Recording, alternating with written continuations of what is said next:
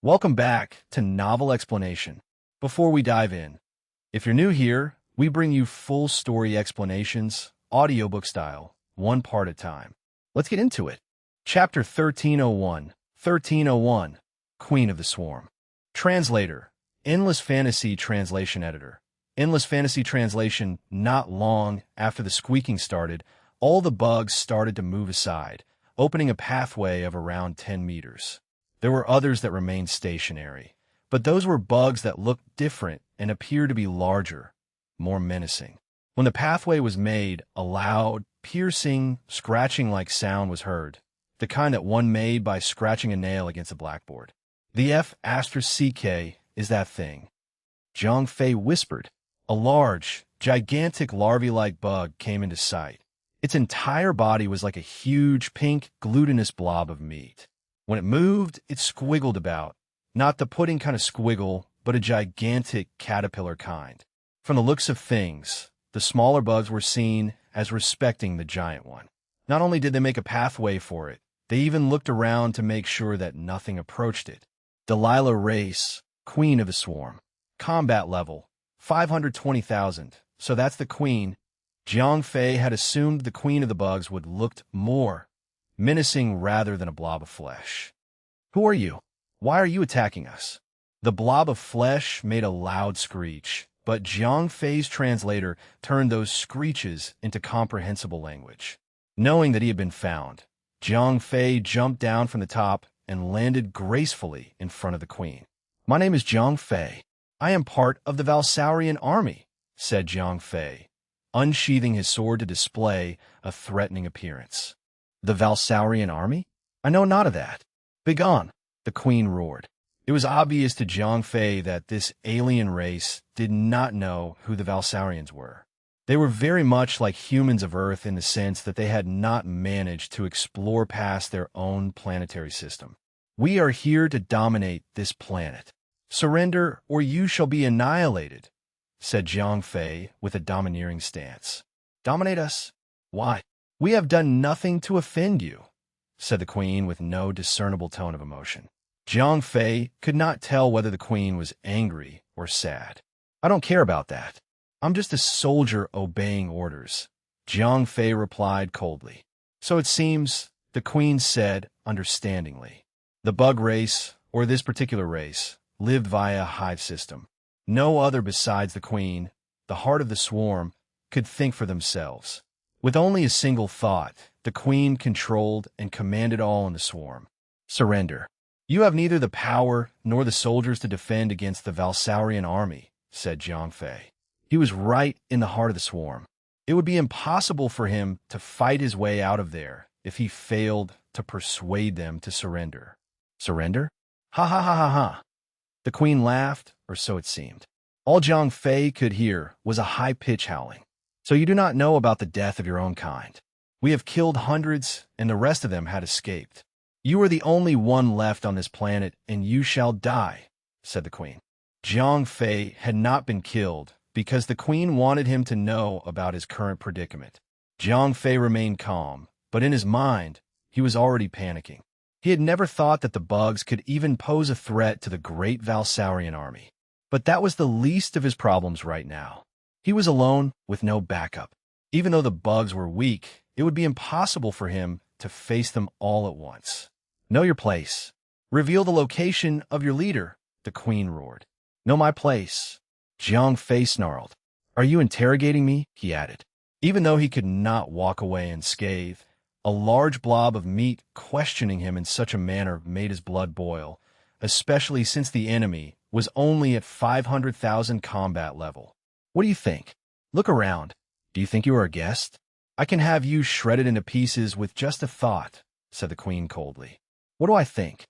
I'm thinking I could easily slice you in half before any of your kindred could even reach me, Zhang Fei replied.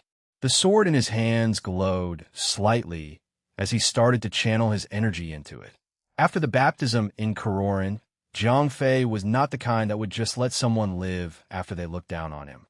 Even though he was not going to kill the queen without first negotiating his getaway, as long as he decided on it, he would kill without hesitation. And it so happened that Jiang Fei had already decided. The immense killing intent burst out of him, drowning the entire hole with his aura. Jiang Fei might not be pushing himself to the limit, but his combat level was already as high as 1,500,000. A single sword slash would be more than enough to kill the queen right there and then. "Kill the invader!" the queen shrieked from the top of her lungs. To her, Jiang Fei was nothing but a prisoner, and if he were to resist, she would kill him without hesitation. "You can try," Jiang Fei roared. He swung his sword, not with force but with precision and elegance. There was no need for him to exert himself when all he had to do was change the direction he was facing and swing his sword. Countless of sword silhouettes were released, and hundreds of bugs were sliced cleanly in half. Some of the bugs that were heavily injured by the attack lost some of their limbs. Even so, they still charged toward Jiang Fei. None of them possessed self-awareness, as the entire swarm was controlled by a single entity, the queen. Like limbs, the queen controlled them at will. To her, the death of her underlings meant nothing. "So, you don't care for the death of your soldiers, but do you care for yourself?" Jiang Fei hummed. His voice was so cold that if the queen had a spine, she would feel a sharp shiver down it. Slowly, Jiang Fei made his way through the swarm. He was not able to head directly to the queen, as more and more bugs kept getting in the way of his attack. It took more than several seconds before he finally made a single step forward. Even so, he was making progress, and the closer he was to the queen, the lesser enemies there were to defend her from him. At the beginning of the attack, the queen took no heed to Jiang Fei's action.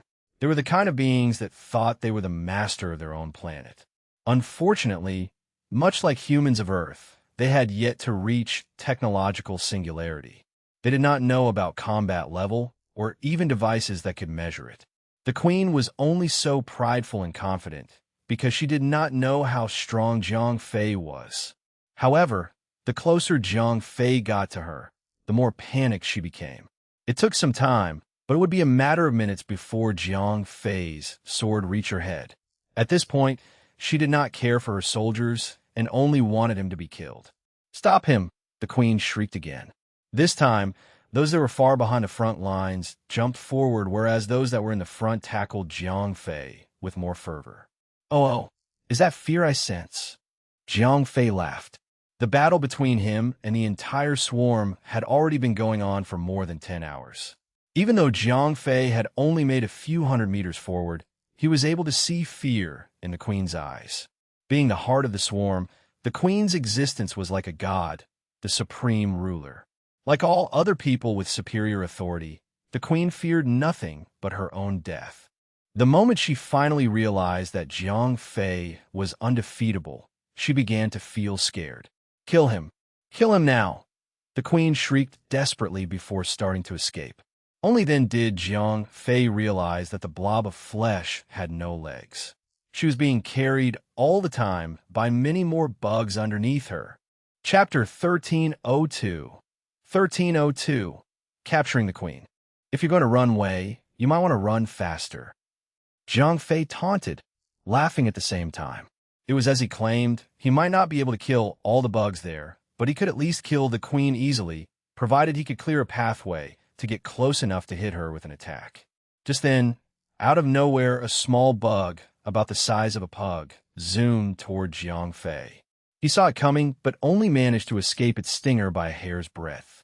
The bug then vanished from sight, blending within the darkness of the large, spacious cavity. Type Z bug combat level. 140,000 note, possesses higher than average agility and speed. Attacks with its stinger, making use of its momentum and speed to deliver a powerful stab. Extremely weak defense. Duly noted, the bug was too fast for Jiang Fei to even have a proper lock on. No matter how fast he swung his sword, the bug always dodged the ranged attack. This was the same type of bug that had tried to sting him when he was in the network of tunnels and that had killed many other soldiers. These bugs were strong and could even attack with a potency of 300,000. Due to their speed and extreme agility, no one could defend against or attack them. However, as a trade, they possessed weak defense. They might be able to deliver a sting, but they could never receive one. Even so, they had no use for defense since their speed was more than enough to compensate. One of the Type Z bug jumped at Jiang Fei, with its stinger ready to stab his head. Jiang Fei was able to evade the attack, but at the last minute, the bug changed its direction and landed on his body instead. Even though it was not able to pierce through the bioarmor, the attack was powerful enough to push Jiang Fei back. In no time at all, more and more Type Z bugs appeared to join the fight, while the other normal ones retreated. "Enough games," Jiang Fei hummed. If he allowed himself to be attacked further longer, the queen would be able to escape. With great exertion, Jiang Fei burst with chi energy. His heart rate jumped up and a mist of blood formed around him. With a 30% increase in power, Jiang Fei's physical strength and speed received a boost, granting him the strength to break through the enemy's formation and get closer to the queen. Even though blood rage lasted only 10 seconds, it was enough for him to close the distance between the queen and himself. As he charged forward, the Type Z bugs leaped toward him from all directions. However, come 100, nothing could stop Jiang Fei now, not when he possessed a combat level of over 2 million. "Time for hurt," Jiang Fei grunted as he delivered a powerful slash to the queen's back. "Scary?" The queen shrieked with pain. Being the only entity on the planet who was able to think and decide, the queen was treated like the one and only god. Other than tire and boredom, she had never felt anything else. The deep slash was the first ever physical wound she had received since birth. That sort of reaction was very much like any spoiled brat Jiang Fei had encountered. Get enough beatings, and they would quickly bow their heads. With pain currently taking over, the queen was unable to control her swarm. As such, even the bugs that were ferrying her around stopped. "How do you fare with pain, O queen of the swarm?" Jiang Fei said coldly. The queen did not realize it when Jiang Fei stood on top of her body, and when she did, she stopped moving as panic and despair filled her entire soul. "Captain, you should try the Zhanlu sword," 0541 suddenly made a suggestion. "Oh, is it done?" "Yes, it is now combat ready." "I would suggest to only inflict a small wound," said 0541. "All right, swap it out," Jiang Fei said. With a flash of light, the Chungying sword was swapped with the Zhanlu sword. Even though it had the exact same appearance as before, its lethality was now further enhanced. Jiang Fei pointed at the queen's back and said, "Don't move." With a light tap, Jiang Fei poked the queen's back with a Zhanlu sword, and almost immediately he could see the effect. SSHHHH. Like acid corroding, the skin where the sword poke started to rot and disintegrate. "Oh, you. Please stop. Please stop it. I don't want to die.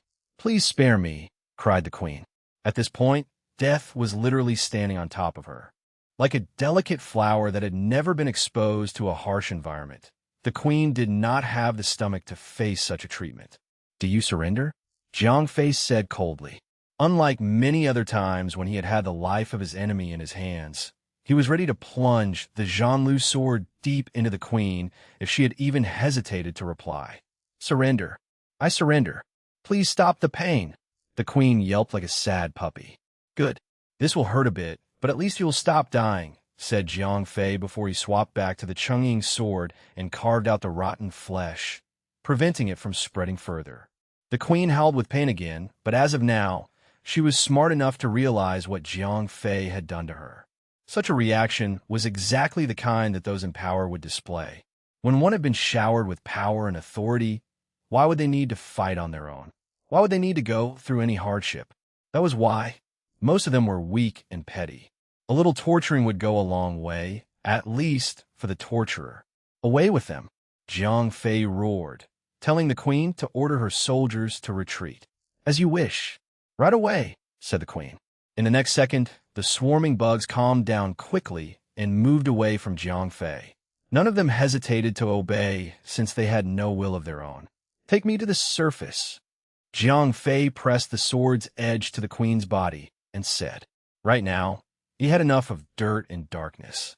Alone, he would not be able to escape the labyrinth. At least, on the surface, he might be able to escape even if he was not able to defeat all the bugs. As you wish. Right away, the queen cried.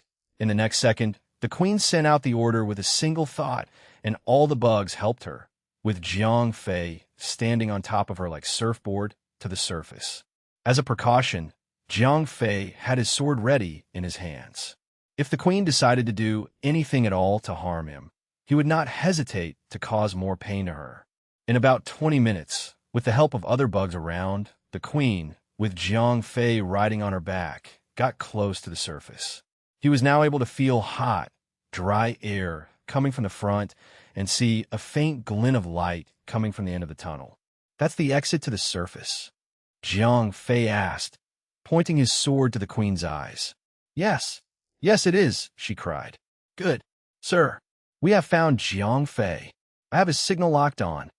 On board the Corvette-class ship, the radar handler quickly informed the captain, and the news spread quickly to Lieutenant Domingo. They were only able to track Jiang Fei as he was now approaching the surface. Well, what are you waiting for? Beam him up, Domingo Craive. For as long as the entire day, Domingo hadn't dared to relax one bit, knowing that Autogact would have his head on a pike if he knew Jiang Fei was lost. Now, when his signal was finally detected, he drew a deep breath and could finally relax. Yes, sir. According to radar scans, it seems that Jiang Fei and the Queen of the Swarm are moving together. I think he has been captured, said the radar handler. It was a natural assumption since he, Domingo, and all other soldiers then thought that Jiang Fei was only a weakling at only 65,000 combat level. Damn it all. Domingo roared as he tensed up again, just when he thought he could have a break for a moment. Send me down. I will negotiate with the bugs for his release. Remember not to do anything that will cause Jiang Fei to be in jeopardy, said Domingo. Everyone on the ship nodded as they knew if something were to happen to their VVIP. Chapter 1303. 1303. Misunderstanding. Translator. Endless Fantasy Translation Editor. Endless Fantasy Translation, a mass of glowing particles, large as it encompassed an area that was as big as a football field, materialized on the planet's surface. Lieutenant Domingo led every available soldier to the surface of the unnamed planet. It was a rescue movement to extract Jiang Fei from the grasp of the Swarm's queen. Formation Alpha. Weapons hot on my command. Domingo roared, ordering all his soldiers to take aim at the subsurface hole where Jiang Fei's signal was detected. In no time, the queen, with Jiang Fei riding on her back, emerged, accompanied with a large number of bugs. Surrender the hostage, or you shall be exterminated with extreme prejudice. Domingo Craive, jutelo singa lodspeker. Hostage? What hostage? I am the hostage, the queen thought. She had no idea that Domingo and the rest of the soldiers had misunderstood the situation. I will repeat once more. Surrender Jiang Fei right this instant, or this planet shall not survive to see the light of the next day. Domingo repeated his threat. Lieutenant, it's me. I'm right here. Jiang Fei cried, waving his hands as hard as he could. Calm down. You'll be all right. I will save you. Due to the slight distance between the two of them, Domingo had failed to notice the sword in Jiang Fei's hands pressed against the queen's back. Furthermore, Domingo was under the impression that Jiang Fei was held hostage because he was just too weak. It was only sensible to misunderstand that he was being held hostage instead of the other way round. Lieutenant, save me? What for? Jiang Fei barked. He had joined the confusion. Right now, he thought Domingo was only posing to save him, ignoring the captive queen of the swarm, to gain military credit for himself. It took some time, but one of the operatives who was accessing the situation informed Domingo the oddity of the situation, about how he noticed the queen was not moving and Jiang Fei was pressing his sword on the queen's back. Binocs now, Domingo roared, asking to be handed a pair of long-range binoculars. What the hell is going on? Sir, I think that Terran has captured the queen, the operator added. How is that even possible? Domingo could not believe his eyes. So many of his soldiers had lost their lives on the unnamed planet, and he could not complete his mission. They were even forced to evacuate the place. How was it that a lowly Terran measured at only 65,000. It was then did Domingo do something he should have a long time ago, to check Jiang Fei's combat level. At that moment, the thought of calling the Terran that was standing on the Queen's back an imposter rushed to his mind. Jiang Fei, who's supposed to only have 65,000 combat level, was now a powerful fighter of 1,500,000 combat level. Blood Rage had been inactive for some time now. Due to the fact that Jiang Fei's own natural strength had increased, the side effect of using the skill was not as impairing as before. With Omni Surge only, Jiang Fei was still able to maintain a 1,500,000 combat level. There were many things that were going through Domingo's mind, and the thought that stood out the most was Autogact. Even so, he was now more relaxed than ever after seeing Jiang Fei was all well and unharmed. "Sir, I've captured the Queen of the Swarm," said Jiang Fei with a certain domineering tone, because he was under the impression that Domingo was only trying to snatch credit. "I don't care about that, as long as you're fine," Domingo replied immediately. Hearing his reply had only cemented the misunderstanding Jiang Fei had about Domingo. "Please take over from here. I'm tired and I need some rest," Jiang Fei added. Even though he was not happy about it, Jiang Fei did not bother to rectify the situation with Domingo. After being through so much nonsense, scurrying with Domingo and his own troops would do no good for him. "Go ahead. We'll take care of things from here," Domingo said. He could not understand the reason behind Jiang Fei's disgruntled attitude. He thought Jiang Fei was merely unhappy about them leaving him behind. He could not be further from the thought that Jiang Fei had, that he was there to steal his thunder. Domingo was only treating Jiang Fei well because of Autogact and perhaps even someone of higher authority. Stealing his thunder would be the last thing he would dare to do. He did not wish to face thunderous punishments from someone above. While Jiang Fei returned to the ship to recuperate, the rest of Domingo's soldiers began a mass genocide. Whenever they were met with a large resistance, Domingo would only need to threaten the Queen, and the entire resistance died down, literally. The Queen, mentally controlled and commanded all the bugs that were under her psychic influence to lay down all their weapons and attacks. As such, the Valsaurian soldiers had the time of their lives in finishing the mission. Taking hostages and killing every one of them was second nature to them. They would do the same to any other highly intelligent life forms. So doing it to these non-intelligent life forms meant nothing to them. The entire mop-up operation was completed quickly. What they mostly did was force the Queen to gather every bug under her control and destroy them with a single blast from the Corvette-class ship's megaparticle beam cannon.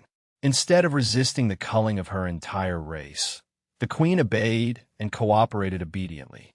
The cries and wails of her dying race were only ignored as the Queen only cared for herself and not others.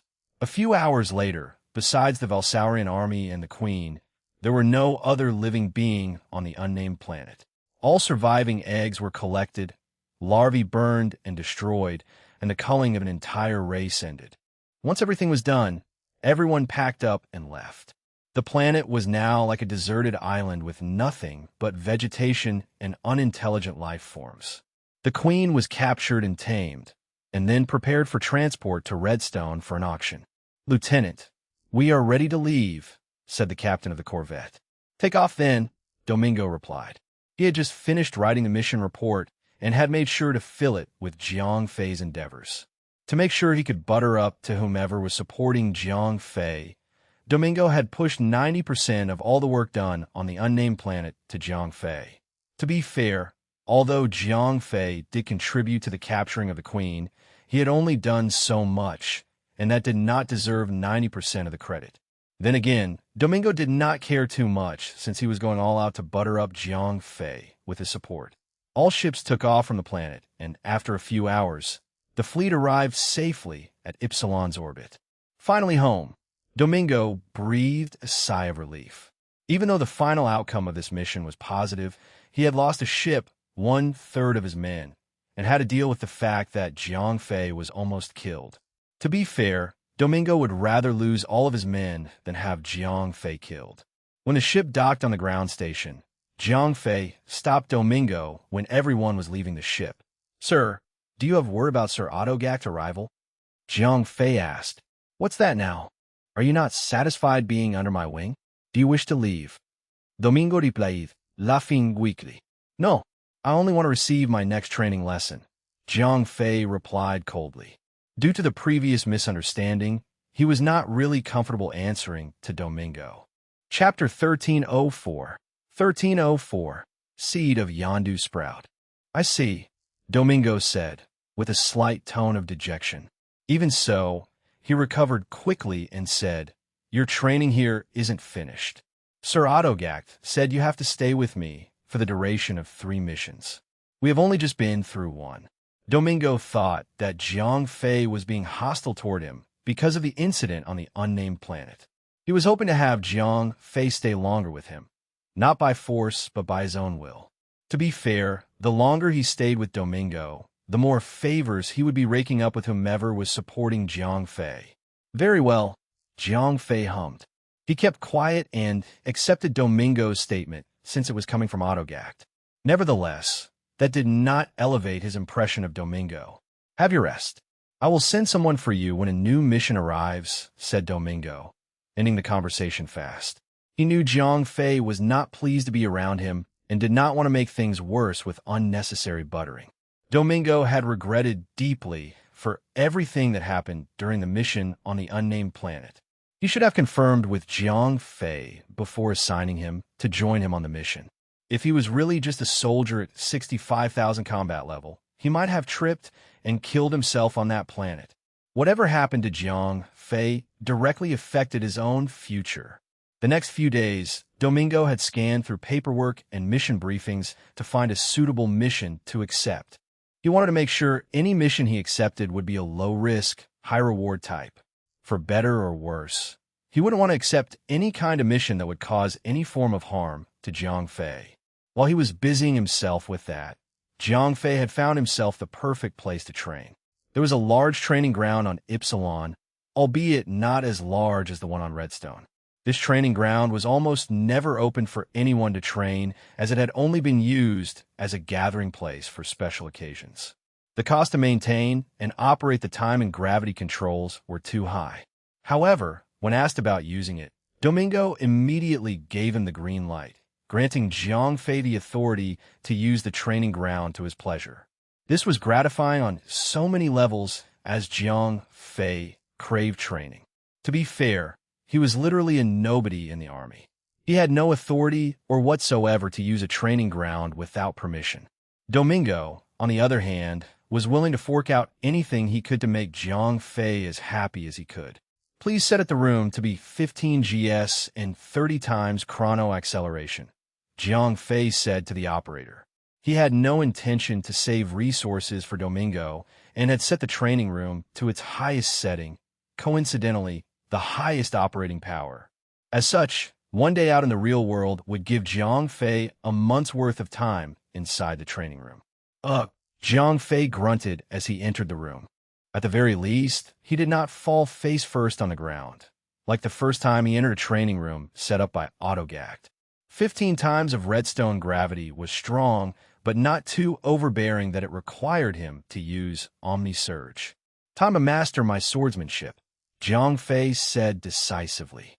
He recognized that his swordsmanship was only so strong because of the raw strength that came with his physical strength.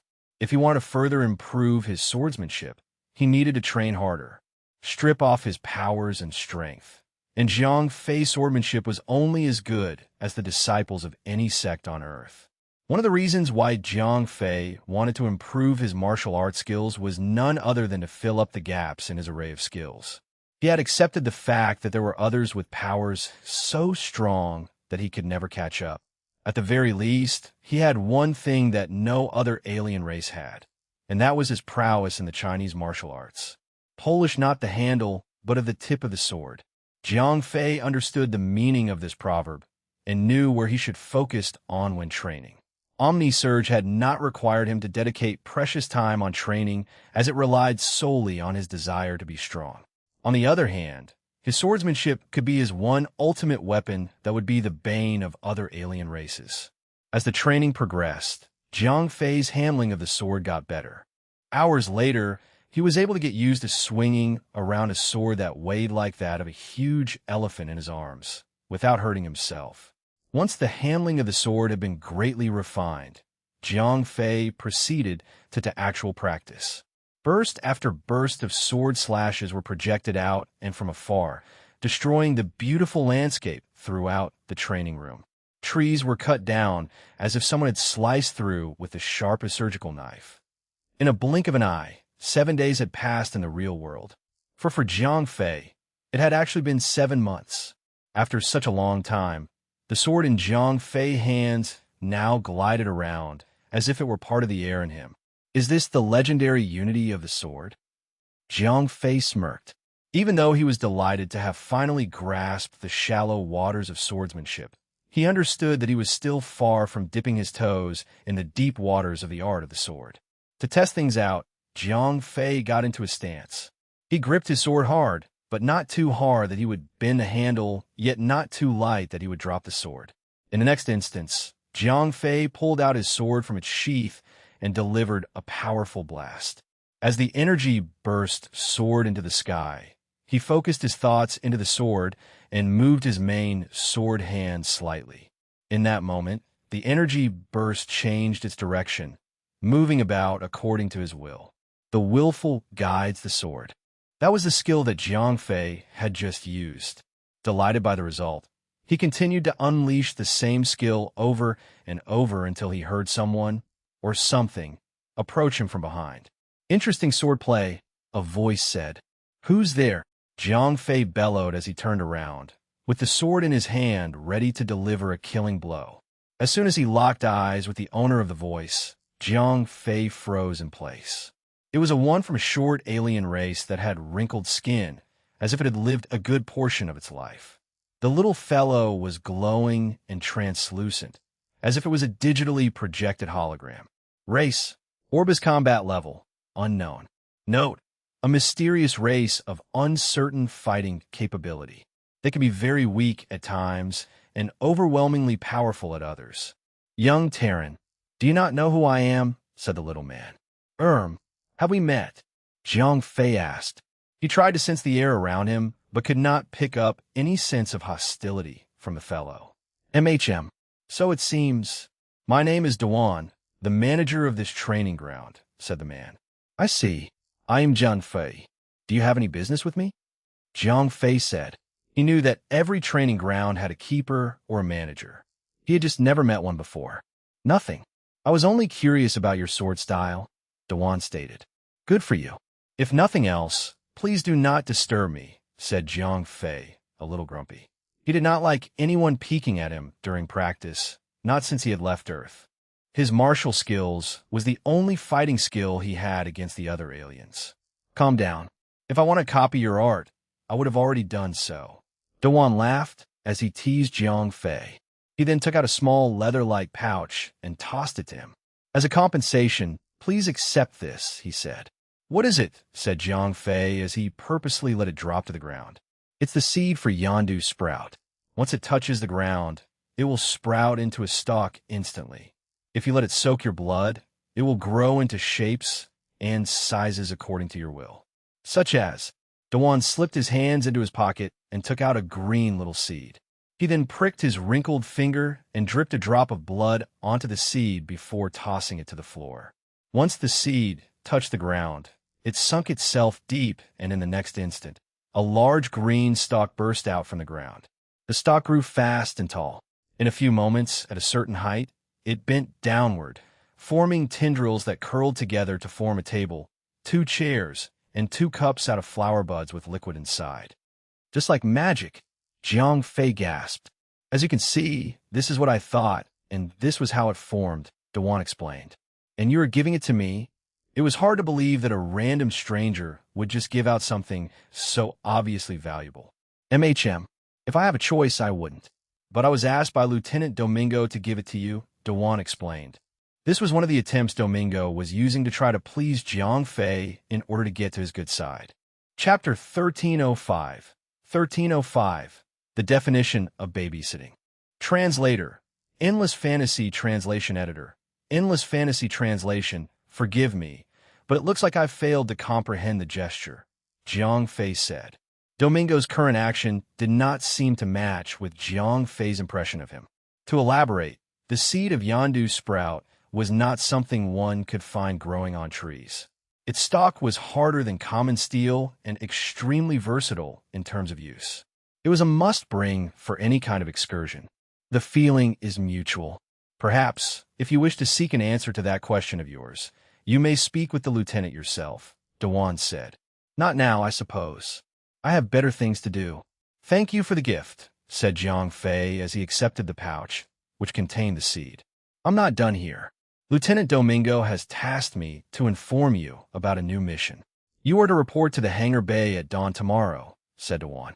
Acknowledged, Jiang Fei saluted and said. The next day would mark one more month for Jiang Fei. My business here is done. I'll leave you be, said Dewan before he left swiftly. Knowing that he had one more month before a new mission, Jiang Fei sent a message to the operator outside the training room to increase the gravity to be 20 times more than redstones.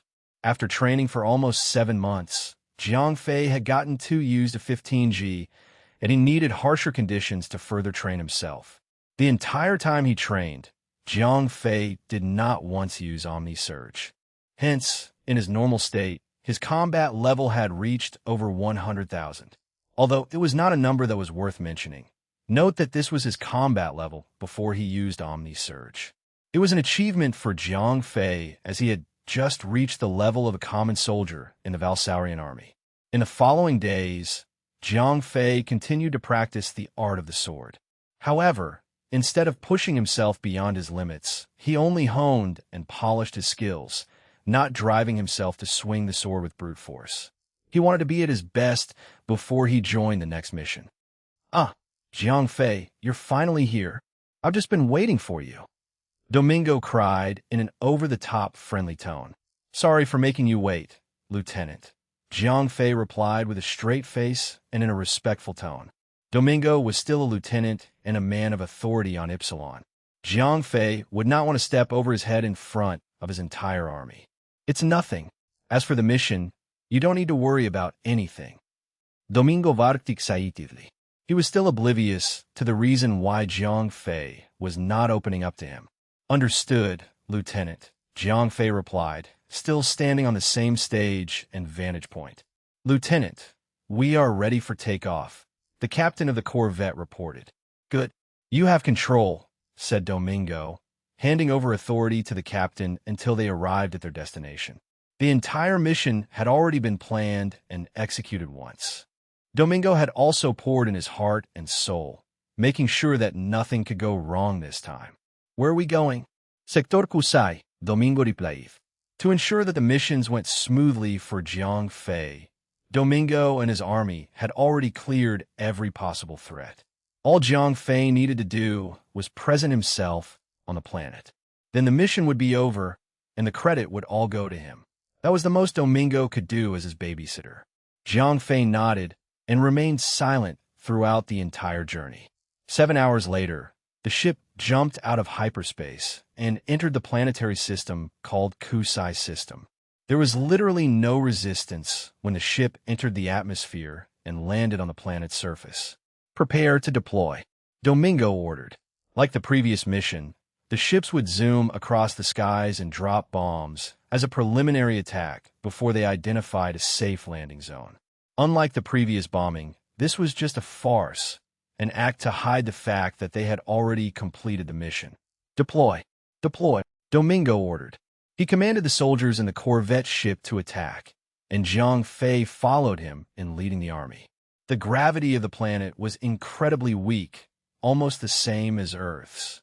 As such, it was impossible for any strong fighter to exist there. At most, the strongest fighter on that planet may only be as strong as Jiang Fei when he was still on Earth. Oh, great ones! We surrender. We surrender. Please do not attack us, said the leader of the planet's dominant race, the moment Jiang Fei lifted his sword and prepared to attack. The heck? Jiang Fei barked. So much for a fight. He turned to Domingo to make sure that things were really what they looked like. Congratulations. It seems that your presence alone is enough to force them to surrender, said Domingo with a smile. Jiang Fei sheathed his sword, thinking that the entire thing was probably a hoax. It cannot be that easy. If it was, they could have just completed the mission without bringing him over. With all that time wasted for the mission, Jiang Fei could have spent it in the training room. He could have even trained for more than a month.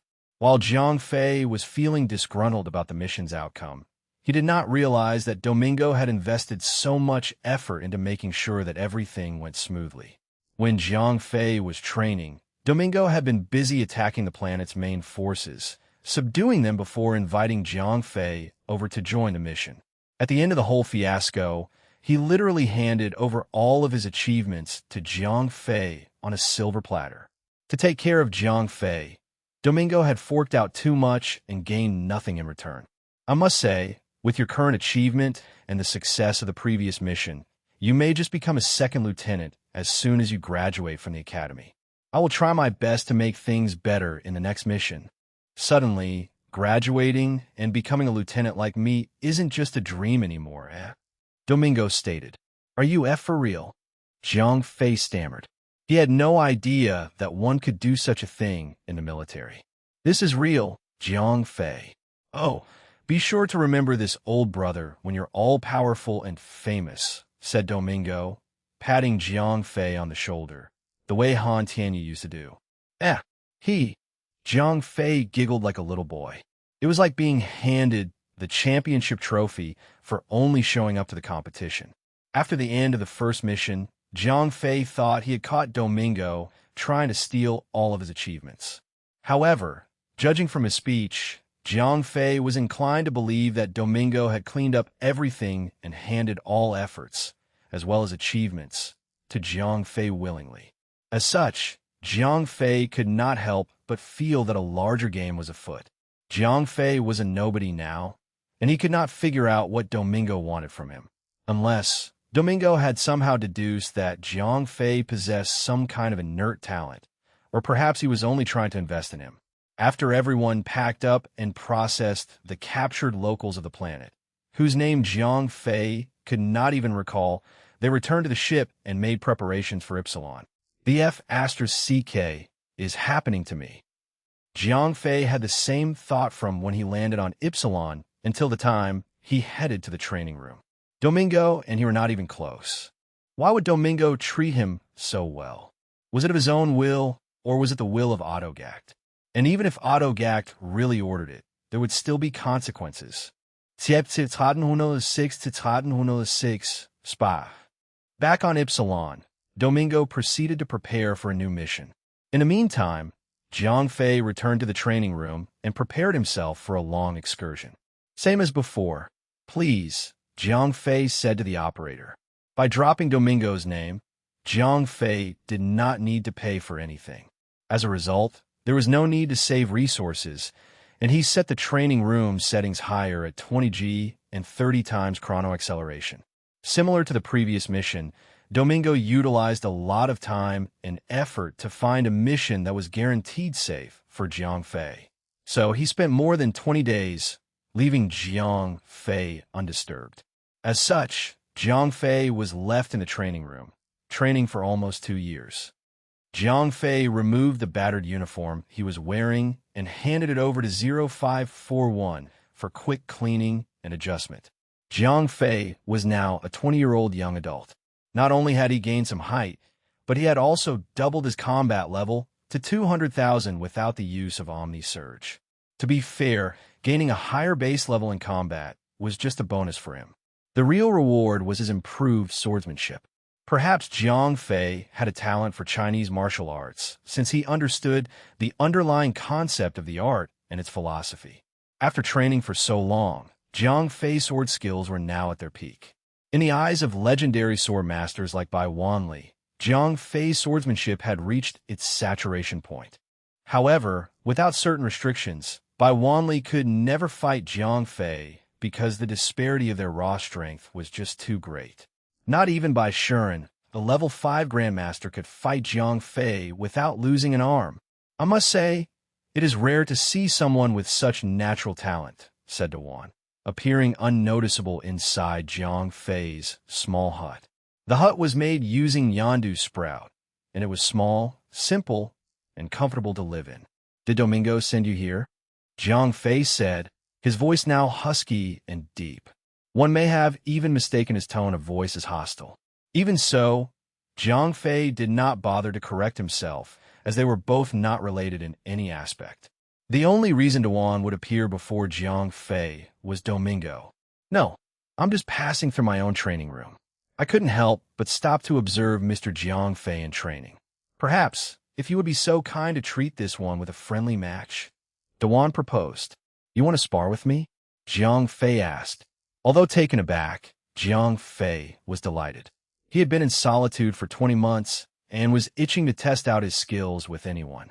Even though he knew he was stronger, he could not attain a deeper understanding of himself without challenging someone in a fight. "That is correct. This is going to be fun," Jiang Fei answered. He rushed out of the hut with his sword in hand, ready to dance.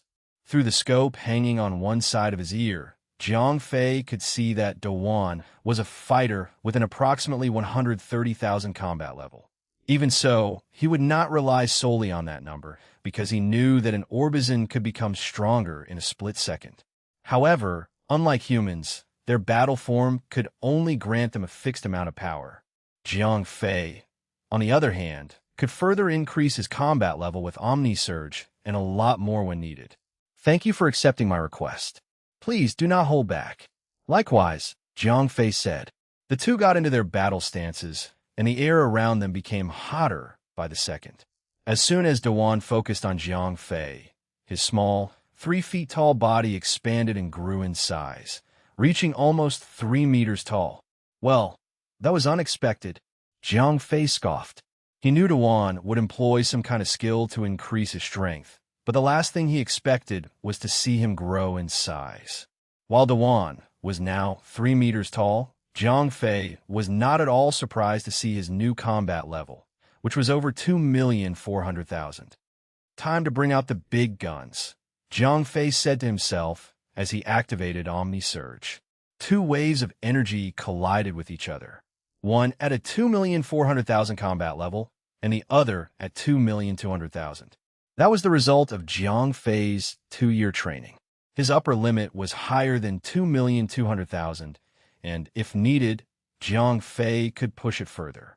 But since this was just a friendly spar, Jiang Fei purposely stopped at only 2,200,000. "Here I come," Duan growled. His first move was to thrust his left arm to the back. Glowing particles gathered together, and as they fused, the shape of a large hammer formed. Once it solidified, Duan grabbed the handle of the hammer and swung it hard at Jiang Fei. The sheer pressure of the incoming blow was immense, so much so that Jiang Fei dared not block it with his sword. Instead, he leaped to the side. Thinking that he had dodged the linear attack, Jiang Fei armed himself with his sword. To his surprise, the hammer changed direction in midair and chased after Jiang Fei almost like a homing missile. *T, Jiang Fei thought. Knowing full well that there was not enough time to dodge it again, Jiang Fei flexed his muscles all around to take the hit. He condensed as much energy as he could, infusing the sword with origin force, and blocked the incoming hammer strike with the hilt of his sword. Wham! If he had been hit by a train, Jiang Fei would still not have suffered so much damage as the hammer. The hammer hit him hard, harder than anything he had ever faced before. The shock of the initial hit sent a wave of pain throughout his body. His brain even suffered a mild concussion. Just when he thought the worst was over, he suddenly lost control of his body. *CK. Fortunately, Duan had to retract the hammer to his side to prepare for a second hit. That window of time, albeit short, was good enough for Jiang Fei to recover. The hit instantly reminded Jiang Fei of Dawnbreak, where his character had a skill to stun another player.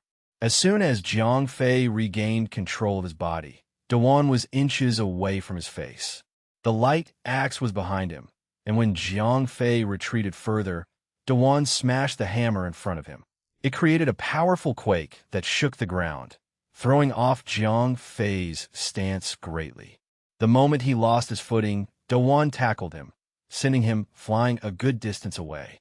"I can't afford to underestimate any aliens again," said Jiang Fei to himself. He had just been served a dish of fighting techniques in the face. He had thought that all aliens were unlike humans, who would only pursue raw power instead of martial skills. Although alien martial skills were not as refined as those on Earth, they held a certain level of prowess on their own. Despite utilizing more energy than moves, they were only as good as their users. Similarly, Earth's martial artists also invested their youth and efforts into their skills. Jiang Fei got up to his feet, panting for breath to relieve the pain in his chest. However, just as he took his second deep breath, Dewan approached him with a light hammer, zooming across the air. Jiang Fei put his sword away and quickly planted his feet to the ground for a powerful stance. When the light hammer came to his face, Jiang Fei caught the hammer in midair with his palm pressing the bottom of the hammer and his other hand on the handle.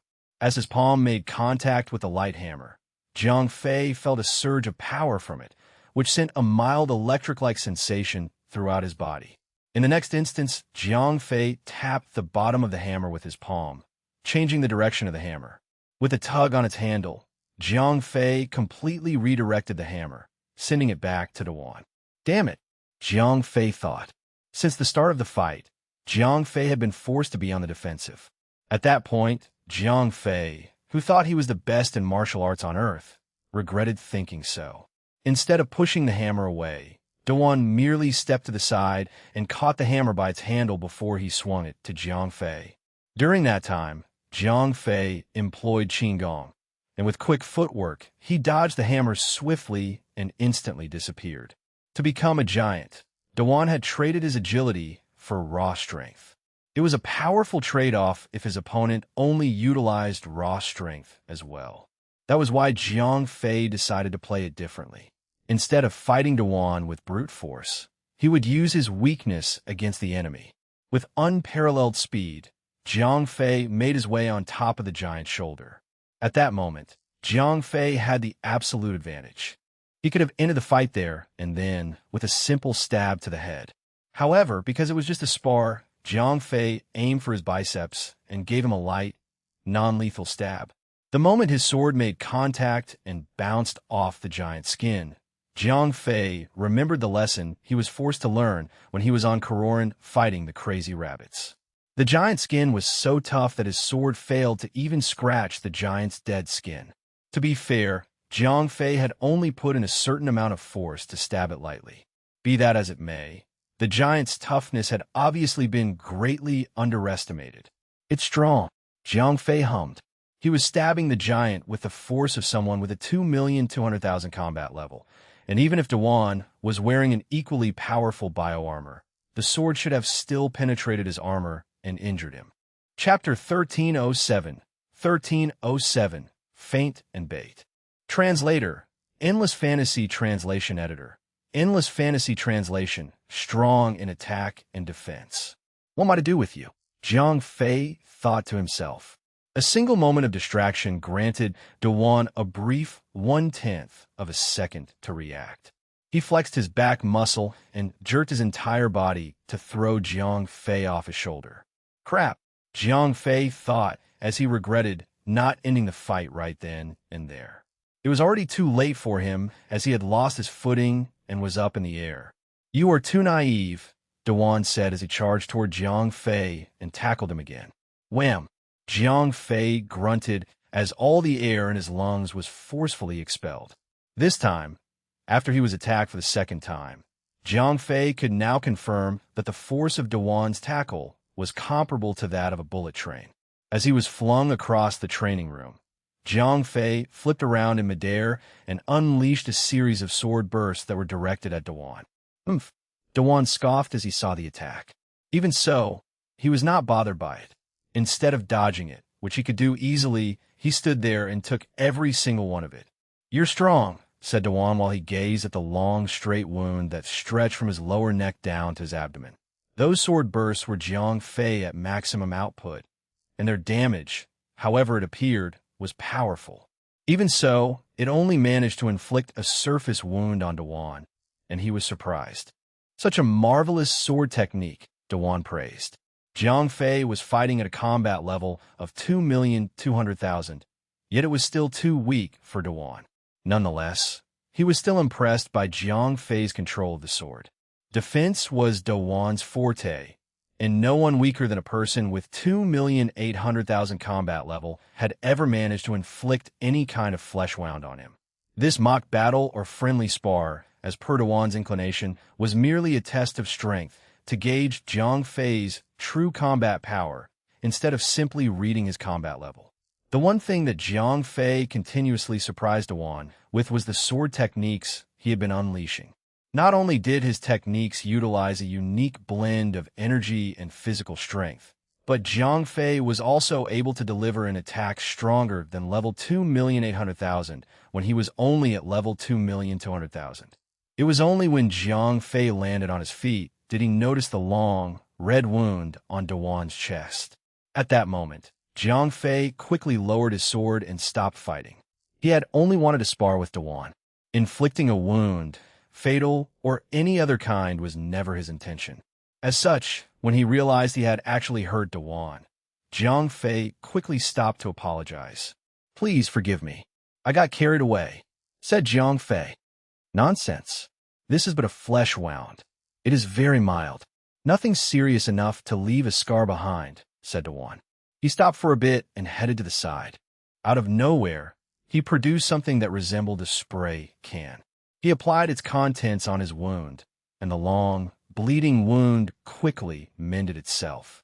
As he said, it was not serious enough to even leave a scar. "See? All better." Dewan smiled and tossed the empty spray can to the side. "Marvelous," Jiang Fei gasped. "Ha, indeed. Shall we continue?" Dewan approached Jiang Fei and patted him on the shoulder to show that he was unharmed.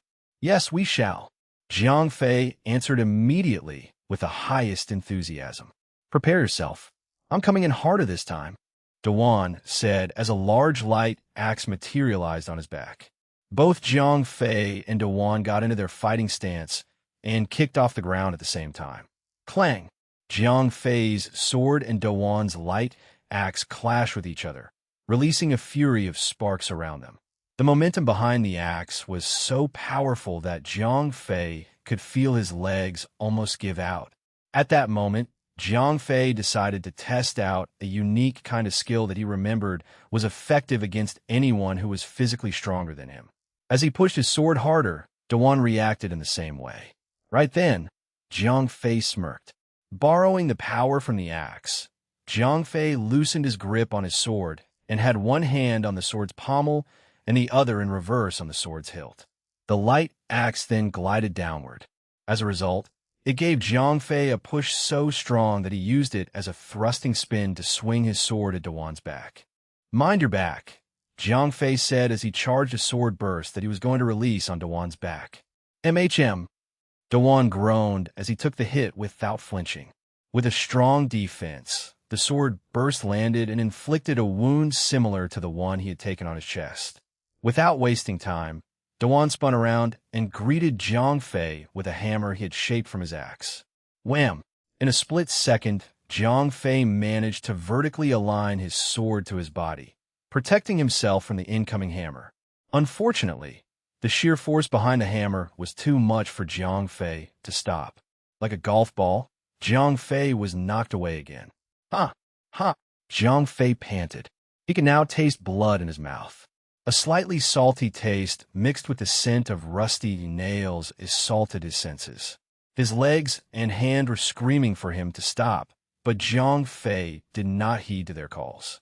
He got to his feet, spat out a mouthful of blood and saliva, then resumed his fighting stance. He may not have had any external physical wounds, but he was sure that his insides were all messed up. "I need to figure out a way to deal with that hammer," Jiang Fei thought. The entire time, the light weapons that Dewan used were not physically held by him. They were like projections of a certain force with a physical form. He even caught Dewan using the hammer with just a simple flick of his fingers. It was like a homing device and incredibly annoying for Jiang Fei. The light weapons could be used as physical weapons as well as homing projectile weapons. Once hit, Jiang Fei would surely be stunned momentarily or worse, suffer from major internal injuries. How can I beat him? Jiang Fei thought. It was hard for him to defeat Dewan in a conventional way because if he wanted to win the fight by any means necessary, he could simply use the Zhanlu sword or the 10th dimension. Either method could not be used since it was just a friendly spar. The Zhanlu sword was fatal in every aspect, and a single cut could really kill Dewan. The 10th dimension, on the other hand, was meant to be kept a secret.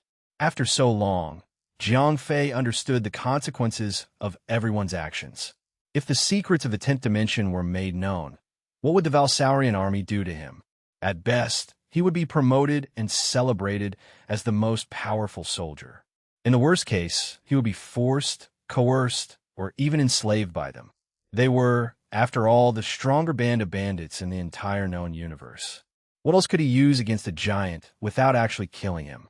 After he lost sight of the two strongest methods he had, Jiang Fei recalled a move he had just carried out against Dewan, the feint and bait technique.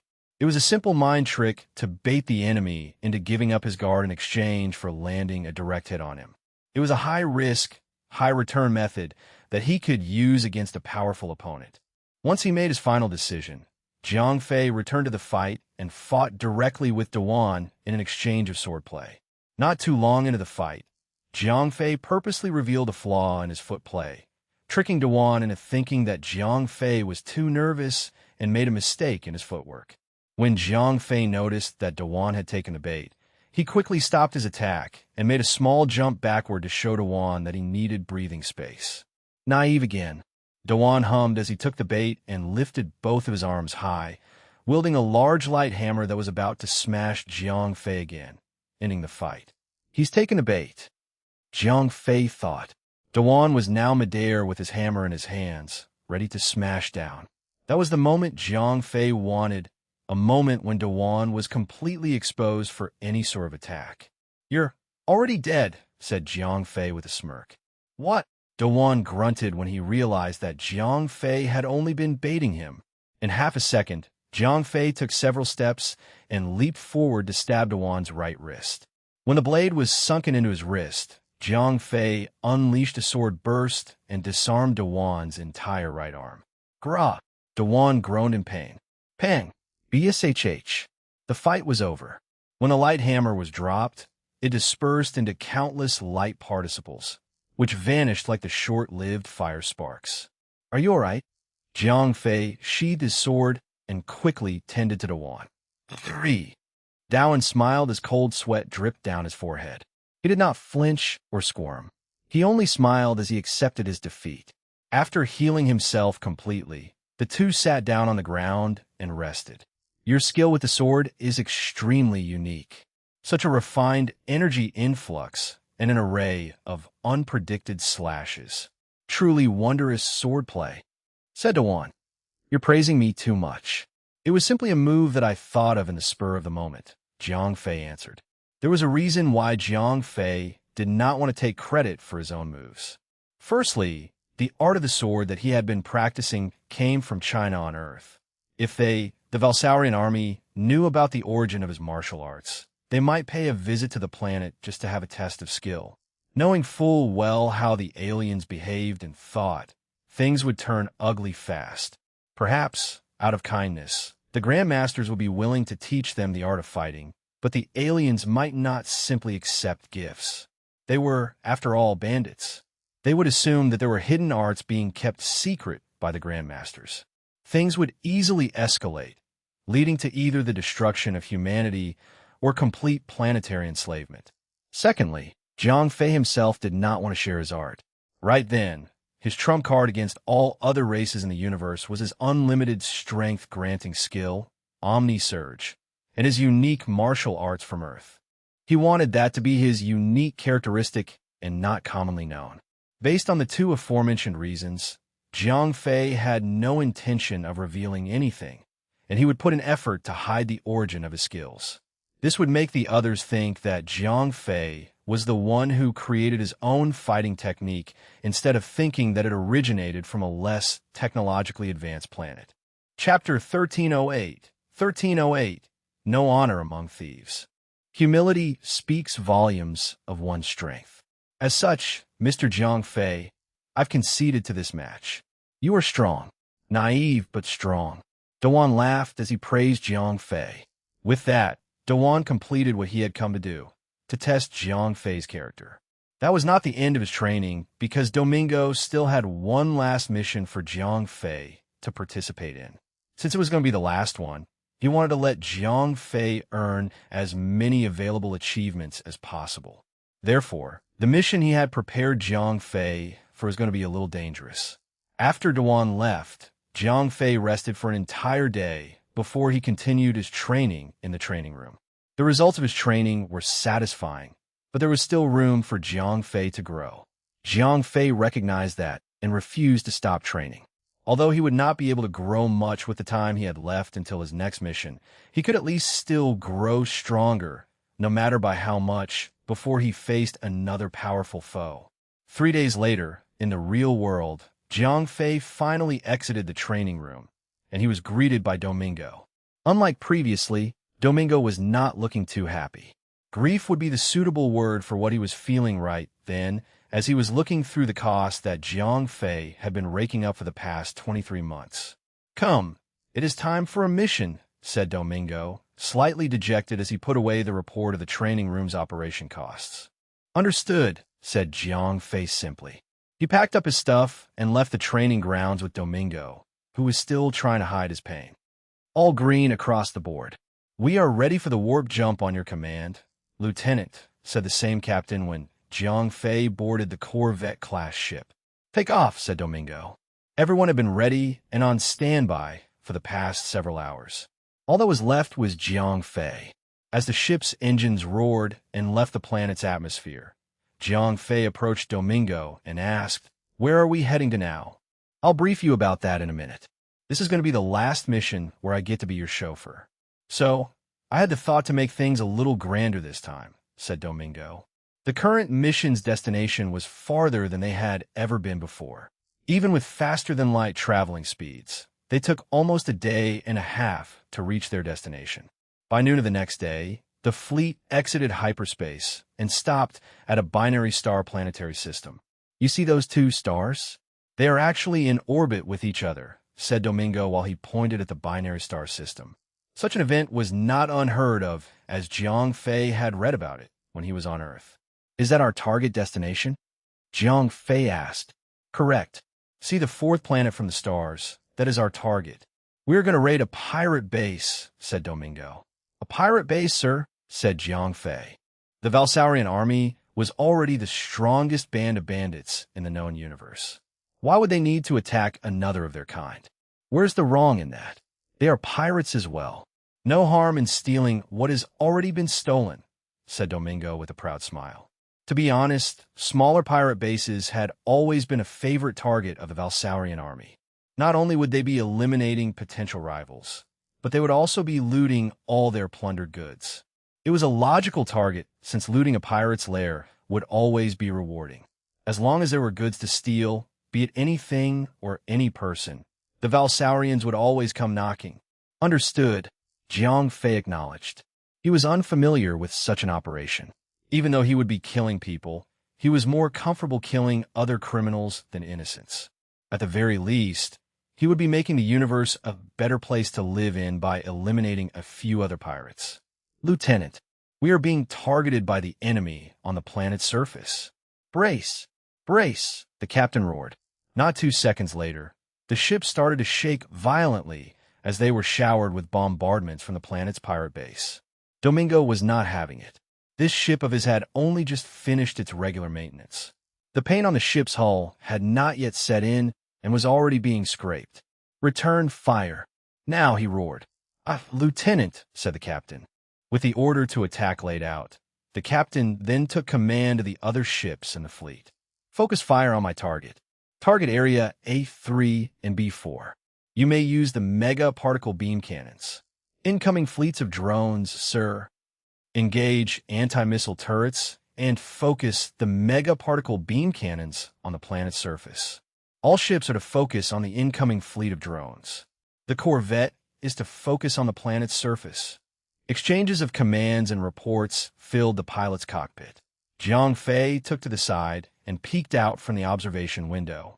Not long after, he could see the incoming fleet drones with his naked eyes, and a shower of rapid-firing beams came from the fleet he was part of.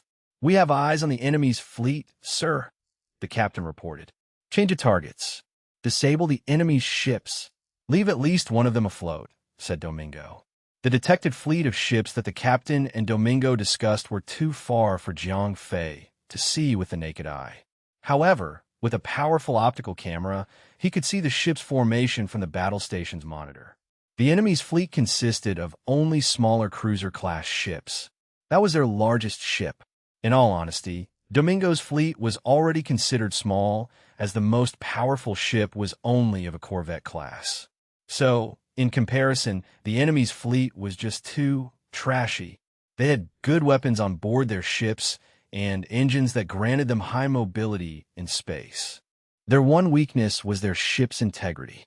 Compared with the corvette-class ships, as well as the other cruisers, the enemy ships may as well have been made of paper. They would easily be crushed with a blast from an auxiliary particle beam cannon.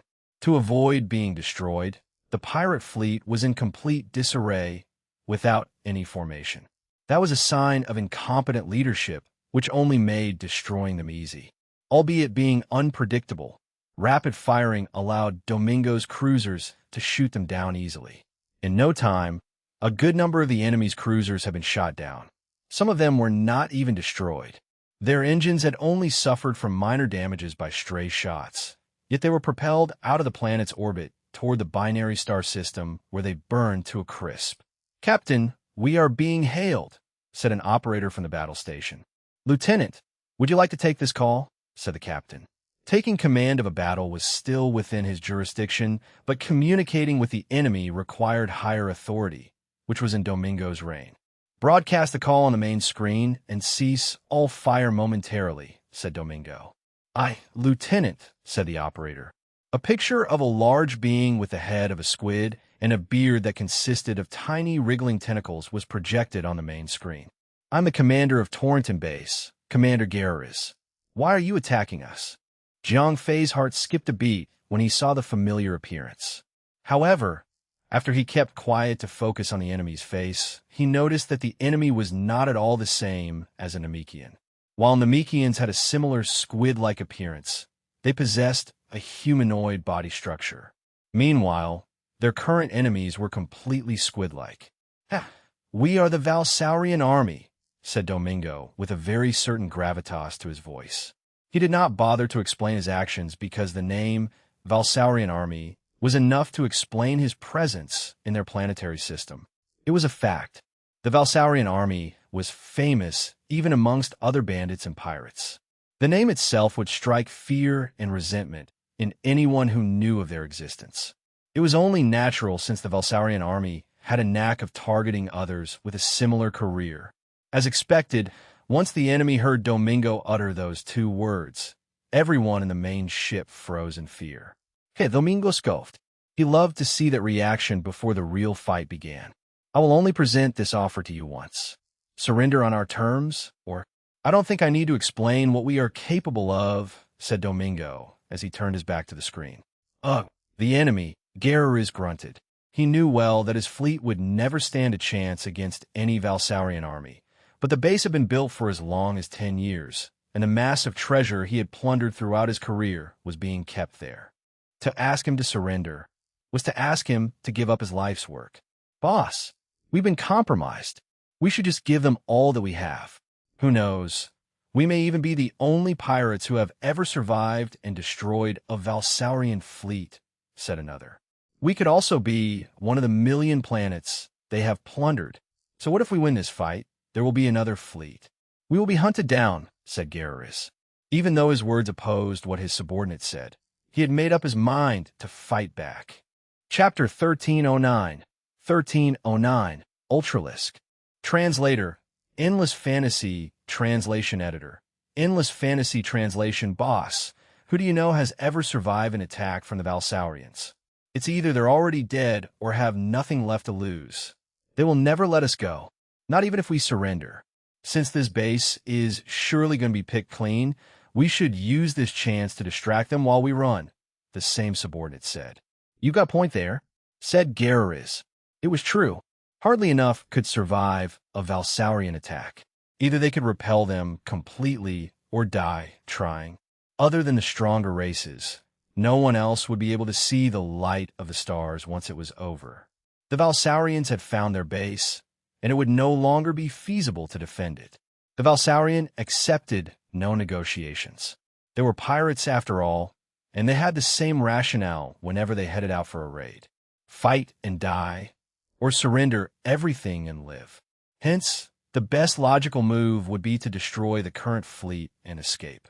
At the very least, the Valsaurians would not know who did it, and if they did, it would be hard to track them down in the infinite space. F*CK them. F*CK them hard. Garreriz roared. He had fought hard, poured out his blood, sweat, and tears to build his fortune. He was not going to give it up so easily. That's the spirit, boss, the subordinate cheered. He was one of the victims of the Valsaurians' raids. His home planet was very much like Earth. It had primitive technology. The Valsaurians came and destroyed 2/3 of the entire population, enslaving everything the entire planet has to offer to the highest bidder. From that day on, every single sentient life form on the planet was enslaved. That little subordinate of his was one of the lucky few who got picked up by another passing pirate. As such, the hatred and resentment he had for the Valsaurians were bone deep. Alone, he would not have the strength to fight any Valsaurian fleet. However, since he had worked his way up to stand as Garrer's right-hand man, he would not let this chance to have his revenge slip away, although it was only a small fleet of Valsaurians. Jiang Fei and the rest of the fleet had no idea what Garreriz was planning for them.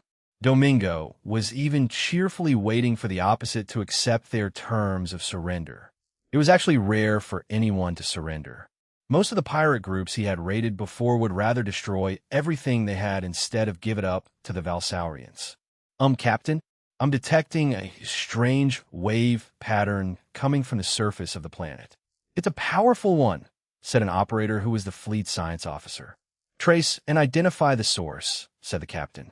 Such a thing appearing in the middle of battle was never a coincidence or a result of natural causes. Tracing, said the science officer as he quickly operated multiple pieces of machinery. What's going on there? Jiang Fei asked. Nothing important. Let them handle it, Domingo said. I see, Jiang Fei said, ending the inquiry there as Domingo seemed to be extremely confident. A few minutes later, a flash of light was seen coming from behind the moon of the planet. It was so bright that it even overshadowed the light of the binary stars. Is that? The captain gasped as he saw the bright light. Being a captain for so many years, that bright light was extremely familiar. That's a wormhole. The enemy opened it there, said the science officer after he took a single look at it. Something's coming out, said the science officer, while flashes of red signals appeared one after another on the monitoring screen. Ruhr, a powerful psychic wave could be felt, and when the wave flooded the ship and everything as far as the binary stars could see, everyone besides Jiang Fei, Domingo, and the captain of the ship was on the floor, pressing their heads as they grunted in pain. What's happening to everyone? Jiang Fei gasped. Due to the protection he had from the double core of will in his mind, a psychic attack of that level was not able to penetrate even the outermost layer of his mental defenses. Ugh, it's a psychic attack. A powerful one, said Domingo as he struggled to breathe. The man was strong enough to face the psychic attack without grunting on the floor like the others, but it was hard to take another hit like that. He was in so much pain that he did not even notice how Jiang Fei was completely unaffected. Oh, sh*T. What the f***ck is that? Jiang Fei exclaimed as he pointed out a large creature the size of Earth's moon. It was crawling its way out of the wormhole. Jiang Fei finally recognized the beast when it came out of the wormhole. He had encountered the same kind of creature twice before. The first time was on Earth, and the second in Autogak's training room. However, compared with those two, this one was f***king huge. It was the size of the moon. The large beast turned its eyes, which were as large as Corvette-class ships, to the fleet. They glowed with an eerie red hue, radiating something like an infrared wave. The psychic attack that swept over them previously came with a red hue. "Oh crap, that's literally a monster," said Jiang Fei. Jiang Fei had no idea what abomination could grow to such a size. Perhaps it was even of another species. Unfortunately, Jiang Fei's question was left unanswered as the scope could not read its signals from that distance. As soon as the creature appeared in space, pirate ships could be seen blasting out of the planets and heading toward the Valsaurian fleet. Huh, such a wonder a lullaby could work. Garreriz cheered as he and all of his own mates were completely unaffected by the psychic attack. All the enemy ships were broadcasting some kind of tune, a sound wave to neutralize the psychic attack and render them as friendlies to the creature. "Lieutenant, what should we do?" "Captain," Jiang Fei asked profusely as the giant creature started to growl louder. It went without saying that such a creature would not have much trouble tearing the ship apart. At that point, only Jiang Fei and Domingo were still conscious. The rest of the crew members, including the captain, had already passed out. With just the two of them, escaping was no longer an option, much less attacking. All 5 Valsaurian ships were stuck and unmoving because no one was still awake to operate them. They were helpless and completely vulnerable. "Ugh, nothing we can do. I'll call backup now." "Too strong. I can't take it," said Domingo through his teeth as he continued to writhe in pain. Jiang Fei removed the captain from the cockpit and took over his seat. When he sat down, the computer screen had finally managed to pick up the creature's signal, and it displayed a series of information for Jiang Fei to read. Ultralisk combat level, 35,005,000,000 note. A suspected level 6 life form. Pending for verification. Warning, please escape when encountered. King Hell. Jiang Fei gasped as he read the description of the beast. It was a possible legendary level 6 life form. Even though Jiang Fei had his fun, pretending to be the level 6 Zhuge, he realized that his ploy was nothing but a childish act, as a true level 6 was nothing close to Zhuge. Growling in front of him was only a hypothetical level 6 life form, and it was already strong enough to scare the living hell out of Jiang Fei. While it was only a suspected level 6 life form, its 35 million combat level was just T on another level. Alexis, a fleet commander of the Valsaurian army, only had a combat level of over 4 million, and he was already strong enough to plant Jiang Fei's face to the ground. Even though Jiang Fei could accept the fact that there were others who were stronger than Alexis, he had never seen anyone exceeding 10 million.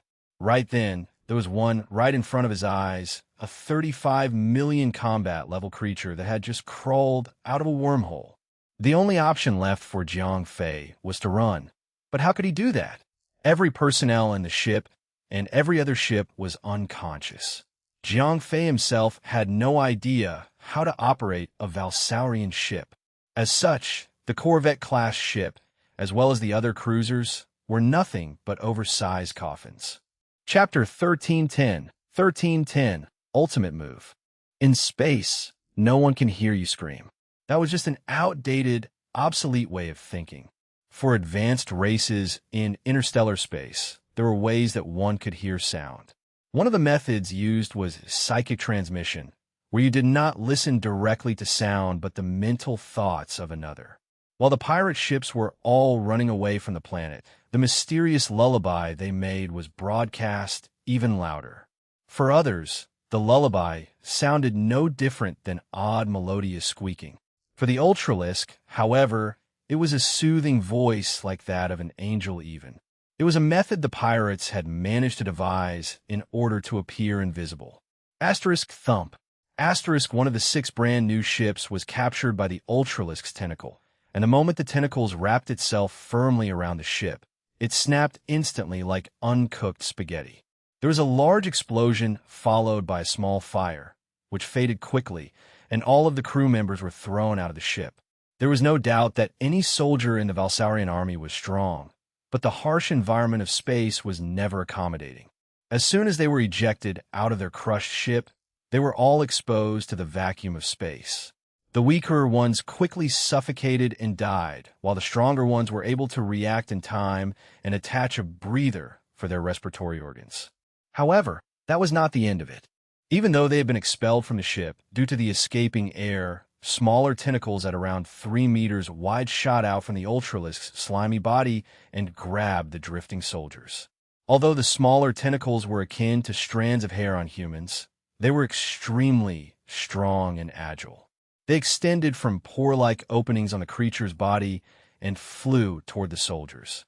The drifting soldiers reacted fast, but they were not able to turn on the portable thrusters in their boots to escape the incoming tentacles. It only took several seconds from the explosion to the capturing of the drifting soldiers. In that time, one ship was destroyed, and all of the Valsaurian soldiers, dead or alive, were captured and tossed into the mouth or orifice on the Ultralisk's massive planet-like body. The Ultralisk had a main orifice that extended as far as several kilometers end to end. To swallow those tiny soldiers, the beast did not bother opening its gigantic mouth. Instead, smaller pore-like openings that closed and opened rapidly appeared all over its body. They looked like pores from a distance, but they were dozens of meters wide up close. Those orifices were meant to consume smaller life forms like that of the Valsaurian soldiers. Once it consumed all the soldiers, the Ultralisk's many eyes glowed with a deep red hue. A blast of faint red light radiated out quickly and enveloped a large proximate of the planet, encompassing even the escaping pirates, though they were unaffected. It was another wave of psychic attack meant to subdue life forms that had not been subdued from before. That was how the beast attacked and hunted. Even though it did not possess high intelligence and merely acted on instincts, its hunting ability was certainly an evolved one. Not a single life form would be given a chance to escape. When the radiating red hue reached the corvette, Domingo writhed painfully. This time, he fell backward and struggled to breathe again. The beast was coming to the ship, and besides the need to worry about the psychic attack, he had to worry about the ship's destruction too. Domingo and everyone else, including Jiang Fei himself, would be powerless against the Ultralisk. What can I do? Jiang Fei asked himself over and over again as the Ultralisk got closer to the ship. Even though he was completely immune to the psychic attack, he would be exposed to space and be eaten alive if the ship was destroyed. No one had expected the small band of pirates to actually capture and enslave the powerful Ultralisk. Such a beast literally spelled doomsday for any intelligent species. Due to its lack of intelligence, the Ultralisk had become a living being that would render any galaxy quadrant inhabitable. Its sheer power and psychic ability could sterilize any potentially habitable planetary system, turning it into something like a black hole. Even then, a black hole could form a sustainable planetary system if it was large enough. To make things worse for Domingo's forces, the pirates had somehow managed to devise a method to control the Ultralisk. Even though the method did not really grant them full control of it, it was still good enough to unleash the beast onto their enemies without being affected by it. In anyone's book, that was considered a proper containment method. As long as one could be invisible to the Ultralisk, one could venture into any place without having to worry about being targeted because pursuers would be busy dealing with it. The method had been used a long time ago in a place far, far away. However, this group of pirates was not smart enough to employ the same tactic. They had never thought of actually using this cheat code to completely dominate a galaxy quadrant for themselves. Instead, they treated the Ultralisk as a guard dog to kill anyone who dared to disturb their homes. The situation grew dire once there were only 2 ships left, the Corvette class and the cruiser class. Damn it! Jiang Fei roared in despair as he sat in the captain's seat and witnessed all the other soldiers get eaten by the Ultralisk. Right then, they were extremely close to the Ultralisk, and the psychic wave had gotten so strong that Domingo was twitching. The rest of the ship's crew had long passed out. Boom! A minor tremor was felt as the last cruiser was destroyed. Ack! Domingo made a sound and quickly lost consciousness. It was miraculous enough for Domingo to retain his consciousness at that distance for so long. Unfortunately, even though he was driven by his fear of autogact, Domingo had his limits when it came to enduring the mind-searing psychic attack of an Ultralisk. "I have no choice," said Jiang Fei with a heavy sigh. There was no other option but to fight the beast directly. The ship was stranded as the only one still conscious. Jiang Fei had no idea how to operate it. Apart from drifting aimlessly in space, there was the possibility of being eaten by the beast. Asterisk, since that was the last ship in its sight, the Ultralisk pushed itself toward the ship and extended all of its main tentacles to capture it. In a split moment, before the ship could be crushed, Jiang Fei focused his mind with everything he had, and asterisk, a faint silvery light flashed across the entire sector of space, and everything vanished. The beast and the ship were gone. It was as if they had been removed from existence. What just happened? What happened to the Ultralisk? From the pirate's vantage point, the beast and the last remaining Valsaurian ship vanished in a spark of white light. Even though they were all distraught by the ship, they witnessed what had just happened.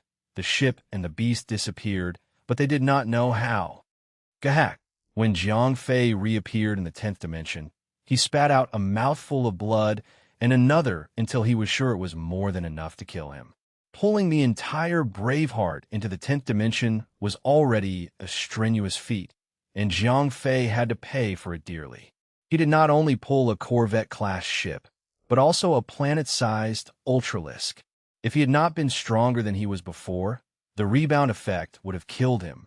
"I need to be more careful next time," said Jiang Fei to himself before he quickly focused on the situation at hand. He understood well that every second he spent in the 10th dimension would inflict an exponential rebound effect on him.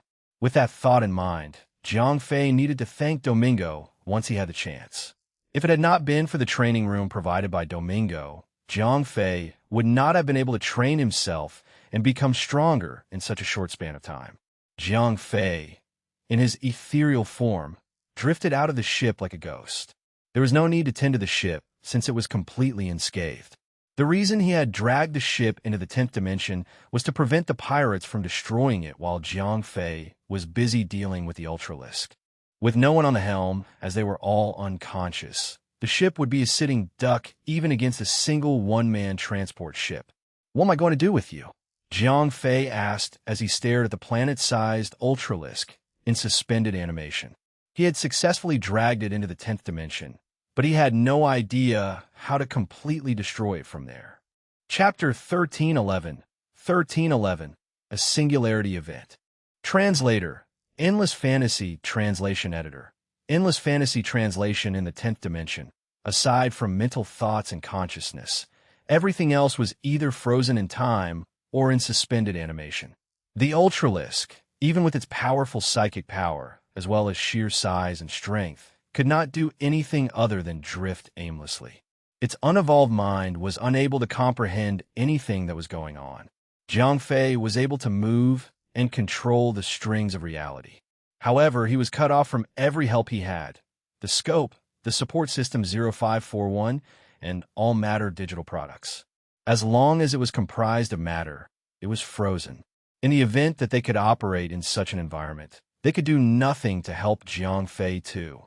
Based on his previous reading of the Ultralisk, no one had ever killed an Ultralisk. Even if there was a way to kill, it would either have to come in the form of a godlike creature, or in simple words, a larger Ultralisk. For the rest of the intelligent species, the best way to destroy such a life form was to deploy the largest gun they had. Theoretically speaking, if they could construct a planet-destroying hyperbeam cannon, they could pulverize such a beast. Unfortunately, even if Jiang Fei had such a weapon with him, he would not be able to operate it in the 10th dimension. He thought about the Zhanlu sword and gazed at the planet size being in front of him. He could not help but sigh at the thought of using that small toothpick to kill the Ultralisk. It would be like using a needle smaller than the size of a hair's width to stab a person to death. Despite the potent Reaper's poison that coated the sword, it would only be as effective as a single bacteria strain against an entire army of human antibodies. Arg, it's do or die, Jiang Fei declared. The time he had left in the 10th dimension was extremely scarce. Dragging and keeping the beast in the 10th dimension consumed energy like the flow of water from an open faucet. If he kept dragging things on, he would die before the beast. HNNG. Jiang Fei grunted as he put everything he had into his mind. In the 10th dimension, the ultimate power he had was the ability to manipulate the strings of reality. But Jiang Fei expelled all of the air in his lungs once he was done. Using his thoughts, he quantized every single string of reality that made up the beast and disrupted its vibration. That instant, the image that he saw of the Ultralisk was replaced with loops of strings overlapping each other. "Here goes nothing," said Jiang Fei as he attempted to change the vibration of the strings. One by one, the strings that made up the reality of the Ultralisk were altered. The particles that comprised the Ultralisk changed as the vibration of the strings changed. While he was busy changing reality, unbeknownst to Jiang Fei himself, he had started a destructive chain of events that would lead to the demise of the Ultralisk. It started with the disintegration of one of the pores on the Ultralisk's body. Even though Jiang Fei only disrupted an infinitesimal amount of strings that made up the Ultralisk, the butterfly effect took over immediately. Slowly but surely, other parts of the beast started to disintegrate. Although the Ultralisk realized that it was in danger, there was nothing it could do to change its fate. To be honest, the Ultralisk possessed powerful mental power. Unfortunately, the low intelligence paired with its powerful psychic ability did it no good in that situation. By simply using its powerful psychic attack and a little psychical strength, it could dominate an entire galaxy easily. Sadly, in the 10th dimension, even with a full blast of its psychic attack, Jiang Fei, who possessed 2 fused core of will, was completely unaffected. The more strings Jiang Fei disrupted, the faster the disintegration process took over. It started slow, but the process then picked up speed exponentially. In less than 30 seconds, the Ultralisk would be reduced down to its fundamental particles. However, there was a problem. "Oh no, I can't be around when this is over," said Jiang Fei as he realized the problem of reducing the size of a planet down to a single dot. The sudden shrink of matter would definitely create a singularity event. Even though a black hole in the 10th dimension would likely do him no harm, Jiang Fei did not want to be the first person to test out that theory. He was already running on fumes right then, and if a black hole formed in the 10th dimension, things might really take a turn for the worst. His current situation was already dire enough. "Time for you to F***CK off first," said Jiang Fei as he removed the disintegrating Ultralisk from the 10th dimension. Instead of jumping out of the 10th dimension, Jiang Fei opted to stay there with the Corvette-class ship and the rest of the surviving crew members. Whoosh! After a flash of silvery light, the disintegrating Ultralisk returned to reality, to the 3rd dimension. Is that the Ultralisk? Who could have injured it to that extent?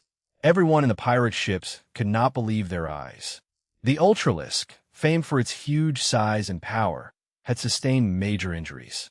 A large portion of its slimy body was crumbling inward and causing a cascading effect to the rest of its body. The Ultralisk, now able to control its body once more, growled in pain as it unleashed the strongest psychic wave. The pain it was feeling as its huge body crumbled under its own gravity was enough to drive it mad. It was almost as bad as when it was in the 10th dimension, where it could not even do anything. The speed at which the Ultralisk's body was collapsing had increased exponentially as it tried everything it could to stop the process. Unfortunately for it, the first domino had fallen and nothing could stop the chain. Its growls of pain grew louder while more and more of its body fell inward.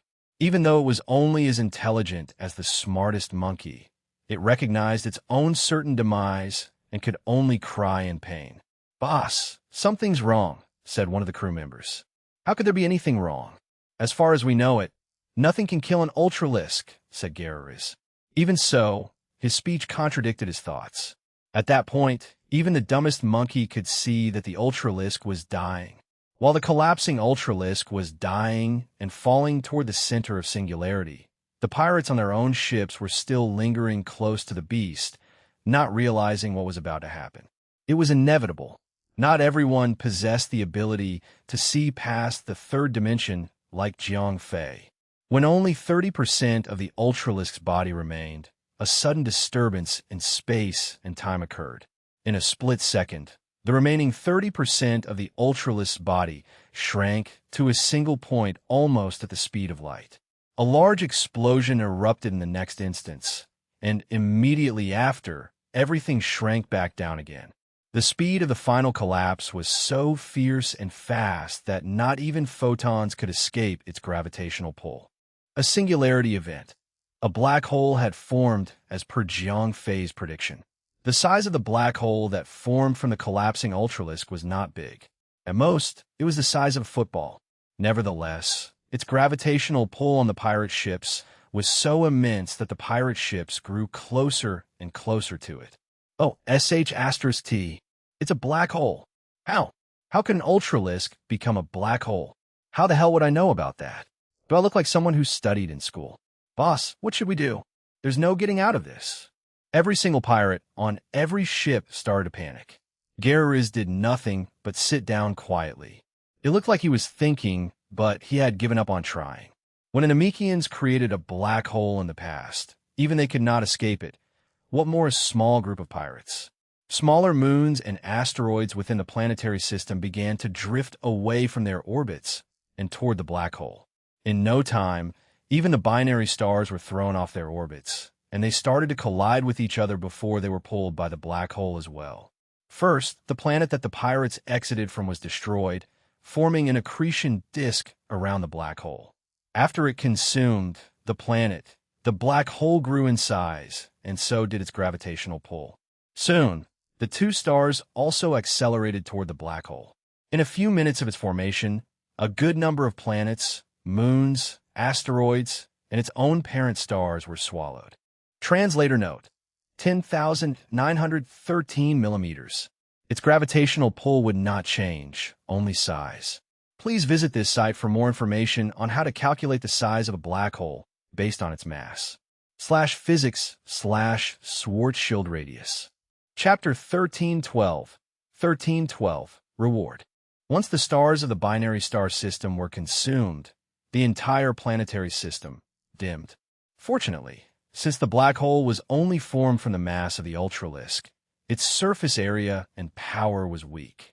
After it consumed the entire celestial body in the planetary system, it stopped drawing anything in. Even though a black hole's gravitational pull was infinite, the amount of matter it could consume was limited. Once it hit its limit, the black hole would be converted into a white hole. A white hole was a completely inverse entity to that of a black hole.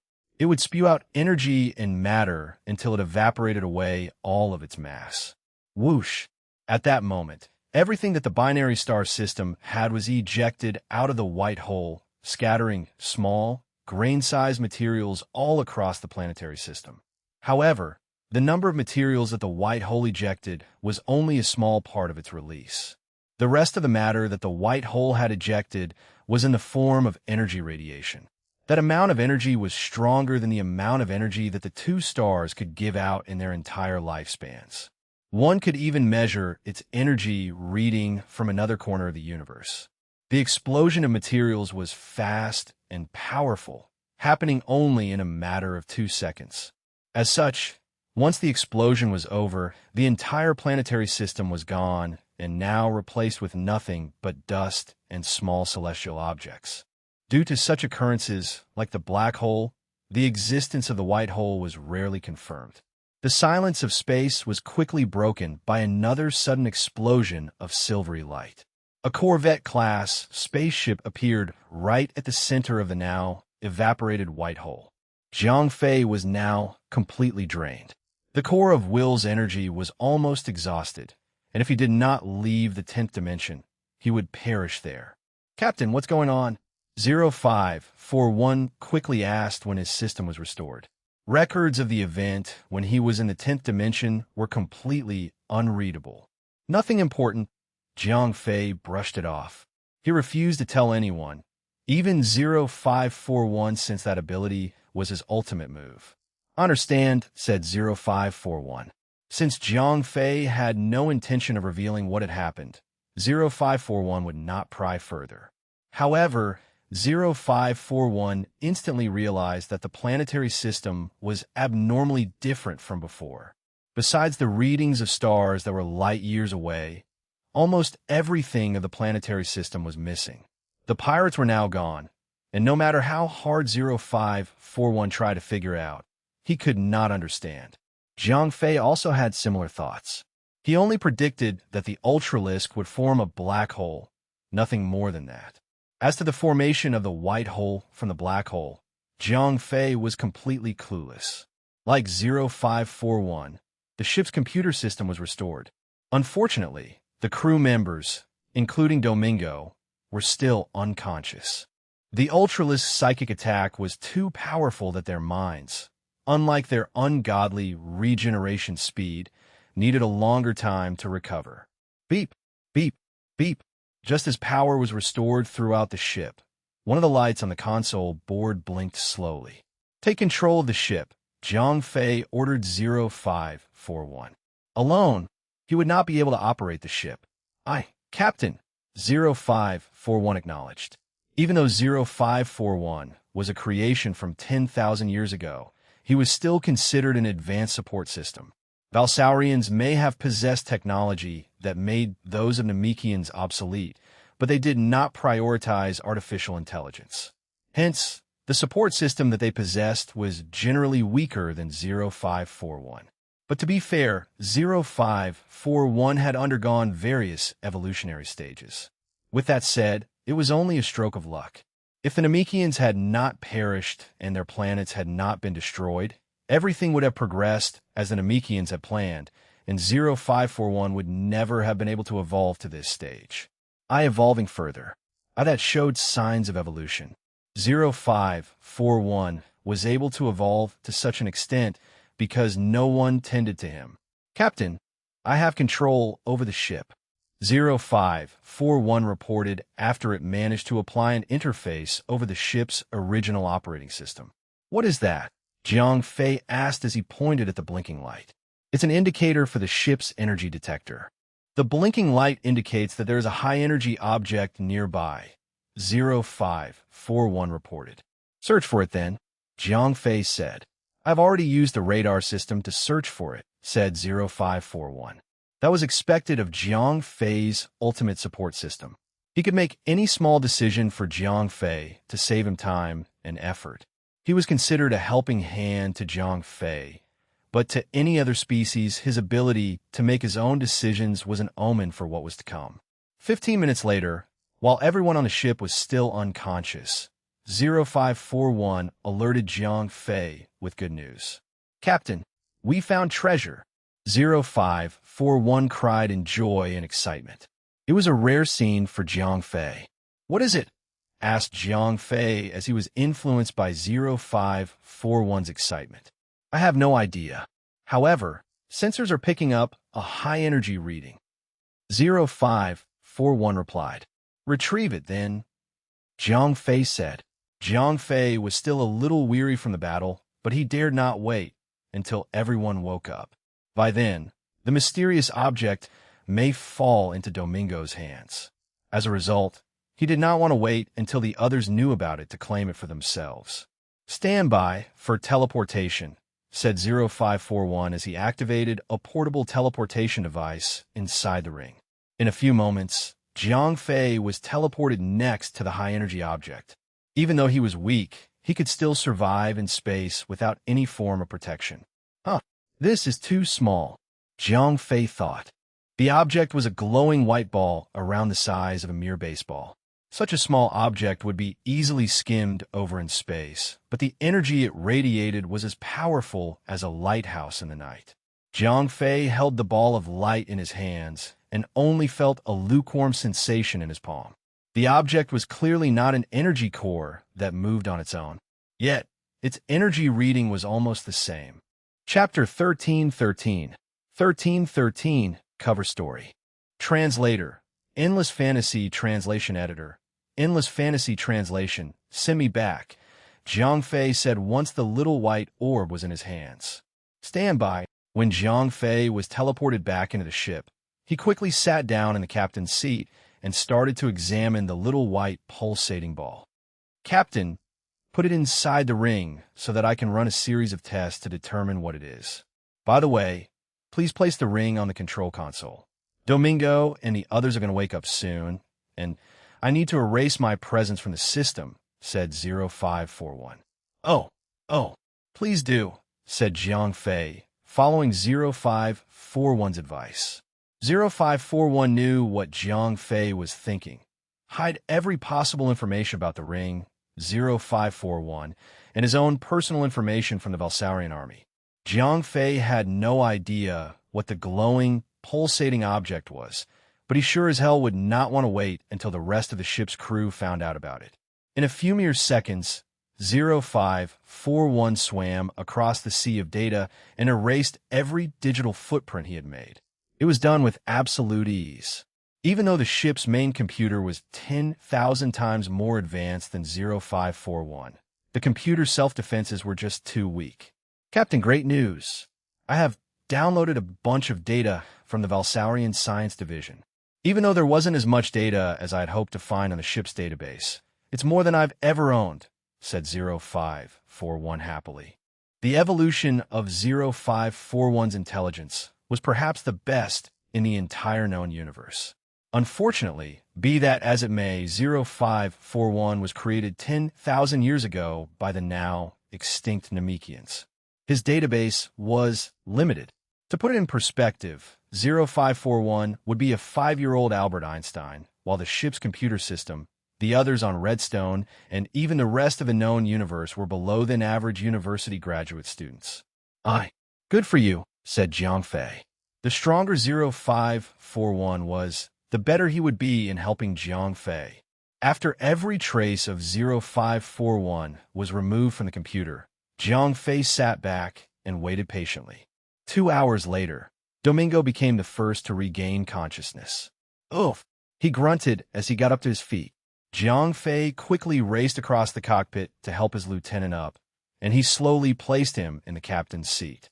Since Domingo was awake, the rest of the soldiers on board would wake up soon as well. How are you feeling, Lieutenant Domingo? Jiang Fei asked.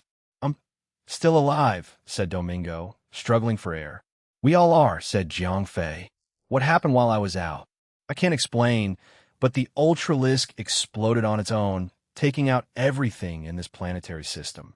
Even the binary stars were taken out, Jiang Fei said, repeating what he had practiced in his head. Exploded? Where are we, then? How did we manage to escape the blast? Domingo roared as he tapped the console board. Information about their location was displayed, and to his horror, they were in the same position as before. The scenery was just different. The stars were destroyed. We managed to survive because I took the liberty to pilot the ship and make an emergency warp jump. A while later, when I returned, everything was different, said Jiang Fei.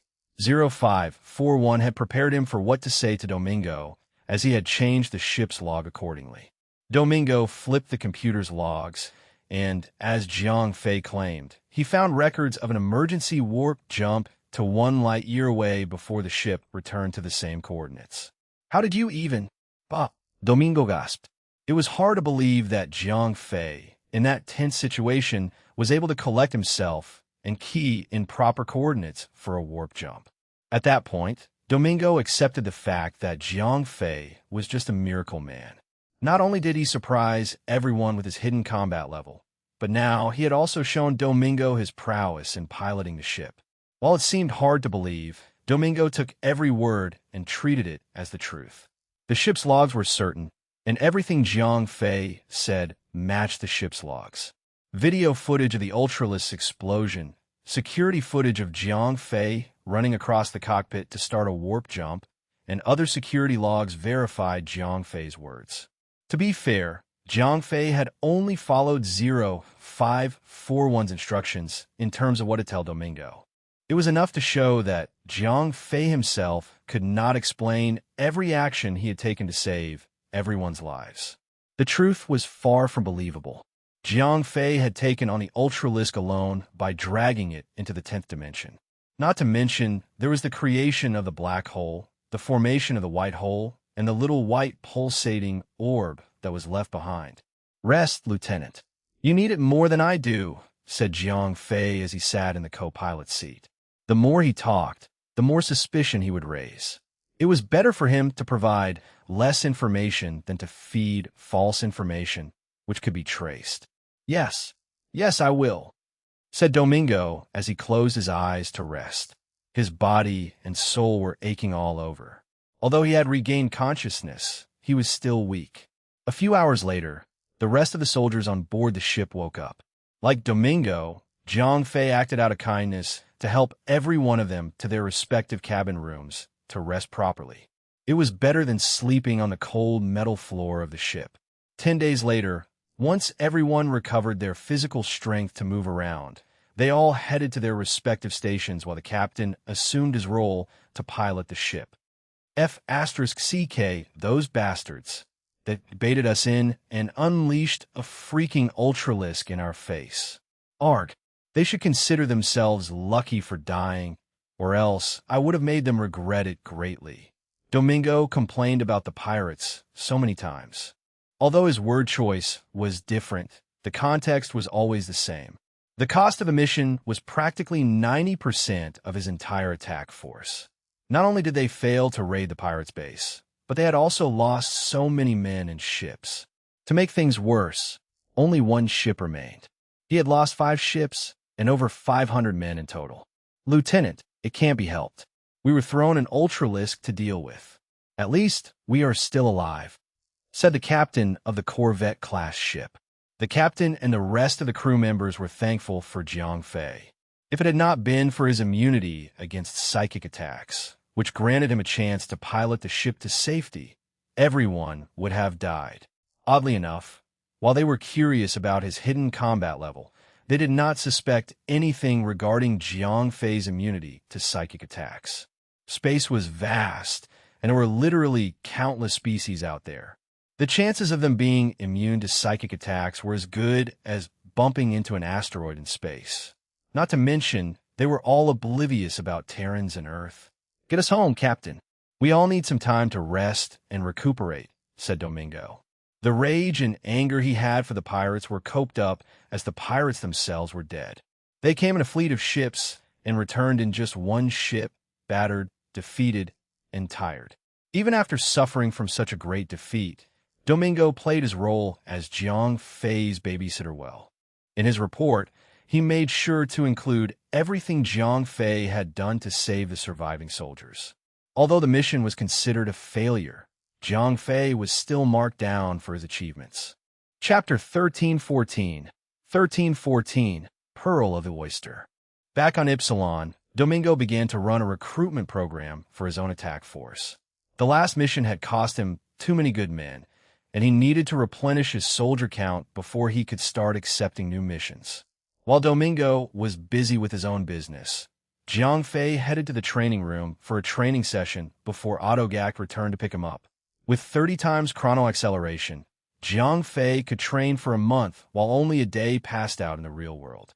In 1 month's time, Jiang Fei's physical strength was completely restored.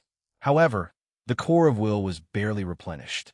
In his previous use of the 10th dimension, Jiang Fei had drained so much power from the core of will that it practically reached zero. Hence, before the core could recover, Jiang Fei was unable to use the power of the 10th dimension as well as Omnisurge. That limited Jiang Fei to his current state of power with a combat level of 120,000. His domain ability was sealed, and he would lose to anyone else who had a higher combat level than 120,000. "Please, leave me in peace," Jiang Fei prayed hard. The longer he was left alone, the more power he could recover. 2 months passed for Jiang Fei, but it was only 2 days for Domingo. Due to his work, Domingo had left Jiang Fei unattended for 2 days, granting him close to 2 months alone to recuperate. Yet, in that time, the core of will recovered so little power that it was still not feasible to use Omnisurge. It was a cost too much to bear for dragging a planet-sized ultralisk into the 10th dimension. "Captain, I bring good tidings," said 0541 while Jiang Fei was sitting on the ground cross-legged and meditating peacefully. "What is it?" asked Jiang Fei, a little annoyed. He was a little sour because he was forced to meditate for 2 months, not doing anything other than focusing on recovering his energy. "The result of the tests have returned. I finally know what that object is." "Try and guess what it is," said 0541 like an excited kid who had just picked up a mystery box. "How would I know?" "An orange?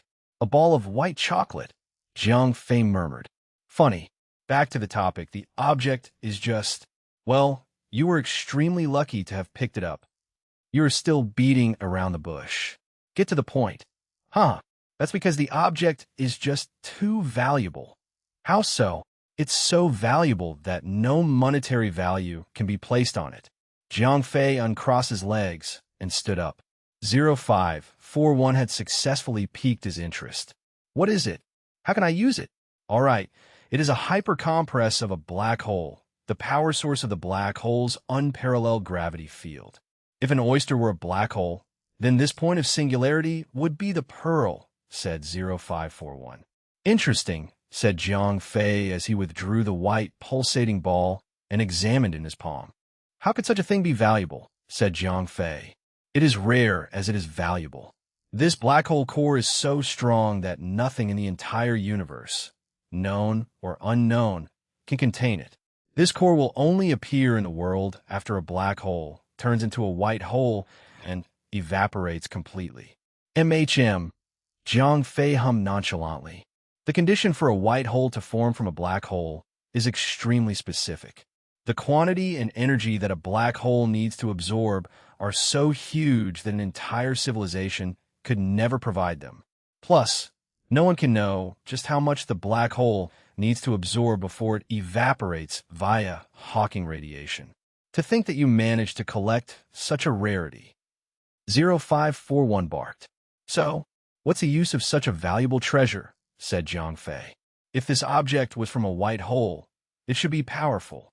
"I have no idea." "Come again," Jiang Fei said. "So far, I have no idea how it can be used." "So, you just wasted my time to explain its origins, not knowing how to use it." "Well, when you put it that way." Jiang Fei sighed. He did not know how to feel about the orb now, since even 0541 did not know how to use it. He was not sure about its value as well. "It's true that I do not know how to use it right now. However, this is one of the scientific breakthroughs that scientists on planet Namek have tried to discover. It is hypothesized that a black hole core can be used as a source for a perpetual energy generator. That's why a consensus was reached to create an artificial black hole on Namek. The experiment was a failure and Namek was destroyed," said 0541 without repeating what Jiang Fei already knew. "Oof, so much for science," Jiang Fei scoffed. Even though he felt no sympathy for the scientists of Namek, he did understand the reason for their actions. Even on Earth, power and energy had always been an issue. The same problem was shared with basically every other species throughout the universe. As long as a civilization thrived on technological advancement, it would always need energy. Its people may be able to travel faster than light, make time flow slower or faster, or manipulate space and time even, but power would always be a problem. Power, or unlimited power to be exact, had always been the final goal for any civilization. The theory of a perpetual energy source and the existence of a black hole core were constant topics of discussion amongst advanced scientists throughout the universe. However, even with various formulas and theories about the black hole, no one could predict how a black hole could become a white hole. Worst of all, not many had actually witnessed the event of a white hole spewing out matter and energy. While it was possible on paper, none had actually recorded such events. Due to the fact that its existence was only a theory, no one could properly analyze its properties. 0541, with his logical thinking, could only shake his head when asked about the use of a black hole core, but to be fair, no knew the answer. "Do whatever you can with it and make haste," said Jiang Fei. "Aye, Captain." As he received his order, 0541 became quiet. Planned experiments to test the properties of a black hole core would take up every possible processing power 0541 had. It was, after all, the black hole core that every scientific mind coveted. Perpetual energy, Jiang Fei murmured. The object may have been small and plain, but if 0541 was right, Jiang Fei might have actually stumbled across the greatest source of power in the universe. To be honest, Jiang Fei did not mind if the black hole core could not be a source of perpetual energy as long as it could provide him enough energy. With it, he could at least replenish the core of will quickly and restore his domain. Perhaps when he obtained his own ship, he could use the black hole core as a source of power. When his mind drifted to thoughts on the core of will, Jiang Fei felt a sudden chill throughout his body. Right then, he was exposed, vulnerable even. He was already afraid even when he had Omni Surge, and now, without it, how weak was he, then? Without Omni Surge, Jiang Fei could literally do nothing. Chapter 1315. 1315. 2 options. Translator. Endless Fantasy Translation Editor. Endless Fantasy Translation. Jiang Fei had been staying in the training room for more than 2 months when Domingo entered the room and approached him. Sir Autogact is here for you, said Domingo. His tone was not as friendly as before. He was only like this because of the mess from before.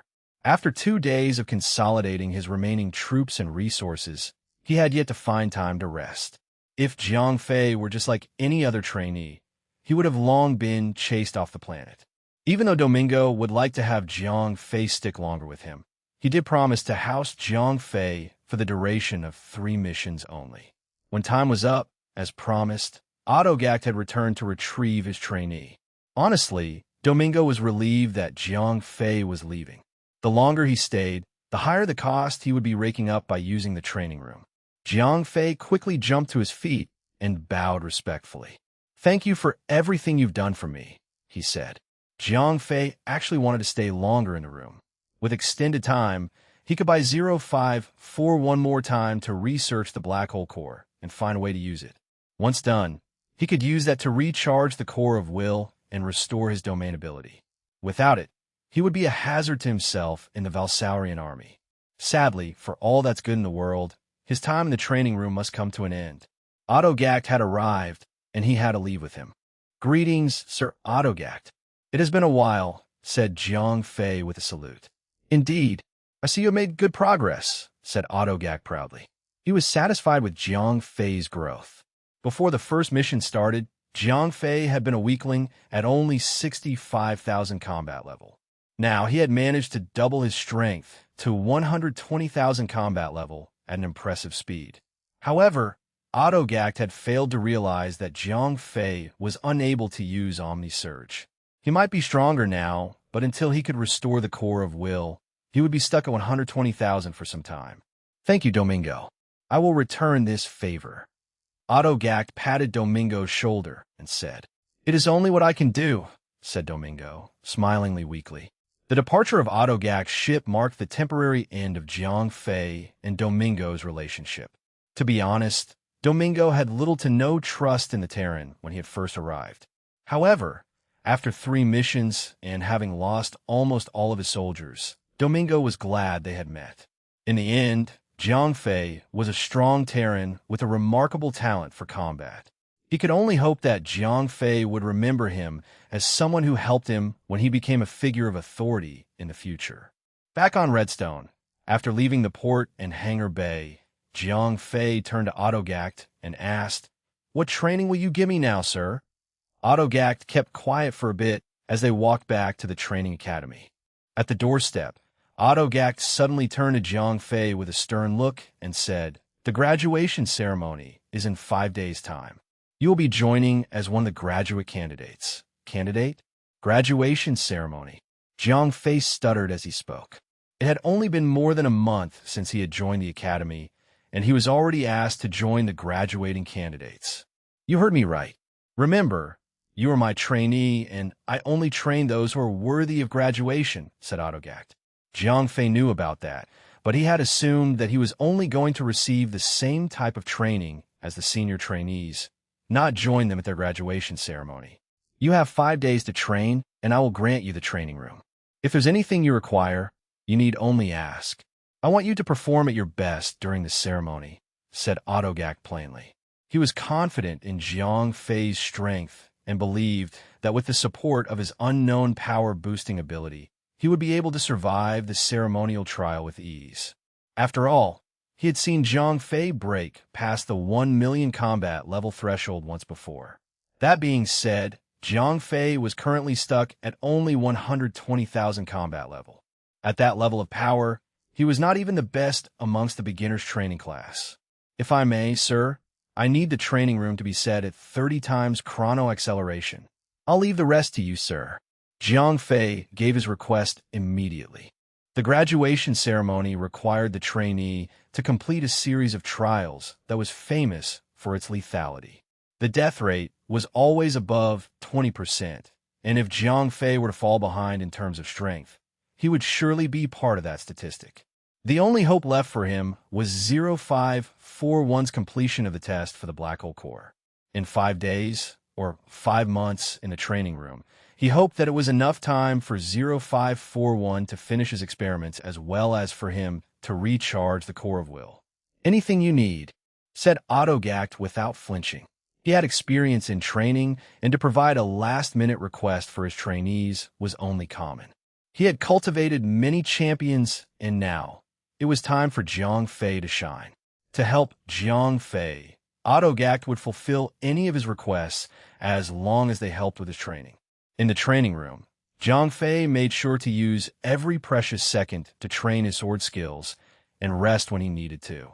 For 3 months, which were 3 days in the real world, Jiang Fei continued training without disturbing 0541. There are only 2 months left. How is 0541 doing? Jiang Fei thought to himself. To make sure everything went smoothly with 0541, he dared not disturb 0541 for fear of disrupting his experiments. Days, weeks, and months passed quickly as ever. When it was 1 month until the day of graduation, 0541 returned with news. Captain, I did it. I found out what it is for. Hurry. Do tell. I have ran billions of tests and millions of experiments, and found only 2 effective uses of the black hole core. Only 2, Jiang Fei barked. Yes, it can be used as an energy generator. I can create a machine to extract its energy. 0541's first suggestion was the perpetual energy generator. It was the safest, zero-risk method to obtain energy. What about the second one? Jiang Fei probed further. The second one is dangerous, but with high risk comes high reward. The second method was to fuse the black hole core, like the core of will, into a living being. So, I'll be fusing with another core? Jiang Fei asked. Technically speaking, it would be the same as creating a second source of chi pool for a martial artist, 0541 explained. What are the risks? One must be in full control at all times. If one were to lose control of the power output, there will be a risk of a runaway chain reaction that will be fatal for the user. What sort of reaction are we talking about? There are 2 kinds of hazard. The first is a rapid external energy expulsion. The user fused with the black hole core will turn into a white hole and release a huge amount of energy rapidly before evaporating altogether. The second hazard is a rapid gravitational generation that will destroy the user as well as anything close to it. After a long pause, Jiang Fei sighed heavily and said, So you're saying that once a user loses control, they will die, be it via an explosion or implosion? That is correct. Chapter 1316. 1316. Power Infusion. Translator. Endless Fantasy. Translation Editor. Endless Fantasy Translation. Such high stakes. Jiang Fei said as he sucked in a deep breath. The gamble was laid open for him. Fusing with the black hole core would grant him power but put him on the tip of the blade. Jiang Fei was not comfortable taking such a risk, not when he was in a position to choose otherwise. Is there any way you could, I don't know, place the core in a machine to safely extract its energy? Jiang Fei spat out an idea. To say that he was not in a critical condition was not entirely true. He had been enfeebled by the lack of energy in the core of will and the absence of omni-surge. Facing the trials in his current condition would be suicidal. Then again, asking him to take the risk to fuse with the black hole core there, and then was something he would not do unless he was literally, not a figure of speech, in mortal danger. I see. That might work. Keep in mind that fusing with the black hole core is not a matter of minutes, but days. You will not be escaping danger if you suddenly wanted to fuse with the black hole core, said 0541. Knowing fully well what was going through Jiang Fei's mind, 0541 was tempted to advise him about what he had always done, the habit of indulging himself to further danger when exposed to mortal danger. Why you got me there, said Jiang Fei. Everything might be peaceful now, but he could not forget that he was part of the Valsaurian army. Peace was but a quiet illusion waiting for chaos to spring out. If Jiang Fei were to take 0541's words literally, fusing with the black hole core would only expose Jiang Fei to further danger if the fusion process wasn't instant. Even with that thought in mind, he was not ready for the fusion just yet. If I fuse with the core, is there any way for me to limit its power? Like a limiter? Asked Jiang Fei. He had an idea. Controlling the black hole might take a while. With the graduation ceremony approaching soon, it would be risky to start now. In that case, wouldn't it be better to create a device that could limit the power of the black hole core? That way, he could fuse with the core and still be in control, technically with the device, and figure out how to control the core some other time. That is a good idea. Give me some time. I will come up with something. 0541 replied. After that, silence loomed over the ring as 0541 started to experiment and design a limiter for the black hole core. You best not eat me up when you're inside of me, Jiang Fei murmured to himself, silently praying for things to go well as he continued to train. A week later, 0541 returned with good news.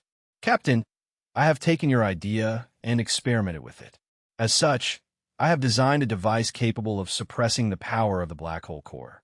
With the device, the black hole core can only provide a certain amount of power that is within the safe perimeter.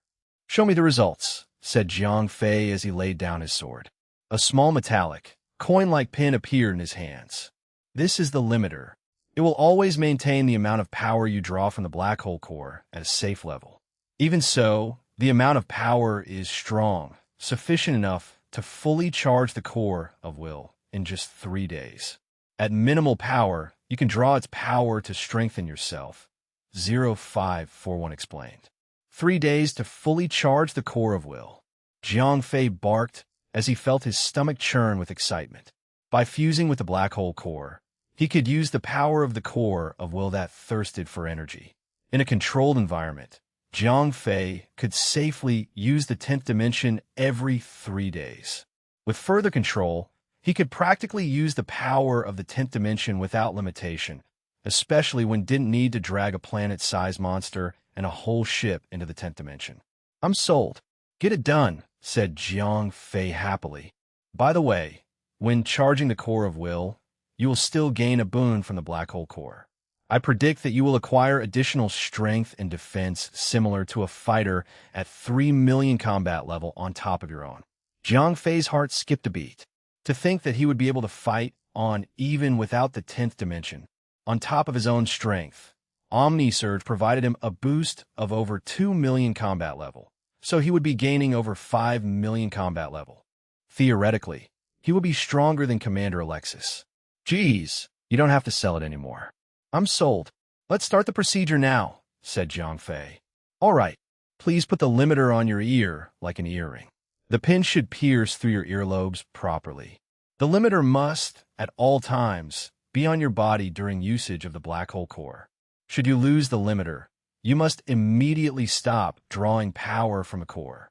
I need not remind you of the disastrous side effect of losing control. I heard it before, said Jiang Fei as he pinned it to his earlobe. Ouch! To think that I would be wearing accessories. He complained. He had always thought that any kind of ear accessories for men were never as cool as they looked. Come now. Time to enter the pod. 0541 ignored Jiang Fei's complaints and summoned the biopod for Jiang Fei. Jiang Fei obediently entered the pod and shut his eyes.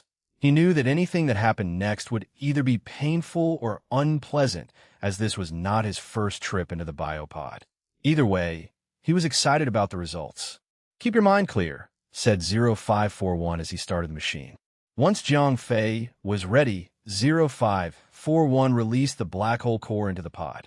Instead of immediately fusing it with Jiang Fei, 0541 injected a little jolt of energy into the core, awakening it. The small white pulsating core pulsated faster and glowed brighter. "It's ready. Brace yourself, Captain," said 0541 as he pushed the black hole core toward Jiang Fei's chest. As soon as the core touched Jiang Fei's skin, it glowed brightly before it passed through his skin and into his chest. "Oof!" Jiang Fei let out a loud groan. Instead of feeling a massive object entering his chest cavity, he felt a powerful flow of energy concentrating around his heart. The black hole core melted into a liquid form when it was inside Jiang Fei. It fused with his heart and was pumped throughout his body immediately. Ugh! Arg! Arg! In the beginning, the flow of energy was slow and mild, but as soon as more and more of the liquefied black hole core was spread throughout his body, the pain grew more intensely. "Try to stay conscious, Captain. The core is now modifying your body structure to make it stronger to hold more power," 0541 explained. "Gah! Very well," said Jiang Fei through his gritted teeth. The pain was strong, so strong that he was sure it would have killed him if he were still at the pinnacle stage of level 4. After an unknown amount of time, Jiang Fei's pores stopped secreting sweat. Instead of clear liquid, a thick, viscous, black liquid oozed out from all over him. He was at the stage where the body modification was at its peak, removing all kinds of matter that made Jiang Fei weaker. His cells were constantly trying to resist the changes, causing him immense pain. Unbeknownst to Jiang Fei, he was in a state between ethereal and biological being. In this state, the rate of energy absorption was exceptionally high, allowing his body to grow stronger at high speeds. "Uhu, aha!" Jiang Fei roared. In the next instant, starting with his chest, his body glowed with intense radiance. Chapter 1317, 1317 to 25 minutes too late. Translator, Endless Fantasy Translation Editor. Endless Fantasy Translation, the entire fusion process had taken longer than expected. In a pan of a breath and a blink of an eye, more than 40 days had passed since the start of the procedure. In no time at all, graduation day arrived. On this day, all classes and training were put on hold to welcome everyone to be part of the ceremony. All students, graduating and new, were gathered in the hall to be part of the spectators. A graduation ceremony that was looked upon as a grand event. When the sun in the sky hit its peak, the entire ceremonial grounds blared with spirited music. In time, Commander Alexis ascended to the stage and toward the podium. As the master of Redstone, Commander Alexis was held to the highest honor. It was only natural for him to be the first to be welcomed to the podium. All hail Commander Alexis. Glory to the Valsaurian army. The same chant was repeated as Commander Alexis walked up to the podium, and with a swinging hand gesture, the crowd died down. Such was only a display for the Master of Redstone. It's been 3 years since I've attended the last graduation ceremony, and I must say, the previous batch had served me well. Every one of them had become part of my crew, serving their best to further the glory of the Valsaurian army. I have no doubt that there are those amongst the graduates of this batch who shall share that glory, to follow me into sailing to the unknown territories of uncharted space, to dive into the realms of the unknown. I will not wish nor hope, but merely state it clearly that all graduates shall join me to become part of the strongest army in the universe. Alexis gave his speech. Like magic enchantments, his opening speech sent a wave of fervor to all that listened to him. Zeekvad, Zeekvad, death to all the enemies. Zeekvad, Zeekvad, death to all the enemies. While all the attendees were spellbound by Commander Alexis' opening speech, only one was quiet. What in the name of Redstone is that Jiang Fei doing? Otto Gack frowned. The ceremony had officially started, and Jiang Fei was nowhere to be seen. He had not disturbed Jiang Fei for the entire time he trained, hoping that he would not be distracted from his training. Even on the last day, he had hoped that Jiang Fei would proactively arrive at the ceremonial grounds punctually. It was akin to blasphemy for anyone to arrive later than Commander Alexis himself. Autogact was presenting as a senior trainee and must remain present throughout the entire ceremony. It would be disrespectful if he left the scene to check in on Jiang Fei. He might hold special authority in the training academy, but never in the face of Commander Alexis. He was the true master, the real figure of authority. If he overstepped his boundaries, even though Alston had no power over him, he would be digging his own grave. Come on, being a little late is fine, but you can't be absent for the entire ceremony. Autogact murmured. Beep. A green button lit up on the side of the medical pod. The fusion process of the black hole core has only just completed. Jiang Fei was awake, but due to the fact that he had been lying down for far too long, he was unable to move freely. Beep. Whoosh. The lid of the pod opened and a thick cloud of white gas flowed out. Slowly, Jiang Fei moved, fingers first and slowly his legs. Ah, what a feeling, he said when he was out of the pod. Instead of feeling sluggish and fatigued, Jiang Fei felt refreshed, stronger even. It felt like every vein and artery in his body had been cleared. It was all smooth in his power circulation. Best of all, he could feel every bit of power flowing, coursing through his body. It was as if he could feel every single blood cell in his body. In Chinese martial arts terms, every vein in his meridian system had improved drastically. So much so that power flow was immediate and smooth. Half of his body structure had been modified to be a perfect conduit for energy. If his previous meridian system was like an intricate maze, his current meridian state would be like a systematic highway, with only a few branches to specific muscles. Power delivery was so fast and instant that Jiang Fei did not even need to concentrate on channeling energy anymore. Before, he needed to slowly channel his energy to his fist or his legs to perform some form of attack. Now, without restriction, Jiang Fei could simply summon the strength and release any form of attack from any location of his body at whim. Congratulations, Captain, 0541 said. I feel so good that I could take on 5 Grandmasters, said Jiang Fei. If it's on the Grandmaster level you are setting the benchmark in your current state, you could fight 200 of them at the same time, said 0541. With the black hole core fused into his body, Jiang Fei's combat level could be adjusted at will to defeat even Commander Alexis. Awesome! Jiang Fei roared from the top of his lungs. The feeling of power surging through his body like vomit was unlike vomit at all. In fact, it felt so great. Captain, I must remind you again. The ear pin on your left ear must be with you at all times. You must never lose it, as even a slight damage to it would be a catastrophe. If the limiter were to be lost, there was a chance that Jiang Fei might lose control of the core inside him. In the worst-case scenario, he would be consumed by the core. I understand, Jiang Fei said. Taking in the black hole core was similar to carrying a portable nuclear fission reactor everywhere he went. Yes, it might be providing him with an almost endless power source, but a single mistake would be, quoting 0541 himself, a catastrophe. How long was I in there? Jiang Fei asked. For him, although it only took more than a month, it felt like an eternity. It has been 45 days since the start of the procedure, 0541 reported. 45 days? That means it has been 1 day and a half on the outside. Jiang Fei stated with the graduation ceremony that Autogact had him prepare for long forgotten.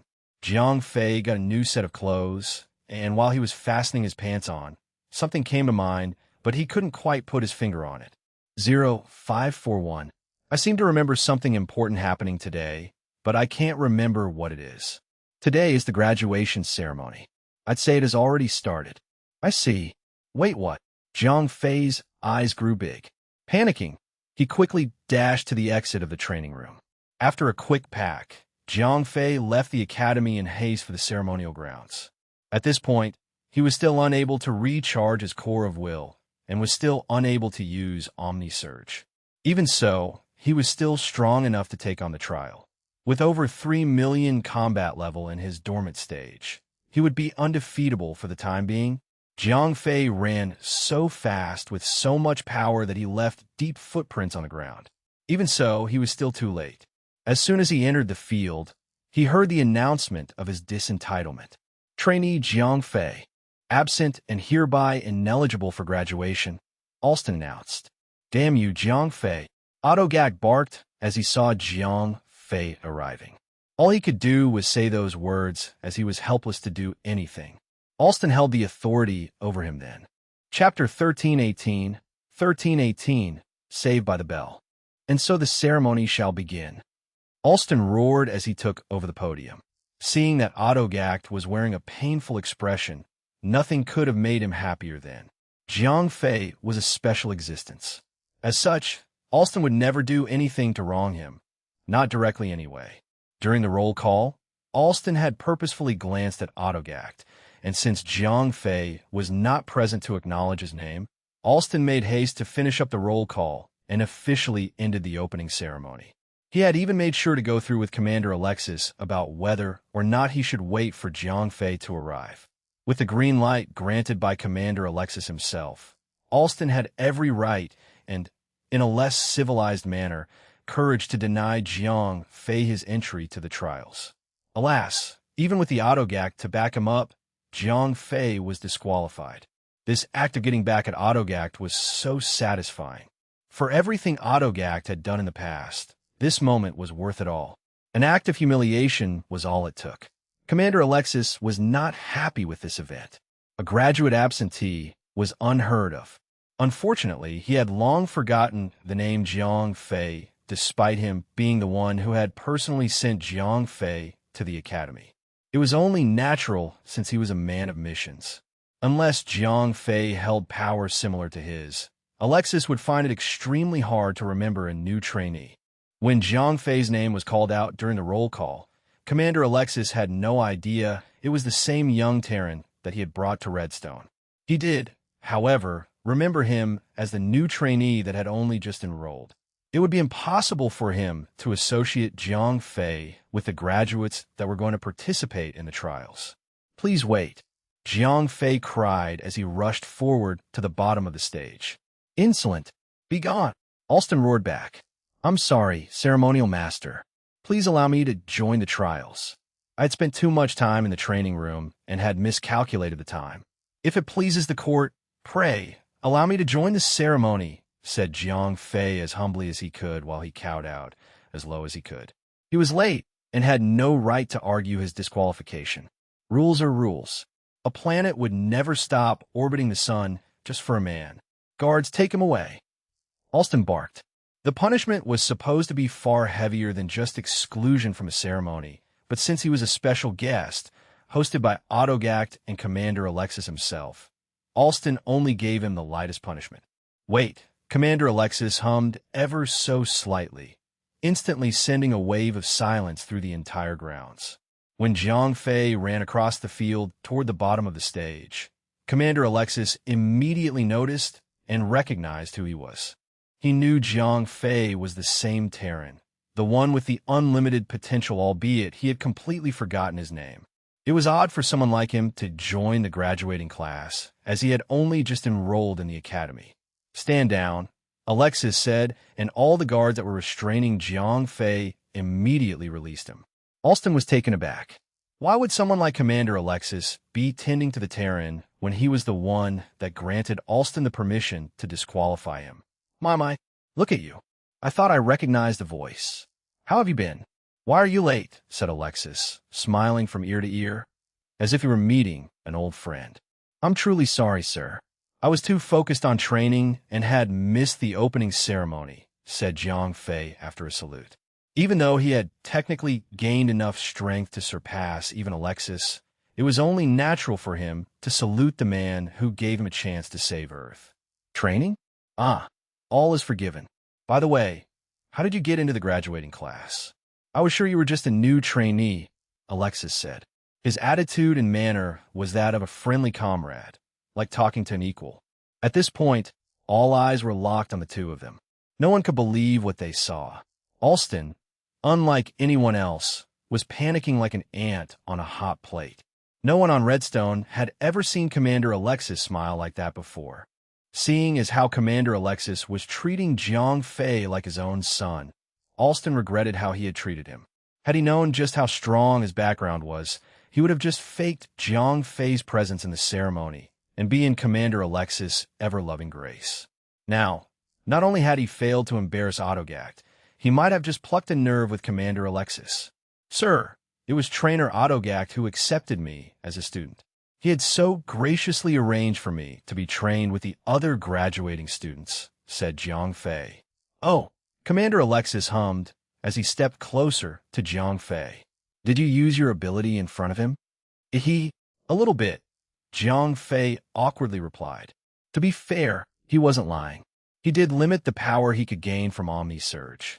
As expected of the infamous crazy trainer, Commander Alexis turned to Autogact and praised him loudly. "One is not worthy of your praises for one is only doing what one was told," said Autogact. Even though he was arrogant, mean, and obnoxious in front of everybody else, he was exceptionally humble when it came to Commander Alexis. To be fair, Autogact had nothing but respect for him. F***CK. "That should have been me," said Moglain from the far end of the front row. He regretted treating Jiang Fei bad and regretted even more for letting Autogact take his student from him. "Off you go.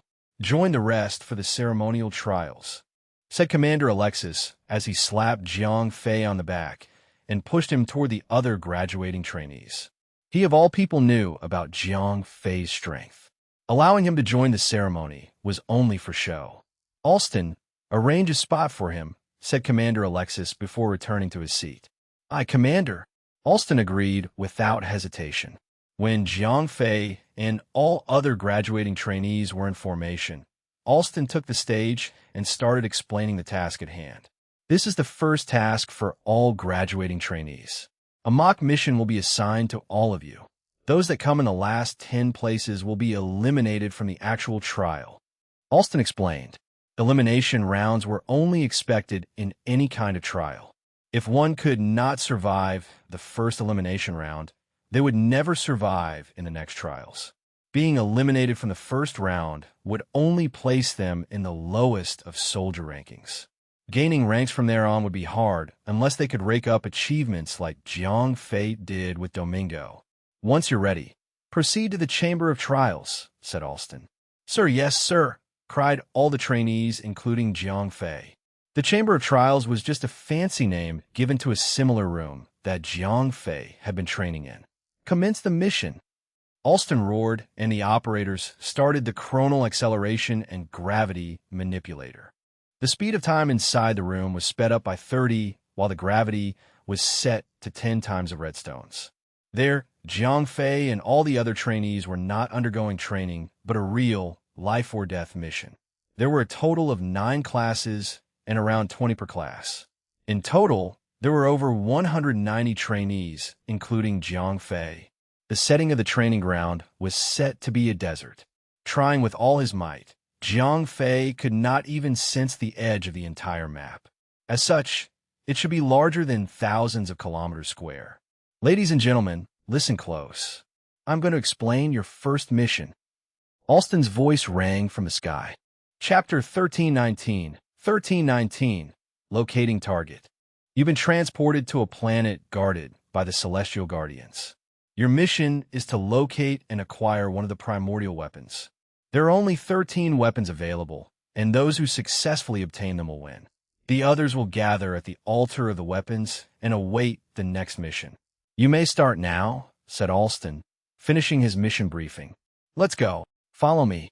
I'll lead the way." Here and there, trainees quickly formed a team of their own. Most of them gathered based on their own class, while some gathered based on how close they were as friends.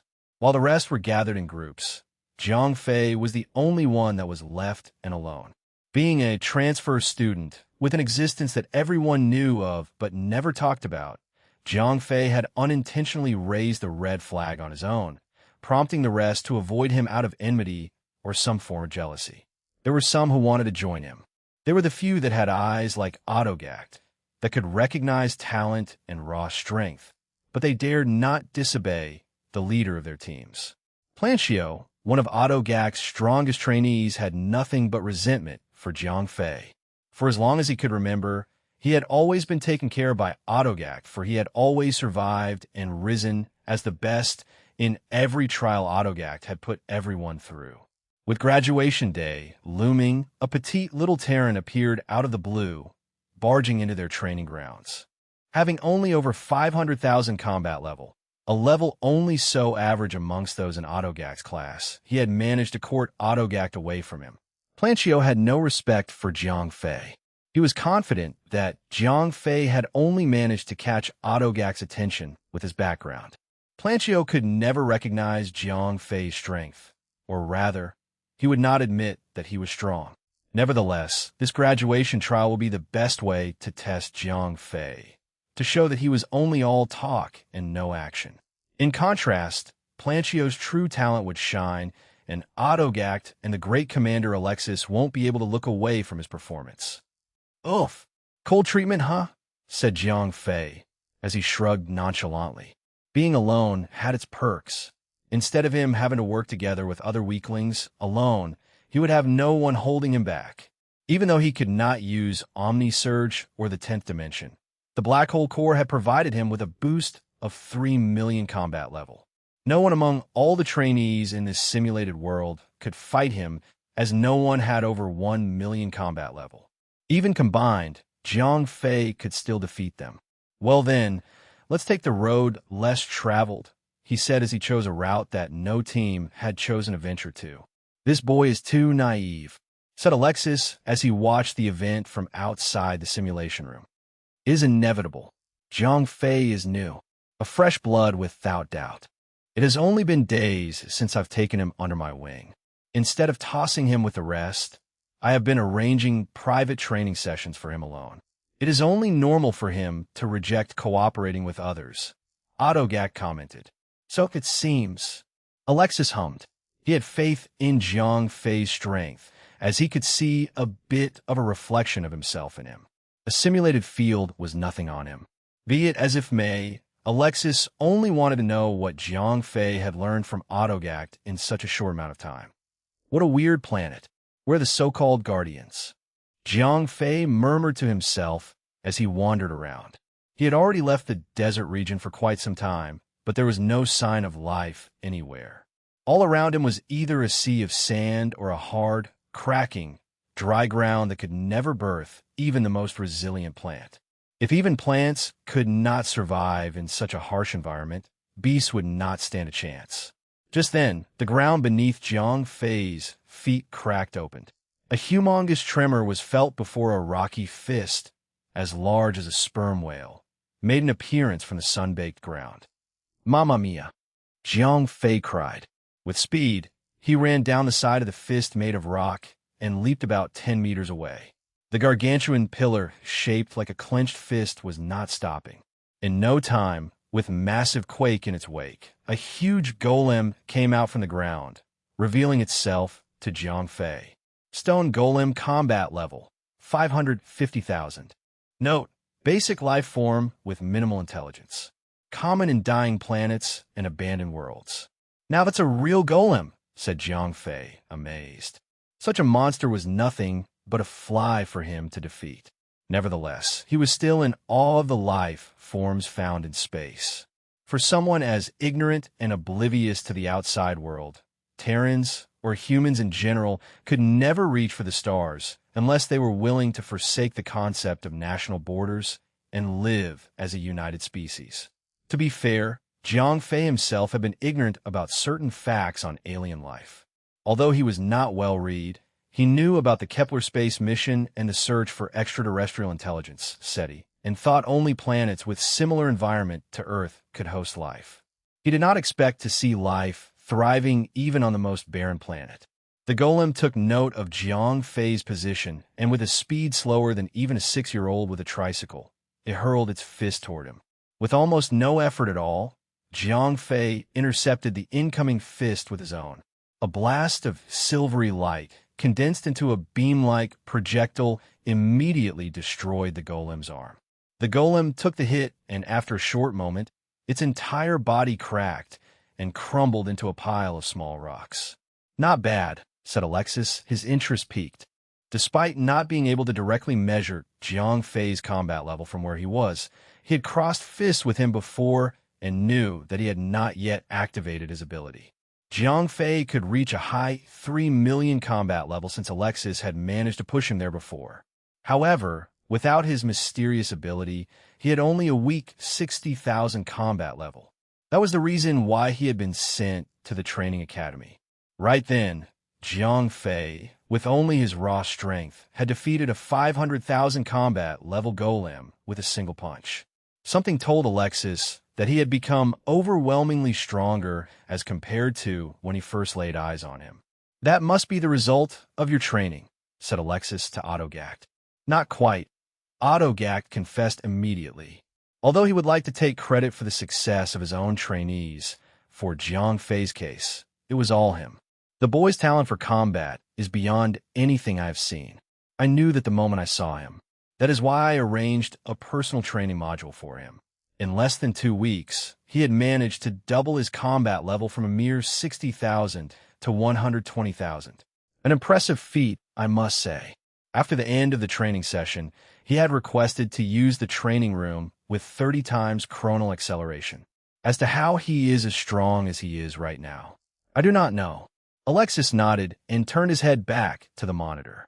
He had decided that he would question Jiang Fei once everything was over. After the stone golem, Jiang Fei continued on and came to a valley. There, he faced a few more golems hiding on the side of the cliffs, which were all dealt in the same quick and easy manner. While everything was smooth sailing for Jiang Fei, the other groups did not have it as easy. The enemies they faced were not as strong as Jiang Fei's, but they still had a tough time defeating Trents, swamp beast, and other basic life forms that were only 300,000 or 400,000 combat level each. If they had gone off on their own, they would have perished a long time ago. "Sheesh, where are the weapons?" Jiang Fei grunted, bored of destroying golems. "Oh," he gasped when he noticed a barrier-like object from the deepest part of the valley. With haste, he sped through the valley and arrived at a brightly lit altar. The altar was huge and resembled a Japanese hexagonal ceiling altar. There were even large ropes that hung from each of the 6 pillars that were each as wide as the Empire State Building. In the center of the altar was a group of statues carved out of stone and marble. Chapter 1320 Marionette Technology. After taking a closer look, Jiang Fei noticed that the altar consisted of 2 separated buildings with a group of statues positioned closer to the entrance than the center. The statues looked like a humanoid version of a bat. Their heads were human heads that had been transfigured a little to resemble a bat. The limbs were furry and had web-like flaps growing out of them, probably to facilitate flight. The craziest aspect of their appearance was their 3-meter-long claws. "What are those? They can't just be statues for decorations," said Jiang Fei. Unfortunately, neither 0541 nor the scope on his head had any information about the statues, except that they were not inanimate objects, but beings that were capable of combat. "Could that be the weapon that I'm supposed to find?" Jiang Fei spouted as something metallic and shaped like a small dagger caught his eye. The dagger was located at the far edge of the entire hexagonal altar and was encased in a glowing box, floating in suspended animation. "Captain, I think that is it," 0541 said. He had picked up some form of energy wave emanating from the dagger. Even though the entire planet was a product of simulation, the dagger, being in target, was processed to give off a distinctive energy reading to help trainees detect it better. "So is that it? I could finish this after I take that dagger," Jiang Fei said, the ends of his lips curling in anticipation. The mission was to acquire the weapon, and there were only 13 available. That would mean that competition amongst other trainees would be inevitable. He would have to carry the dagger and prevent others from snatching it away from him. That being said, who could actually fight him for it? Captain, it seems that after taking the weapon, we can leave through the altar itself," 0541 commented. "All right then, time to end this," said Jiang Fei happily. With speed, he ran across the valley toward the entrance of the altar. There, the moment he took a single step into the light barrier, a loud crack was heard. All of a sudden, all statues in their respective forms moved toward him with hostility. F***CK. As quickly as he could, Jiang Fei made a head count. There were 36 moving statues, and 2 were approaching him at a faster speed. Faster was merely relative. He had only needed to move slightly faster than normal, a walk in the park, so to say, to avoid being trampled by the mega-sized bat statues. Unlike a few other styles of fighting, Jiang Fei's was not the kind that would take on everything he saw. Bulkier, bigger fighters, on the other hand, would face their opponents with the classic exchange of blows. Jiang Fei moved as agile and effortlessly as leaves gliding through the air. Soft and silent. All incoming attacks by all rock statues were avoided ever so easily. He was like water in a river flowing through all the rocks and boulders, never to be stopped. Like a butterfly gliding through the petals of flowers, never tainted by the dew of the leaves. Jiang Fei's mastery in this aspect of Chinese martial arts was only elementary, but it was still good enough for anyone else's jaw to drop. Such a technique. How long would it take to create such a move? Is this boy a genius of the millennium? Alston gasped. As the manager of the entire training academy, Alston had seen trainees come and go and all sorts of things. Even so, he could not understand how Jiang Fei could master such a speed, lightning fast yet so accurate. I've never seen him do that before, Otto Gak chimed in. I did, but was never this good. He was not that fast when I fought him, said Alexis. The entire scene had taken less than 3 seconds, executed with perfection. Even after he had masterfully evaded all the stomps and punches, he was still unable to get through the army of statues, as the entrance was now sealed off by 2 of them. What are these things actually? Said Jiang Fei as he removed himself from the statues and away from the altar to scan them again. Hardlight puppet combat level. 1,100,000 note. Hardlights are constructed with marionette technology. Minimal intelligence, but unyielding combat will. We'll continue to fight until all moving parts are destroyed. The F***CK. I can only defeat them by completely destroying them? And what the hell is Hardlight? Marionette. Jiang Fei mumbled to himself after failing to understand the description of the statues. Captain, there are too many civilizations in the known universe, and some of them are builders. Hardlight technology utilizes light particles, or photons, to create objects and materials to a certain extent. Marionette technology is another form of robotic technology, like androids, but less commonly practiced, 0541 explained.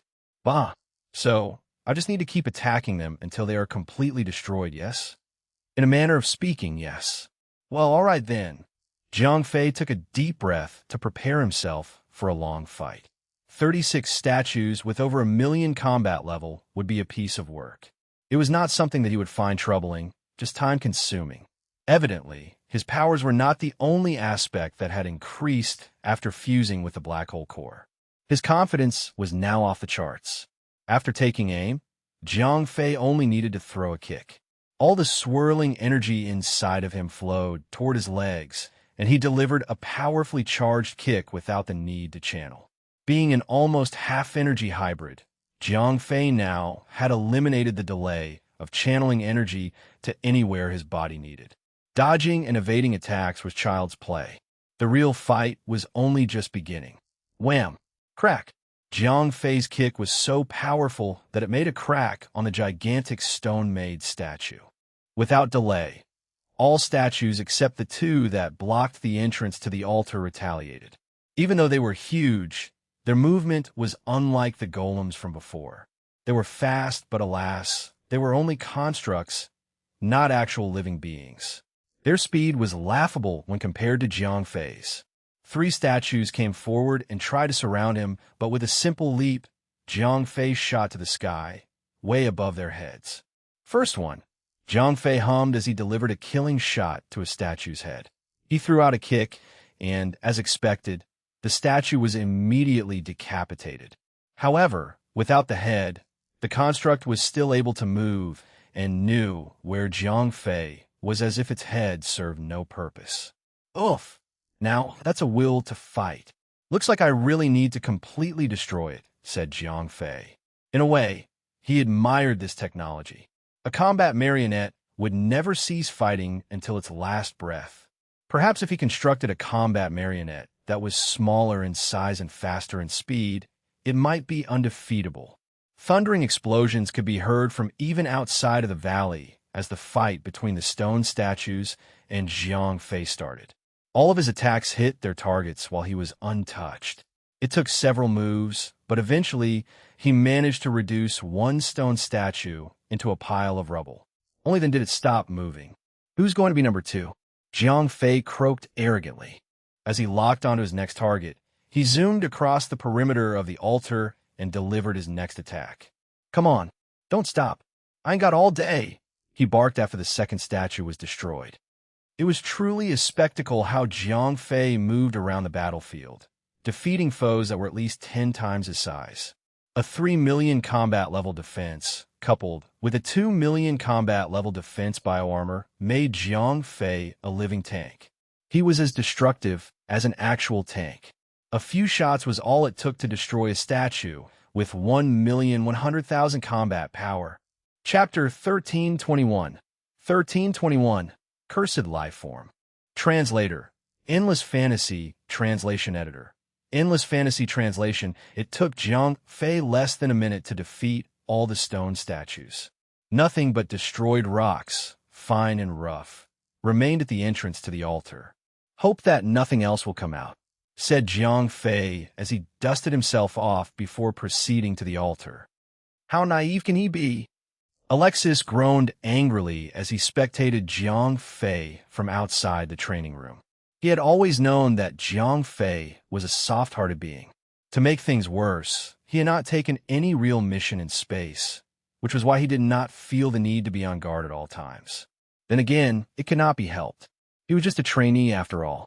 As a greenhorn coming from a distant planet from a rarely visited quadrant of a faraway galaxy, not facing any sort of lethal threat was only normal. That was Alexis' assumption of Jiang Fei, even though he did not know what he had already been through. Be it luck or someone in the higher dimension looking after him, he did not trigger any of the traps that were so clearly planted. Jiang Fei was completely fine as he arrived at the edge of the altar. This must be the weapon I need to acquire, he said as he gripped the dagger's hilt and withdrew it from the box. Let's complete the mission, he said after the dagger was put away. Ah ha ha, what was that? Jiang Fei barked as he heard a faint laugh coming from behind him, where the box was. The heck, he said, approaching the now empty box slowly. However, as soon as he realized something was wrong, he stopped and turned away instead. Creak, crack, thud. The box that housed the dagger disappeared into thin air, revealing another box with seals all over. The box, appearing to be made of a wood-like material, cracked as if something inside was pushing outward. The seals on the box glowed, and for a second there, seemed to be keeping whatever was inside the box in. However, the seals were quickly overpowered and the box broke open. A small doll made of straw-like material dropped out. From afar, Jiang Fei examined the doll with his scope and saw that it was attached with many kinds of paper seals. Even though he had no idea what it was, he had a bad feeling about it. Ha ha ha ha ha. The same eerie laughter was heard again, and this time, he clearly heard it coming from the doll. As a cold wind swept by, the doll moved and stood up on its own, as if something was controlling it. Oh geez, Jiang Fei was strong, yet he was still afraid of that sort of thing. All of a sudden, the doll glowed with a powerful sunset yellow hue. Jiang Fei was so taken aback that he unleashed a chi barrier in front of him with so much energy that it glowed equally bright as the doll. Whoosh! When the yellow light dimmed to nothing, a humanoid figure emerged. It was an enlarged version of a doll. Another flash of yellow light was released, and this time, the doll morphed into a being of flesh and blood, sharing the same hideous and eerie appearance that was almost identical to the straw doll. Grundel combat level, 2,100,000 note. A cursed life form possessing enormous power. Its toxic, corrosive blood contains potent poison powerful enough to kill and erode anything. F***CK. Jiang Fei took several steps back. Even though he had never fought this monster before, he realized that its blood was dangerous and lethal. As such, he could not afford to rely on his fists and kicks to fight. Before he could react, the Grundel zoomed across the room, effortlessly, almost like a ghostly apparition. A fist was hurled toward Jiang Fei's face, but he blocked the attack with the Chongying sword. He withdrew from the ring with speed. Jiang Fei was pushed several feet back, but after a few adjustments to his footing, it was his turn to attack. Halfway through sending his sword across the air, the Grundel roared. A loud, high-pitched noise was made, annoying Jiang Fei. Without the need to guess, he knew that it was a psychic attack, a weaker version of the attack from a massive planet-sized beast he had faced before. If any other trainee were to face this monster, he or she would surely be killed instantly. Die spooky T. Jiang Fei grunted as he sank his sword into the Grundel's ribs.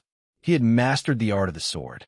Be a veteran fighter or a mindless beast like the Grundel, it would be difficult, almost near impossible, to evade Jiang Fei's surefire attack. Slash!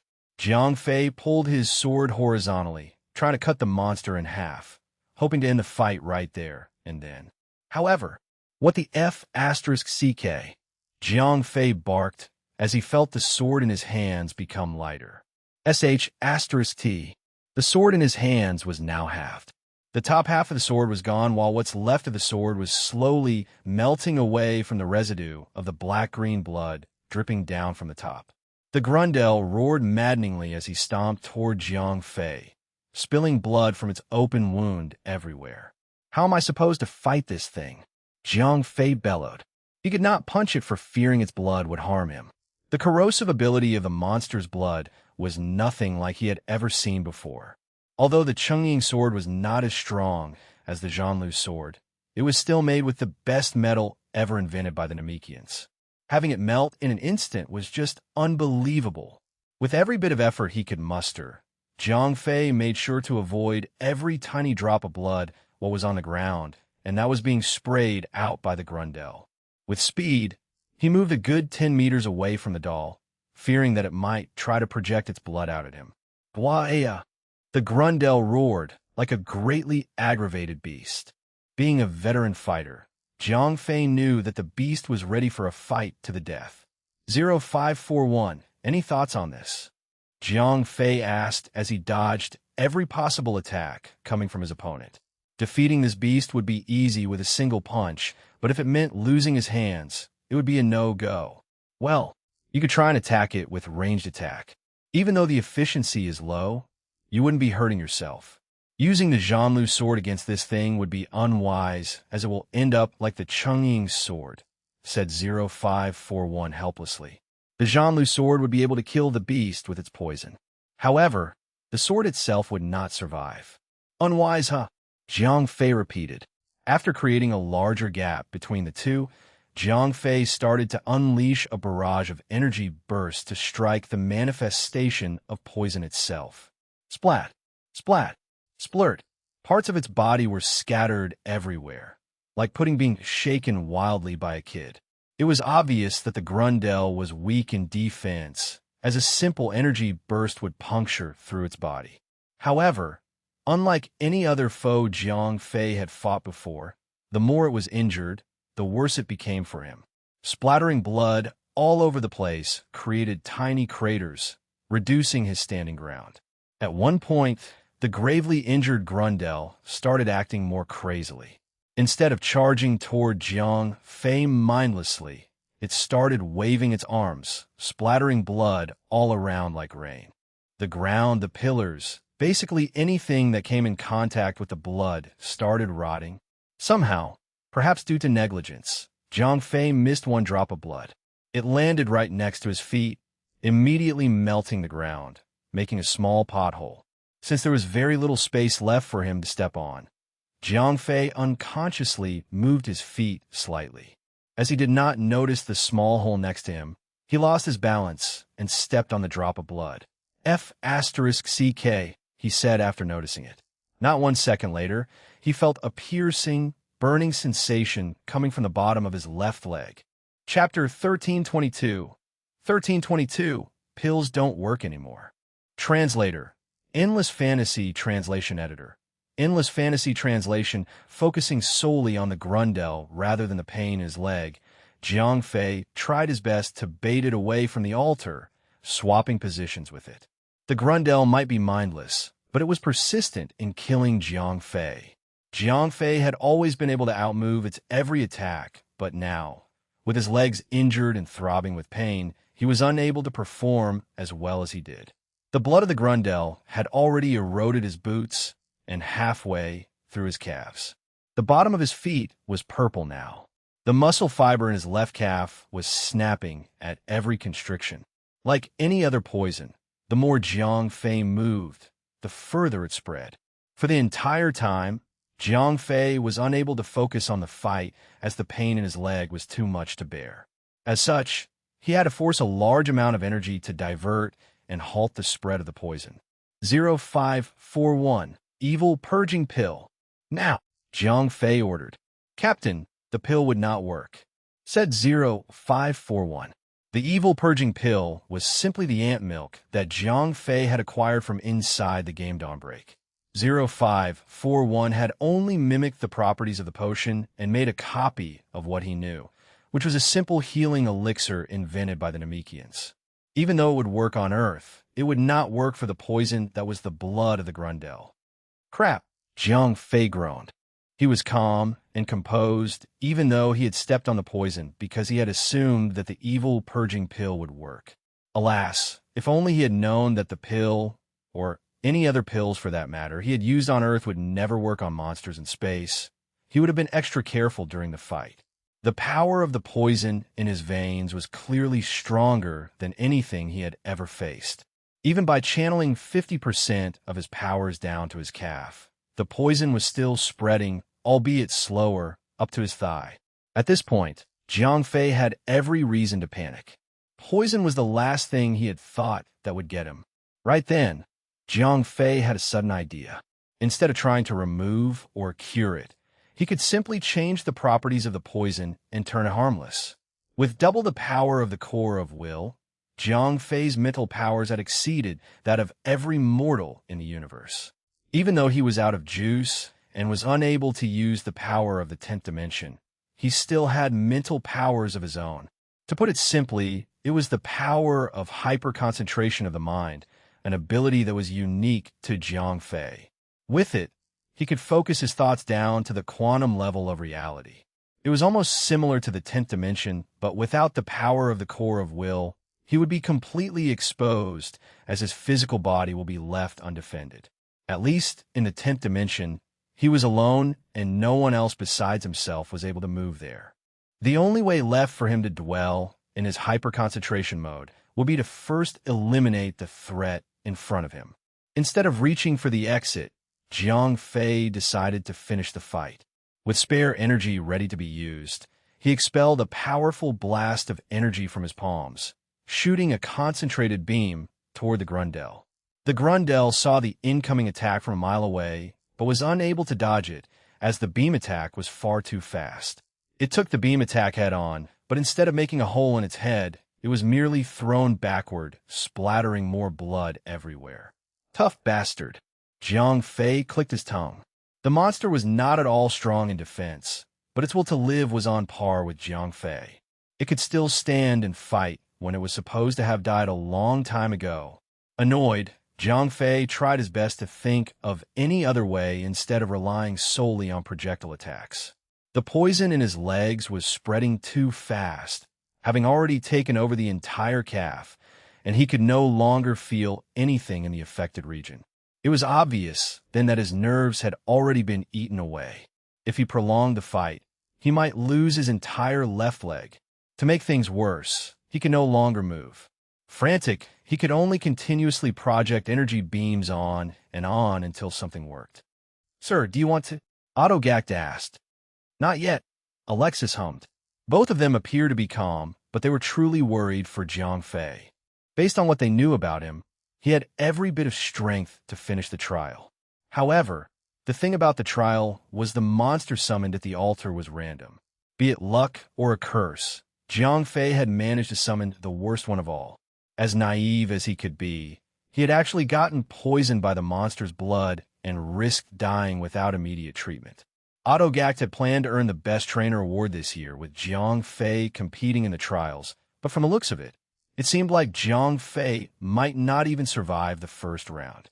Worse, he might actually bite the dust. Commander Alexis was worried, not for the trial or anything, but for Jiang Fei's life. Even if he failed, he wanted him to survive and live to train for another day. However, looking at how the situation developed, Alexis wanted to see how Jiang Fei could pull himself out of that sinking hole. *T. I'll die if I don't finish the fight now. Jiang Fei thought. *CK it. He groaned and pulled out the Zhanlu sword. With every ounce of strength left in him, he snapped the tip of the sword and imbued it with metal energy molded with origin force. Eat this! Jiang Fei roared as he aimed and tossed the broken piece toward the Grundel. The fight then ended after 2 seconds. In the first second, the Grundel roared and moaned as the broken metal entered its body. Its body began to crumble, starting from its chest where the piece of the sword struck. In the second second, the Grundel stopped moving and slowly rotted away, dying for real this time.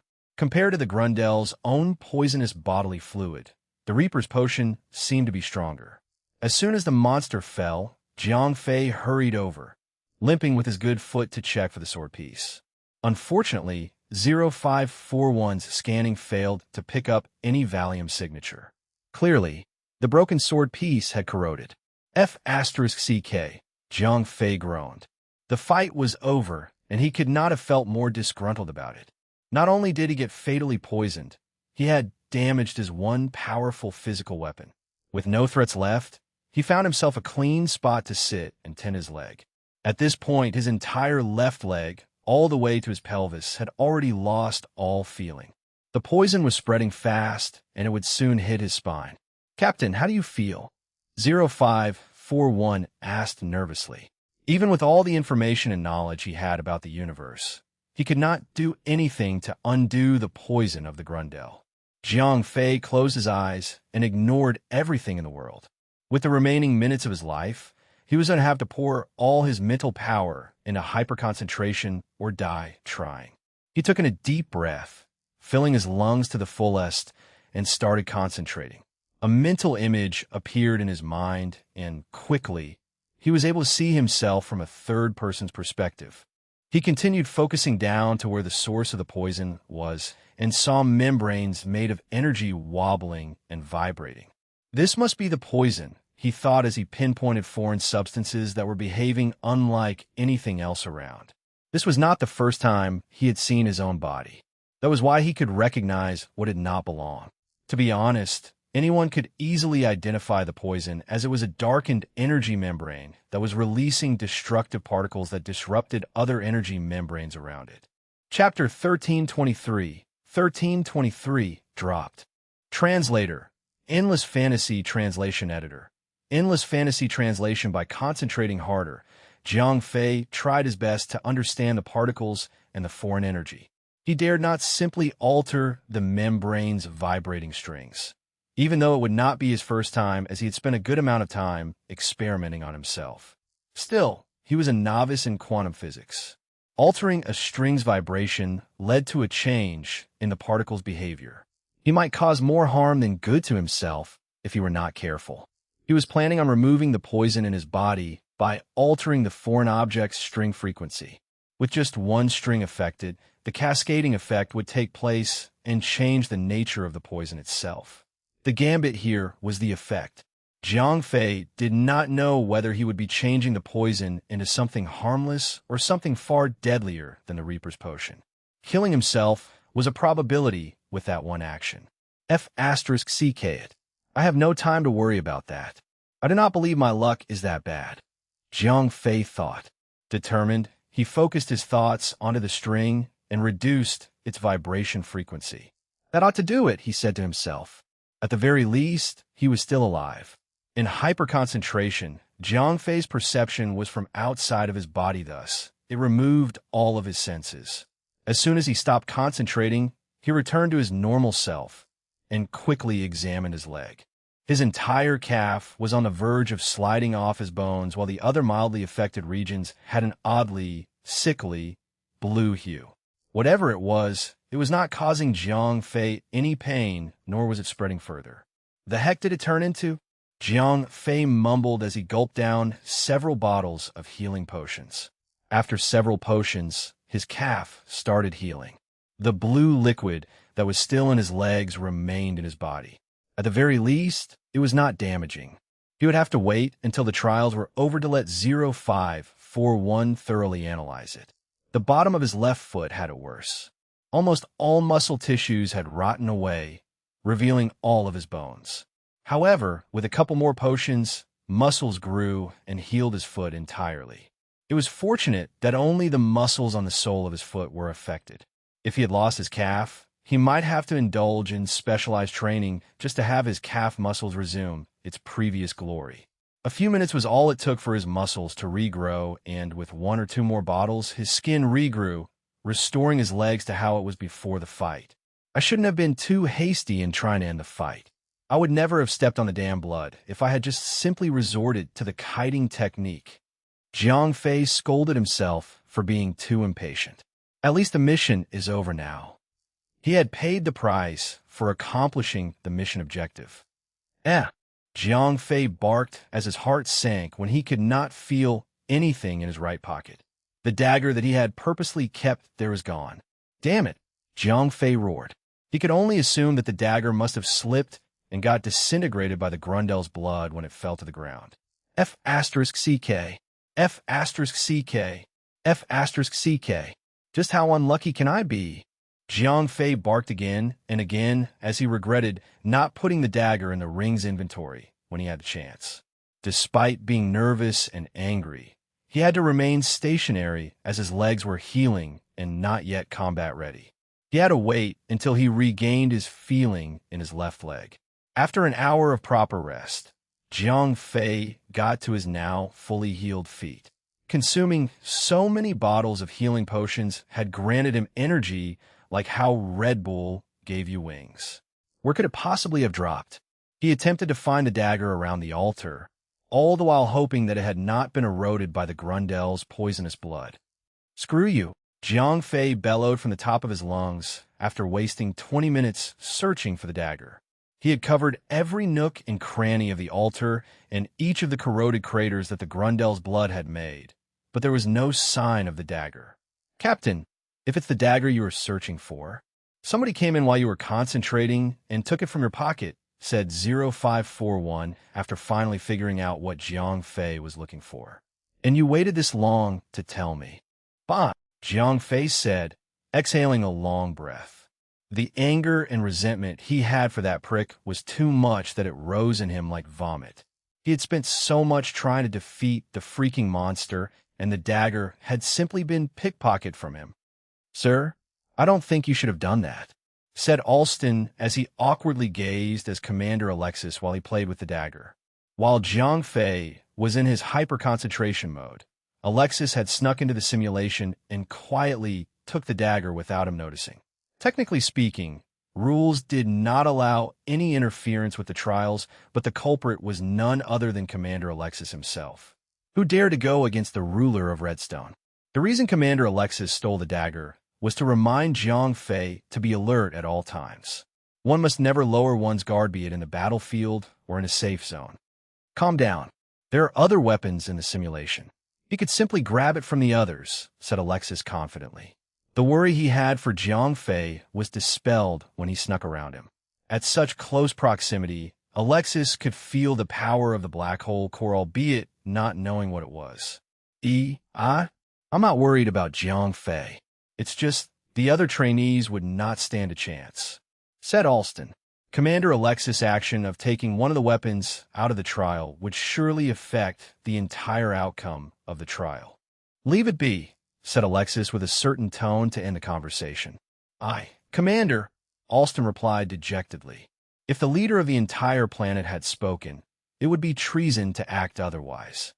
Jiang Fei had spent a good hour at the altar moping about the loss of his dagger. He tried to reason with it, but considering all the trainees around, no one was as strong as he was.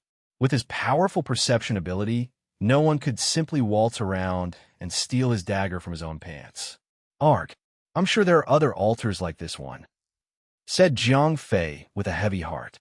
He was not looking forward to another fight with another Grundel, but he had no choice. He got up, dusted himself off, and left the altar. Along the way back up the valley route which he took to enter this altar, many more golems appeared. Jiang Fei had had enough disturbance as it was, so he defeated those golem with a single overpowered punch. The golems were not strong enough. At most, they gave Jiang Fei a scare which annoyed him even more. I wonder how are the others doing? Someone must have finished the mission and left. Jiang Fei grumbled disgruntledly as he ventured on. By the time he left the valley entirely, the sun was setting and Jiang Fei decided to set up camp in a nearby forest. Not far from where he chose to sleep, he saw a flicker of light. After close inspection, he identified the source of light as a campfire. Who on blood earth dares to set a campfire like this? Jiang Fei rolled his eyes, going toward the light. Chapter 1324, 1324, A Group of Five. Jiang Fei suppressed his power and approached the campfire with the lightest steps he could take.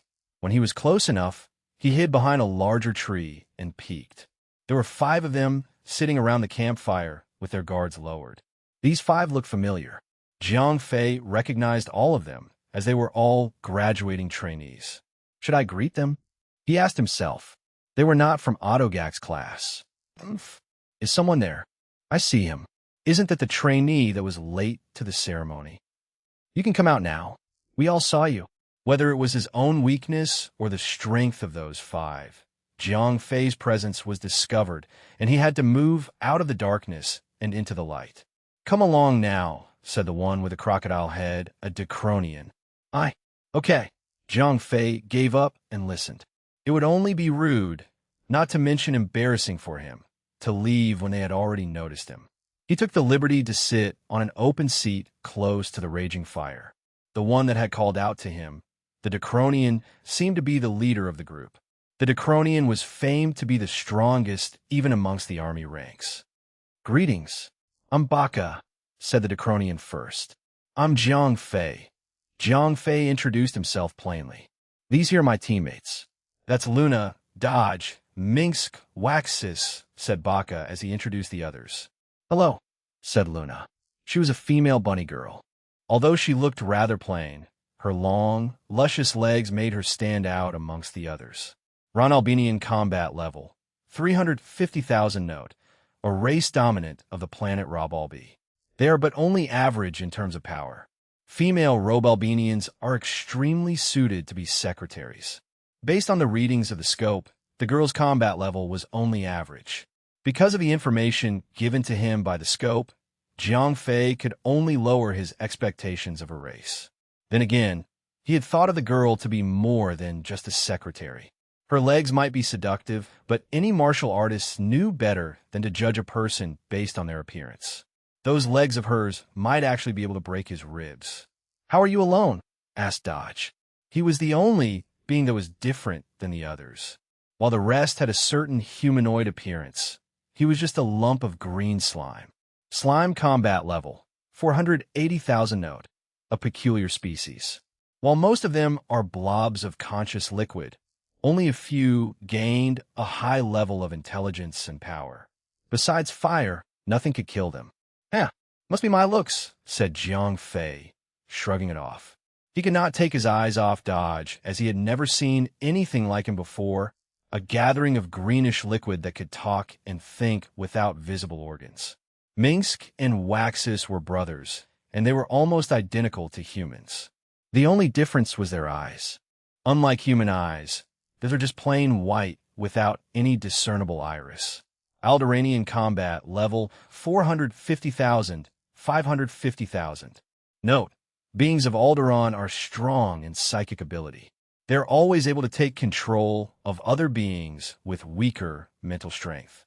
The brothers were quiet and only nodded when Jiang Fei turned to look at them. Jiang Fei, did you get your weapon? Baka straightforwardly asked. Based on the rumors that Jiang Fei had only over 120,000 combat level, it was obvious that the question was enveloped with sneer and sarcasm. Ugh, I had it, and I lost it, said Jiang Fei truthfully. There was no use in hiding it since he had nothing to show for it anyway. I understand what you're going through. All we can do now is to wait until all weapons have been discovered and for the start of the second mission, said the slime. Don't mind us. Please continue the conversation as we cook, said Mingsk while Waxus was busy spinning a boar-like creature on a stick atop the campfire. I say, Jiang Fei, you're in luck. Alderaanians make the best roasted meat. No one else could enjoy such an authentic experience, said Baka as saliva dripped from the tip of his jaw. Such behavior was only expected from aliens with beast-like instincts. If Jiang Fei had done that, and toward Luna the bunny girl, it would definitely be sexual harassment. Fortunately, he was only slightly disgusted. As the conversation shifted toward casual topics, the brothers finished cooking and Jiang Fei helped himself to a piece of boar leg. Before gobbling it down like a savage, Jiang Fei made sure to ask 0541 to examine it through the scope to make sure it was edible. The roasted meat was surprisingly delicious. Jiang Fei had never been so hungry for more alien meat. As he licked his fingers clean, the sun had set and the skies were littered with stars from nearby galaxies. The forest was dark and was only illuminated by starlight through the canopy of leaves. Leader, won't the light of the fire attract others? Luna asked worriedly. I've made it so, purposely. None of us had acquired a weapon. By attracting unwanted visitors, we might actually lure in one that carries a weapon. We'll kill whoever holds the weapon and be done with it, said Baka without much of a flinch. Jiang Fei choked a little when he heard Baka's plan. No wonder he had so straightforwardly asked Jiang Fei about having a primordial weapon. If he did, the group of 5 might have attacked him. The weapon had been created through a special method that even storing it in the ring's inventory would not leave its wave energy undetected. No wonder Baka had been so trusting with Jiang Fei. He had no primordial weapons on him. Be it as if may, Baka was still friendly, speaking with Jiang Fei. Then again, he had ulterior motives of his own. If he and Jiang Fei could graduate together, Jiang Fei could at least introduce him to a certain someone supporting him. Primordial weapons are not for all. By luck, you might find one. Without it, one might be eliminated through the second trial. It seems that the weapons play a key role in surviving the next mission, said Mingsk in an attempt to lighten the mood for not owning a weapon then. You might be right. Dodge, you take the first shift. The rest of you should get some rest, said Baka, changing the topic quickly. Sure thing, said Dodge before he left the campfire. The next moment, something happened that made Jiang Fei almost pee his pants. Dodge had expanded from being just a pole with arms into a large balloon before exploding into countless pieces. Splat, splat, splat. The smaller green pieces moved about, crawling slowly toward all directions. Surprised? Haha, I have no idea what they are, but the slime species are miracle workers. They can split into countless pieces with a mind of their own. If they were destroyed, their consciousness will join the other pieces, sharing any information. In any situation, if a single piece survives, it would regrow back into a full being. Hard to kill, they are. I see them as the best scout, said Baka, laughing at Jiang Fei's comical reaction. Chapter 1325, Request for Cooperation. Translator, Endless Fantasy Translation Editor. Endless Fantasy Translation. Jiang Fei did not bother to participate in the lookout shift and decided to nap away. The night was peaceful as there were nothing but the sounds of tiny critters and insects. When the golden hue of the morning ray hit the forest's top canopy, Jiang Fei woke up. Baka's plans did not work for the first night, as no one came over during the night. While he napped away, Jiang Fei placed 0541 on high alert while he passively diverted the energy from the black hole core into charging the core of will. One night of charging was not enough to fully charge the core. Nevertheless, It had enough juice to reactivate Jiang Fei's Omni Surge. "Someone's here," one of Dodge's split bodies whispered before it disappeared into nothingness. "On your feet. We have a weapon to snatch," Baka decreed, and everyone quickly readied themselves for a fight. 0541. "What are the incoming?" Jiang Fei asked. The yellow hue of the morning light was still dim, and he could not see too far in the dark. Based on presence alone, Jiang Fei could sense 6 of them. "Stand by. Give me a few moments," 0541 said. "Don't take too long," said Jiang Fei as he sat up straight and stopped diverting the black hole core energy into the core of will. It was now time to channel the energy into his own body to prepare for a fight. Results are in. Elaborate. There are 6 of them. There is one at around 200,000 combat level, 2 at around 300,000 combat level, 1 at 720,000 combat level, 1 at 450,000 combat level, and 1 at 590,000 combat level. "Thank you. Looks like they might be facing a bit of a challenge here," said Jiang Fei. Baka's plan of fighting the other trainees to snatch their primordial weapons might not work this time. While Jiang Fei had precise information about the potential enemy, Dodge's main body returned and gave his own rough analysis to Baka. Naturally, his report could never be as precise as 0541's. 6 of them. Baka frowned. He had never assumed Jiang Fei was part of the team and only thought of him as a spectator. "What are your orders?" Luna asked. "We hold. Do not strike yet. Let's see how it turns out," said Baka rationally. He would not want to strike the trap without first knowing that there was loot inside it. The others quickly resumed their preparations and sat by the now weak campfire. Everyone was ready for a fight, and some, especially Minsk and Waxus, could not hold their anxiety in. In a few minutes, the footsteps of the 6 targets could be heard. They were walking brazenly, showing no signs of even hiding their presence. While the others were already on their feet, waiting for the order to strike, Baka was on top of a larger tree, scoping out the enemies on a branch. Baka grunted when he saw the face of the leading trainee of the group. He leaped down and proceeded to greet them with a friendly face. "You do know that I saw you from a mile away," said the Valsaurian that was leading the group of 6. "Are you sure about that?" Baka growled before extending his arm out for a handshake. "I'm glad to see you're well." "Likewise," the Valsaurian replied, shaking Baka's scally hands. Baka took the chance to examine the other 5 members before asking the same question he asked Jiang Fei. "How are you still devoid of a primordial weapon, Kalon?" Baka asked. Apparently, the two knew each other from some time ago. Suffice to say that the trial is designed by some lunatic. 2 of my other teammates had withdrawn from the trial, Kalon replied. Besides a 4-armed Vulcan, the rest of the members were Valsaurians. "How so?" Baka said, snickering. "The Guardians were just too strong. After losing 2 of my members, I had to give up the weapon and leave. The 2 that had withdrawn were fatally wounded and had to be rescued," Kalon explained. "How strong?" Baka arched an eyebrow and asked. "The strength of the Guardian must be so strong that escaping the altar was the only option. We had it easy. The 2 were just weaker than average. I heard that someone had even encountered and killed a Grundel. God knows just how many it took to defeat that monster." Kalon ranted. "You're kidding. A Grundel?" Baka took a step back. The cursed life form was known to have at least over 2 million combat level. Ignoring the lethal blood aside, its strength alone was enough to kill more than a few groups. "It's true. Someone found the remains of the battlefield and the corpse of the Grundel," Kalon asserted. "Who could have done that? Must be someone from the 7th. Those F*** curs have always been helped by someone on the top brass. Not to mention the number of illegal tools they had embedded in their own bodies.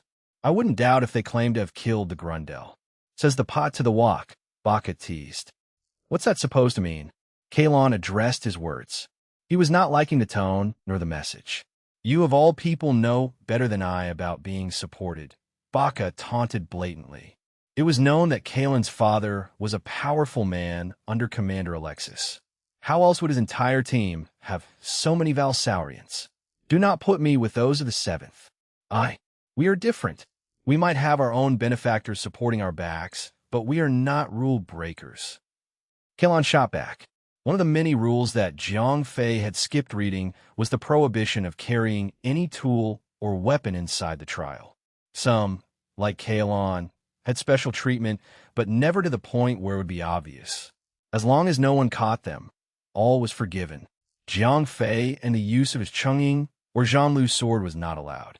But since the usage of his weapon was against an overpowered enemy, it was looked past since Commander Alexis himself did not say anything otherwise. What are you going to do now? Wait for the first trial to end. Baka probed. I'm actually trying to find people I know, and I bumped into you. Hear me out. Help me procure a primordial weapon, and I will return the favor, Kalon declared. Baka kept quiet for a while. He came to the trial with a carefully thought-out plan. He was confident in his strength, but not confident enough to defeat every trainee he met. The power of comrades was a necessity. He needed to gain the trust of his teammates first. Primordial weapons were limited, and it would be impossible for everyone in his team to procure one. He had planned on giving away the primordial weapon if he managed to get his hands on one. It was for leverage to build trust and reliance in the team. If he took the primordial weapon for himself, the rest of the team might not be too happy about it. Baka returned to the campfire to discuss the notion and returned to Kalon with a final decision. We agree to help you with this. Baka gave a positive answer. Jiang Fei, what say you? He turned to ask Jiang Fei. I'll only be shadowing you guys. Don't mind me, he replied plainly. He was not planning on interfering with their plans, but if things turned south fast, he would come in like a vulture to clean up the remains. That was if everyone was fatally injured and could no longer proceed. He had no intention to proactively snatch with the others, as he was alone in the entire Valsaurian army. From his vantage point, Commander Alexis was just someone who had an interest in his strength, but not his character, unlike the old foxes in the China Martial Art Alliance who would break their own backs just to help him. Very well. Of all the trainees present then, Kalon had the most information about Jiang Fei. He had been fed with information gathered by his father, an officer working close with Commander Alexis. He knew that Jiang Fei was a talented fighter at only 120,000 combat level. The Valsaurian army had countless other soldiers stronger than him. Chapter 1326, Devil of the Lake. In no time, the entire merry party took off with Jiang Fei following quietly from behind. From the looks of it, Kalon was familiar with their destination, seeing as how they moved at an excellent pace without losing precious time. The party arrived at the target location after 3 to 4 hours of trekking. See that island? The altar with the primordial weapon is right there. Kalon pointed to the horizon where a small, square-shaped island was located. Swimming is not a problem, but I think that it is the least of our worries here, Baka said as he licked his oversized jaws. Indeed, the lake surrounding the island is peculiar. There is an invisible barrier, and the only way to get to the island is by swimming across it. Flying is out of the option here. I should warn you that there are beasts inside the lake. You will be attacked as soon as your feet touch the water. One of my teammates was eliminated from the trials because of it, Kalon informed the group. That was the reason why he needed help. 0541. Scan for a bit, Jiang Fei asked through telepathy. Captain, 0541 replied. 0541 was able to wirelessly control the scope on Jiang Fei's ear. This piece of equipment was invaluable to 0541, and he could not stop praising Thean, the plunderer, for giving it to Jiang Fei. While the two exchanged mental thoughts, Waxus twitched a little and turned to Jiang Fei abruptly. Noticing this sudden movement, Jiang Fei faced him too, pretending to acknowledge his action as a friendly gesture. After Waxus turned away, Jiang Fei started becoming more careful about his telepathic ability. Seems about right, Jiang Fei murmured. He knew about Alderaanian's telepathic abilities and regretted using his own mental ability that openly. It was fortunate that his mental strength was unparalleled, or Waxus or his brother would have found out about 0541. So we swim, Luna stated, dipping her furry fingers into the lake water. Yes, no other choice, Kalon repeated the statement. He was not keen on returning to the waters, but there was no other way to the island besides swimming. Jiang Fei, should you just, wait for us here? Baka asked awkwardly. As the rumors stated that Jiang Fei was only a 120,000 combat level fighter, it would be dangerous for him to follow them into the unknown depths. Like I said, don't mind me. I wouldn't want to be exposed to danger as well. I'll just sit here and see how things turn out, said Jiang Fei as he found a spot to sit and relax. Based on his strength, he could never be hurt by the beast of the lake. You do you. As for us, let's get ready for a dive. Remember to swim fast. Faster even, said Kalon as he removed his boots and took the first dive. The others followed quickly with Baka's team being the last to dive. Just like that, Jiang Fei was left alone on the side of the lake. In that instant, he could feel a wave of psychic energy emanating from the lake. Countless smaller beings were constantly emanating psychic energy, like sonar for bats, to detect those who had just entered the water. Understand now, Jiang Fei exclaimed.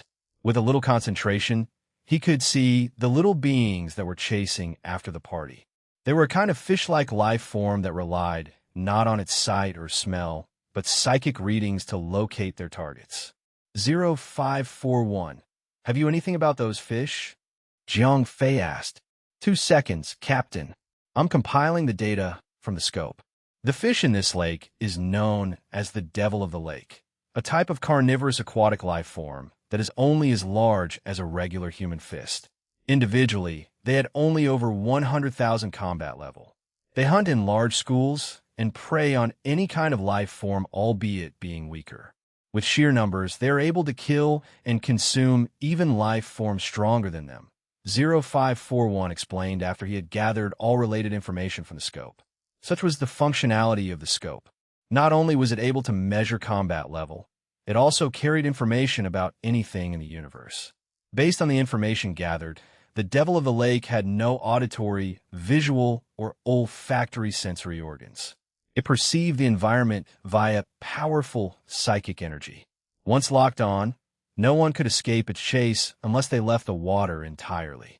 So they're like blind piranhas, cried Jiang Fei as he continued to extend his perception in the water.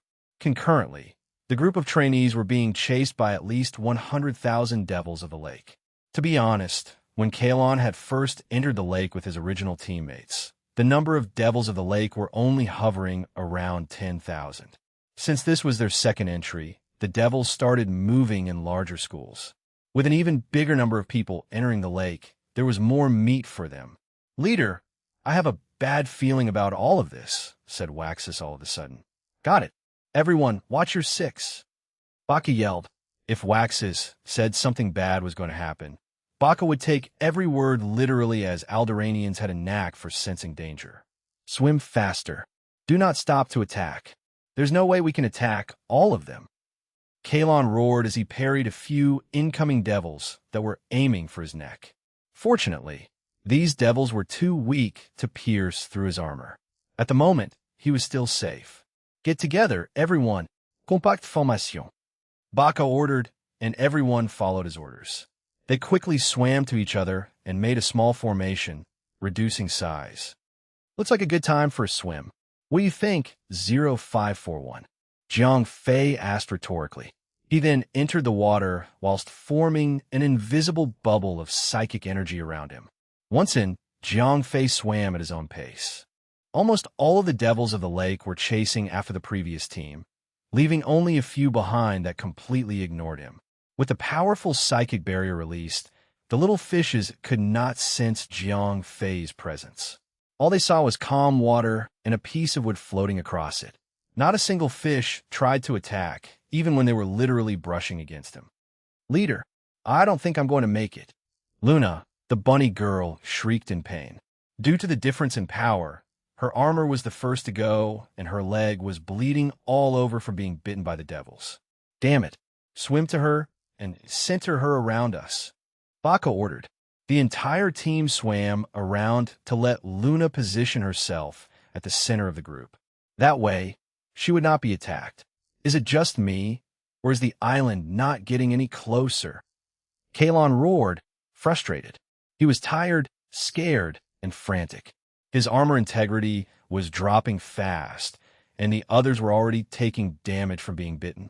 Worst of all, they had no idea how far they even were from the island. F***CK. What sort of hell did you drag us into, Kaelon? Think of something. Baka was panicking too. If I knew this would be smooth sailing, I wouldn't have asked for your help. Kaelon barked back.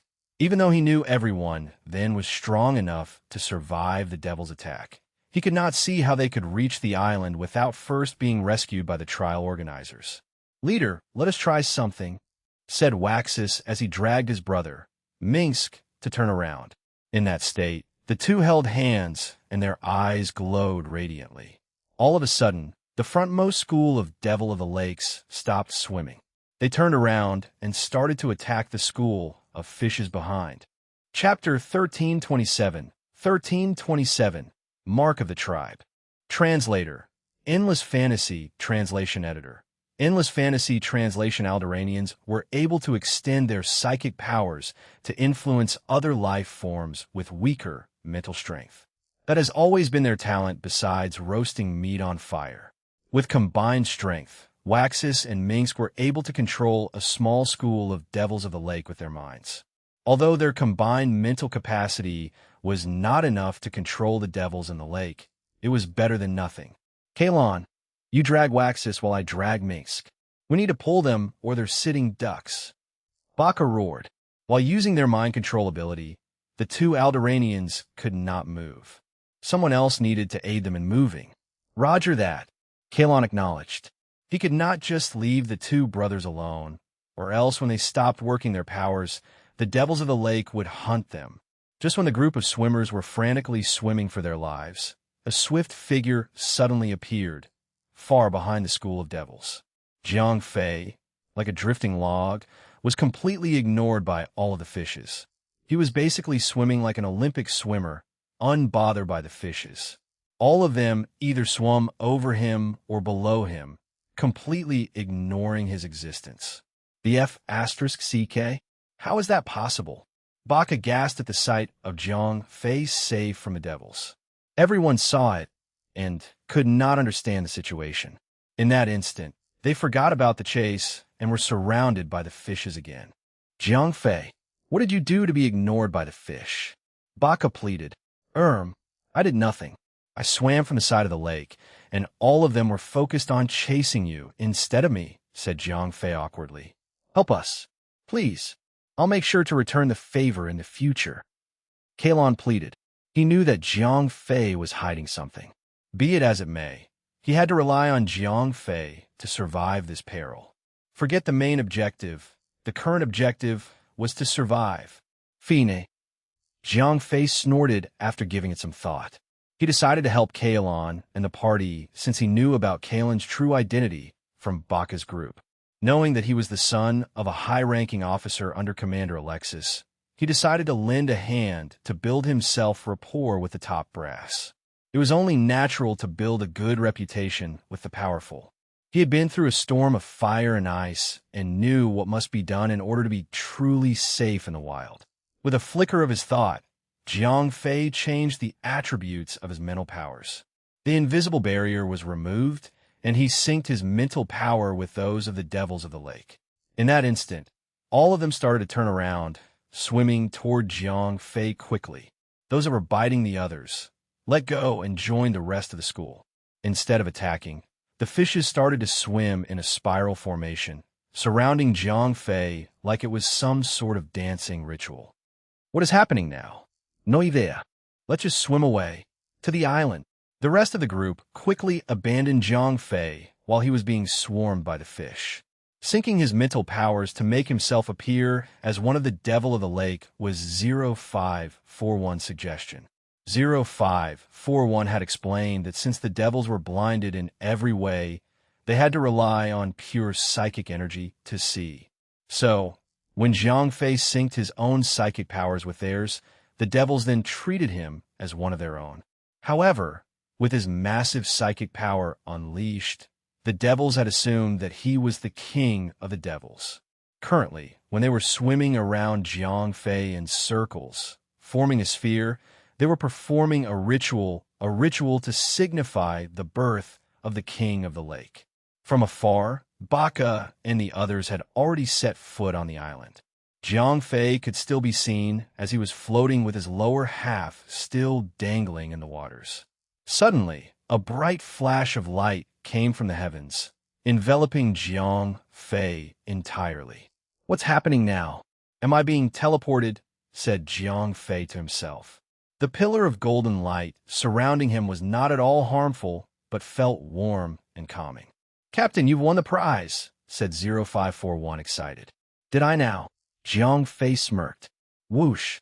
The light around Jiang Fei condensed onto his face and was slowly concentrated on the center of his forehead. A burning sensation was felt, and he could not help but groan a little as the pain was unlike anything he had felt before. However, after a second, the pain subsided and a mark appeared on his forehead. The mark was very faint, and if one were to observe carefully, one could see 3 tiny lines, like the scar of an attack by a tiny claw. "Congratulations, you have been awarded with the Mark of the Tribe," said 0541. "Mark of the what now?" Jiang Fei asked, stammered. "Mark of the Tribe. It is a tribal mark given to the ruler of the low-level life form." 0541 explained after looking through the databank of the scope, a piece of information that no one really knew. "Well then, what can I do with it?" Jiang Fei asked, excited. "The mark represents the undying fealty of the entire tribe to you. That is all. Besides serving as a poorly designed cosmetic appearance, it has no other function," said 0541 apologetically. He had been giving off the wrong vibe, making Jiang Fei think that he might have actually won something valuable. To be fair, the mark of the tribe served as an absolute symbol of authority. The entire tribe would forever listen and obey to each and every order of his. However, he had only become the ruler of a school of carnivorous fish in a lake inside a simulation. Unless Jiang Fei could hoard every fish with him, the mark served absolutely zero purpose. All that for nothing. Jiang Fei grunted. He rolled his eyes and started to swim. Along the way, he gave out an order, commanding all the devils of the lake to return to their daily business. As he swam to land, Baka and the others could not stop staring at Jiang Fei like they were looking at a ghost. "What's wrong? Did I get something on my face?" Jiang Fei asked. "What was that all about? What's with the golden light?" Baka asked. Everybody else, even with the help of their portable scope, failed to understand what had just taken place. It was only natural since events involving lower life forms with powerful psychic powers were rare. Those that had witnessed some had either failed to document it or was just too lazy to do anything about it since they were, after all, lower life forms. "How should I know? Those fishes were just crazy," Jiang Fei said, sounding annoyed. That was clearly a kind of weird ritual. The Vulcan, a member of Kalen's party, spat, not believing Jiang Fei words. Chapter 1328. 1328. Magneto Florp. What ritual? They're just a bunch of fish surrounding Jiang Fei. Don't waste your time thinking about this sort of thing. Kalen chimed in abruptly to shift the topic. He knew that Jiang Fei must have done something to lure all the fish away from them to himself. He had helped them, and all he could do in return was to not question his method. Nothing good would come from asking too many questions. So it seems, let's not dwell too long here. Kalen, brief us about the island. Baka joined in, shifting the attention away from Jiang Fei. At that moment, both of them shared the same thought. Jiang Fei was not as simple as he looked. He might be a weak fighter, but he possessed something that would help him in the trial, perhaps a powerful tool or weapon that was prohibited. Nevertheless, they would not want to purposely or accidentally expose his true self. Very well. Listen close, for what I'm about to say will save your life, Kalen started to explain. The first time Kalen and his team came to the island, they returned to the other side of the lake with a few casualties. During entry, their numbers were lesser than the current group. The amount of devils of the lake they had managed to disturb was not as many as this time, allowing them to cross the lake safe and sound. The real nightmare started as soon as they set foot on the island. Danger lurked at every turn, and not a single team member managed to reach the altar before suffering major or fatal wounds. The first hurdle was the beach. There, hidden in the fine grains of sand, were little crabs that had not enough strength to pose real harm. However, like their counterparts, do not just stay quiet when threatened. They cannot damage anyone, but they do an amazing job annoying people. After the beach would be the reef region. There, something odd had happened. The magnetic field around large cliffs and reefs were insanely unstable. In the next step, the gravitational pull might be 10 times less than that of Earth, and in the next step, it was 10 times that of Redstone. The fluctuation of gravity and magnetic field proved to be a challenge, as simply walking was no easy task. In such an environment, swinging a sword or simply throwing a punch would be an issue. Even in such an environment, there were life forms that lived and thrived, and that was the magnetoflorp.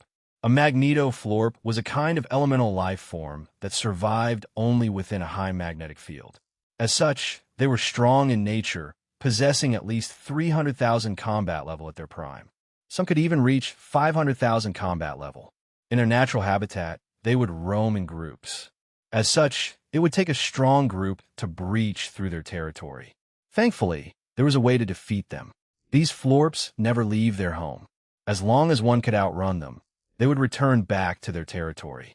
Kalon and his group suffered with the loss of 2 fallen comrades in the reef when they had chosen to fight head-on instead of outrunning them. The 2 fallen comrades were rescued from the simulation and were removed from the trial. The beach and the reefs were the only 2 regions Kalon and his group had managed to pass. After the reefs, they had decided to use aerial travel. However, as soon as they took flight, they encountered the invisible barrier and were instantly teleported to the starting point, the other side of the lake. I see. Bako acknowledged.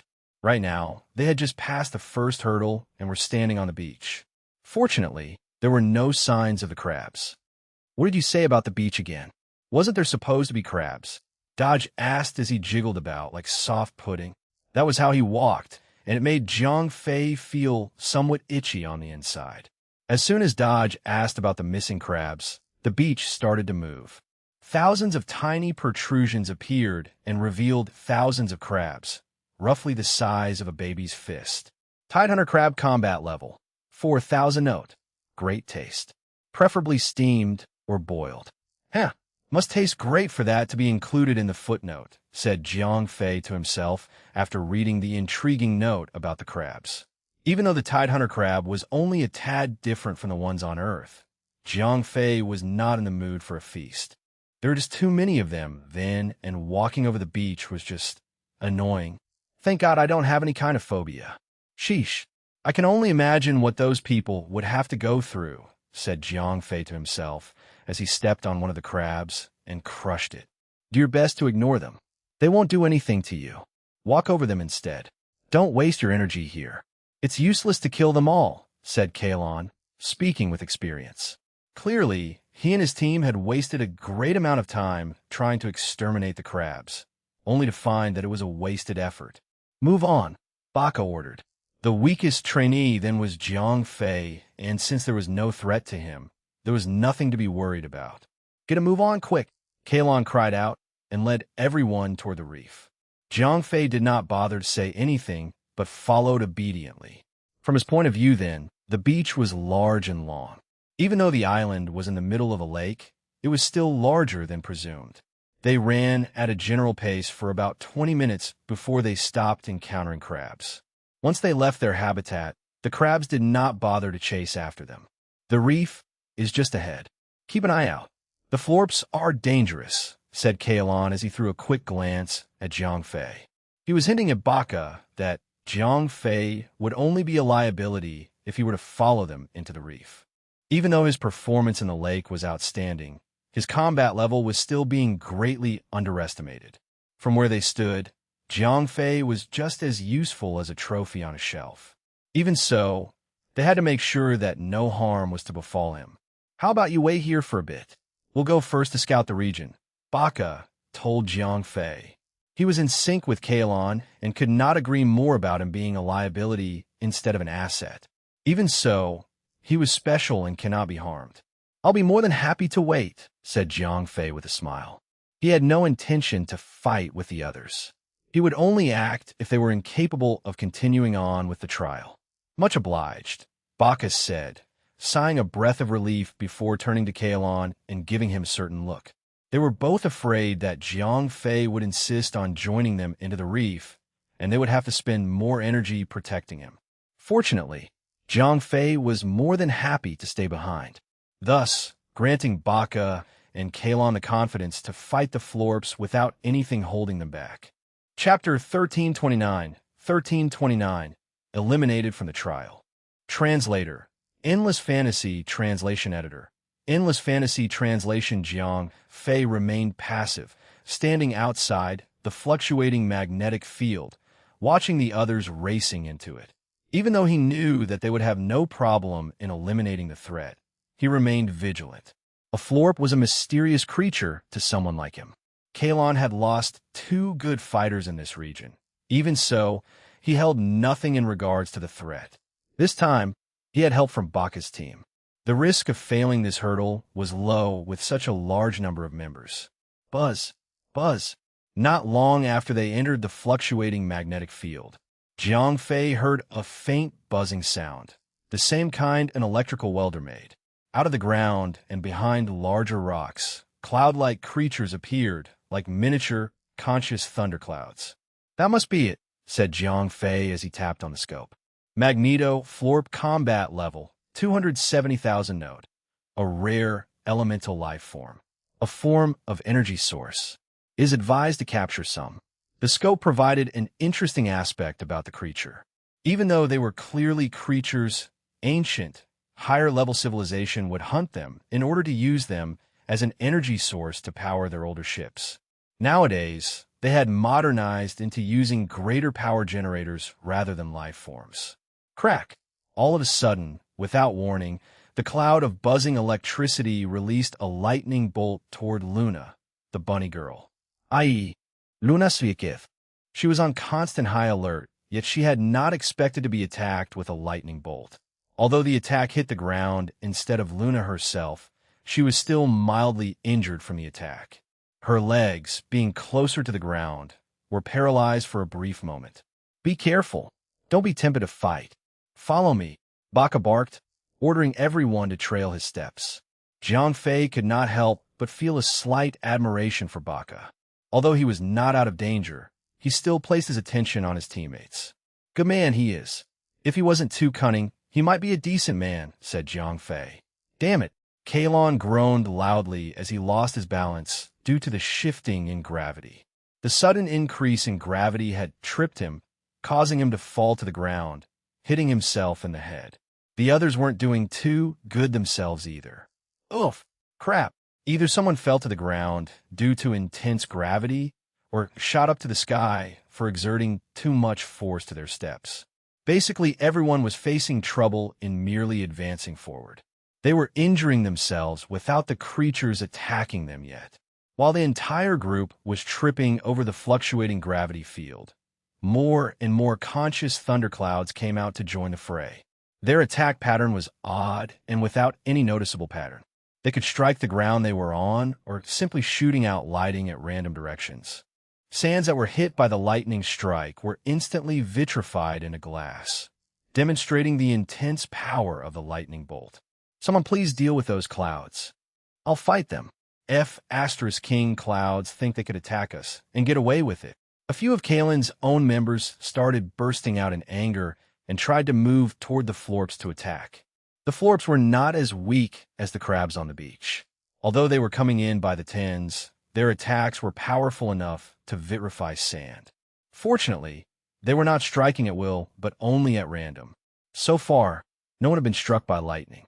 No, we cannot fight here. We cannot bring out even 20% of our fighting capability here. Once surrounded, we will be fried. Do you want to be eliminated from the trial? Kalon roared. He understood the danger of dwelling in this place, and he needed to get out of it. In the fluctuating magnetic field, only the Florps were unaffected and could move about freely. They were the master in their territory, and unless one could ignore the effect of gravity, nothing could truly defeat them. Thunder crackled continuously, and the more they attacked, the more accurate their attacks hit. These creatures were starting to learn to attack properly, and were now actively chasing after the escaping group. Thump! A louder than usual crack was heard, but by the time anyone could react, a huge lightning bolt coursed through the air toward Kalon. With speed, he finally caved in, resorting to cheating by utilizing tools that he brought into the trial. He took out a small marble and tossed it toward the incoming lightning. The bolt diverted ever so slightly in the air and hit the marble instead. Without it, the bolt would have struck Kalon, vaporizing him or, at best, gravely injuring him. Drat! The big one is here, Kalon warned. A larger clump of dark clouds hovered over the field, slightly higher than the other florps. Compared to the others, the king of Magneto Florp was more opaque than the regular ones. Smaller, cracking lightning bolts could be seen zapping about from within the body of the king. The bolt of lightning that had struck the marble instead of Kalon had come from the king. The king's attack was more frequent and more accurate than the regular ones. Kalon might have been saved by the marble, but the others were not as lucky. AGHH. Dodge was the first one to be struck by the lightning bolt.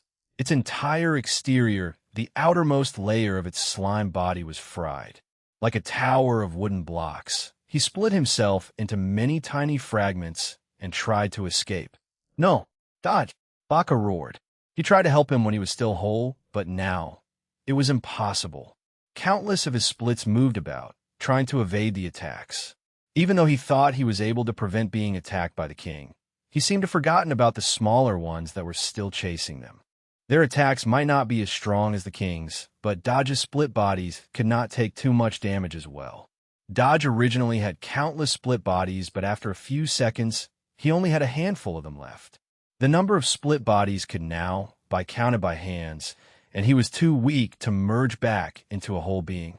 At this time, the king was coming, and Dodge's remaining bodies could not dodge the king's attack due to the fluctuating gravity field. I give up. Please help me, he cried. Just like that, a light barrier came down from the sky, encasing the remaining slime bodies in a protective barrier before vanishing from sight. F***CK. Baka grunted. Dodge was one of his better teammates, and now he was eliminated from the trial. Although he was alive and could live to see the light of another day, he had failed the graduation trials and would forever be a low-ranking soldier for the Valsaurian army. If you're enjoying this story, don't forget to like the video and subscribe. It really helps this channel keep growing. All right, let's continue. Chapter 1330. 1330. A challenger appears. Dodge was eliminated from the trial, but the king was not done. Loud thunderclaps echoed in Jiangfei. Even from afar, couldn't help but feel the tingling sensation on his skin. The king and its subjects were attacking continuously without slowing down. Although the smaller florps were not as powerful as the king, no one could not afford to take any more hits. A single mishap would lead to a catastrophe. Instead of escaping, the entire group was now focusing on surviving. How are their attacks so violent? Kalon grunted. He had been there once and could tell the difference. He had used the marble to absorb a few stray lightning bolts, but the power of the marble would not last. Sooner or later, the marble would reach its maximum capacity and explode. Even though he could desert everyone then and leave the field safely on his own, he could not complete the mission all by himself. He needed the others to fight the final guardian. Kalon, stop the pretense and use whatever tool you have brought. Baka barked.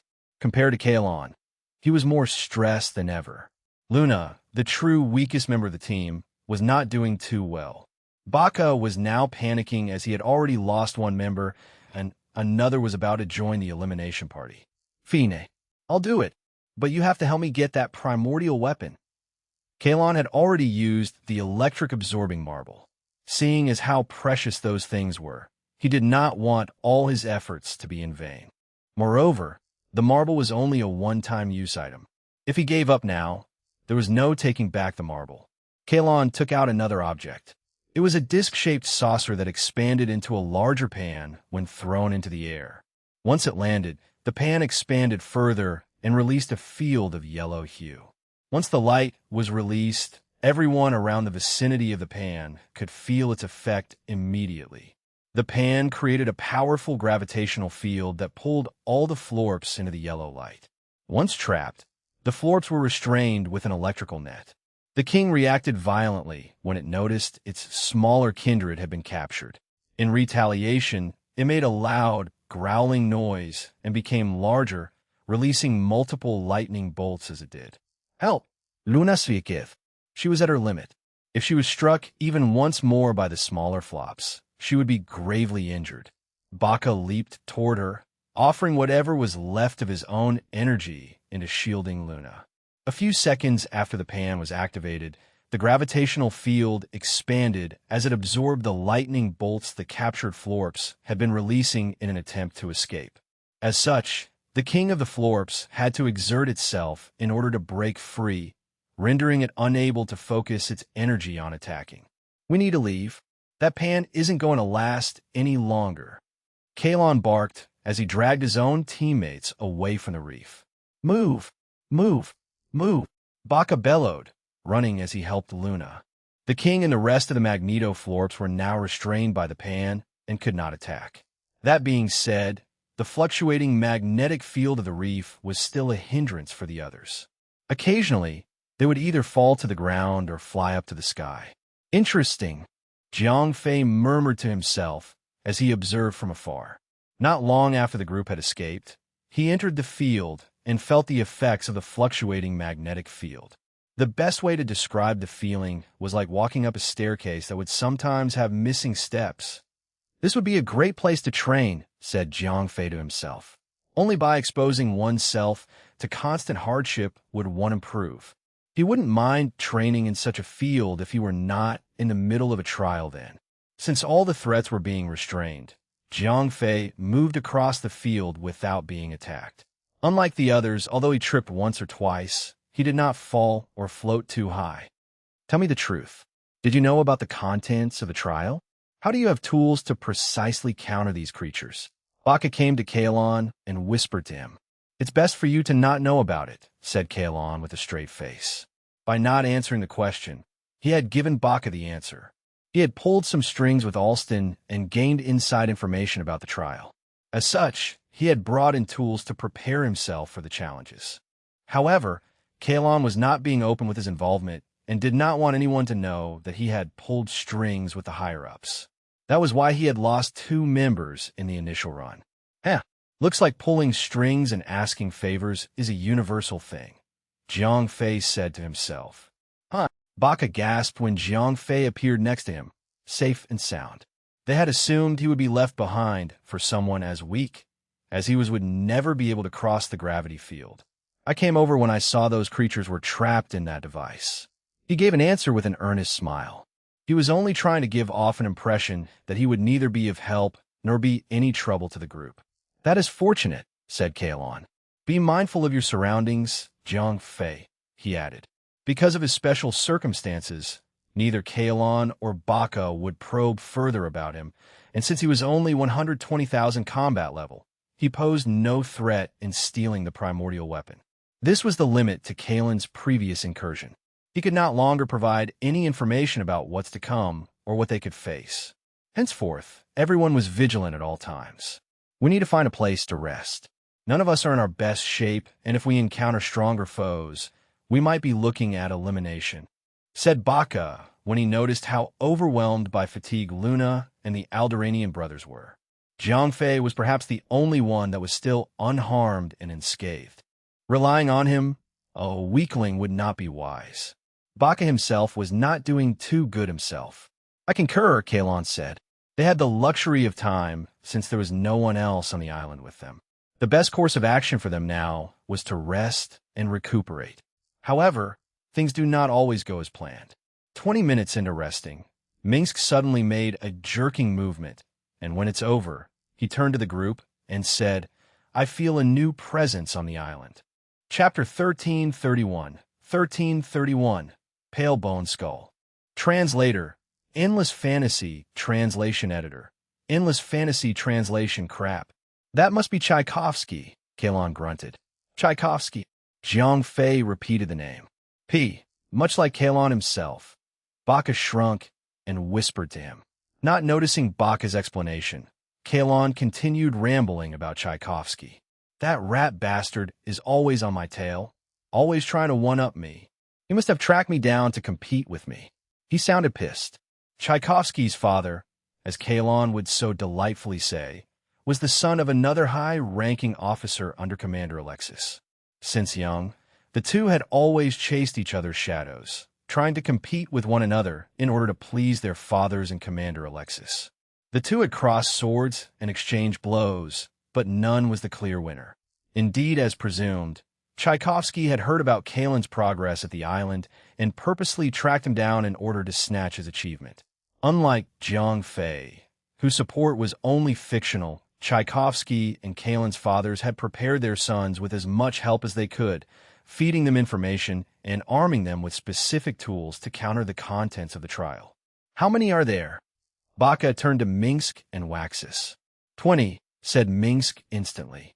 Knowing the new challengers had arrived, both Baka and Kalon could not hide their disgruntled expressions. A fight would be unwise, as their numbers were greater. "What can we do now?" Baka asked. "Nothing yet, but we'll cross that bridge when we get to it," Kalon replied. It would not matter if the entire group sped things up and got to the altar first, as Tchaikovsky's group would find them and fight for the weapon. Kalon had to rely on waiting instead, hoping that Tchaikovsky's group would fight the guardian of the weapon and perish. As such, Kalon ordered everyone to spend the rest of the time resting. They would fully recover and try to talk it out with Tchaikovsky's group. After an hour or so, a large group of trainees, with Tchaikovsky leading the way, came out of the reef region, unharmed and unscathed. He was just like Kalon, a regular Valsaurian. "Kalon, you son of a B***TCH, you're still devoid of a weapon," were Tchaikovsky's first words. Well, I could say the same to you," Kalon retorted. "There was no need for subtleties, as the two go a long way back," says the man who could never stand on his own. Tchaikovsky barked condescendingly, says the man with so many dancers prancing behind his back. Kalon returned the insult. The two kept their animosity with words alone, as they knew that they were both only trying to rattle each other's composure. Once either side broke and attempted to attack, the other would fight it all out. There was no reason to fight now, as both of them were empty-handed. It would only be a waste of time trying to solve their differences there and then. Talking to you is a waste of breath. Tchaikovsky threw one last insult. Seeing as how calm Kalon was made Tchaikovsky a little dejected. "Well then, best not breathe the same air I breathe, or you'll suffocate. If you're heading to the altar, be on your way. I am not in the mood to waste my attention for the likes of you." Kalon snorted. "Well said, for a cowardly prick," Tchaikovsky said and turned away. "Let us leave.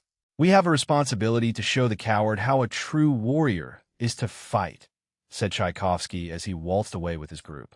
"That's too much, even for comedy." I was unable to hold back myself from cringing all the way. Baka laughed. "So what now? Do we sit all day?" Jiang Fei interrupted. "What would you do? We are outnumbered. There's no way we could fight the lot of them." Kalon snarled. Both he and Baka had given up on aiming for the primordial weapon on this island, but since Jiang Fei was just a hitchhiker, there was no reason to inform him about their decision. "As you are. I'm going to see what all the fuss is about," said Jiang Fei with a certain gusto before leaving. "I would advise you not to approach that kid. Tchaikovsky is known for many things, and being understanding and kind are the two things he is not. That son of a gun would not hesitate to wrong anyone," said Kalon in an attempt to save Jiang Fei from all the trouble. He did help the entire group in the lake after all, and for that, Kalon was liking him already. He would not want someone like him to lose his life to that Tchaikovsky jerk. "Thanks. I'll be fine. I'll only be watching from a distance," said Jiang Fei. When Tchaikovsky was busy exchanging insults with Kalon, he had taken his time scanning every one of his members. Their strongest member was only at around 750,000 combat level, while the majority of his group were only 400,000 combat level. Jiang Fei had every reason not to be afraid of that prick, knowing that he could easily wipe them all out without even using the power of his domain ability. "Just keep your eyes peeled," Kalon advised again, not planning on stopping him. He had done what he could, and if Jiang Fei was voluntarily heading for a certain death, so shall he be.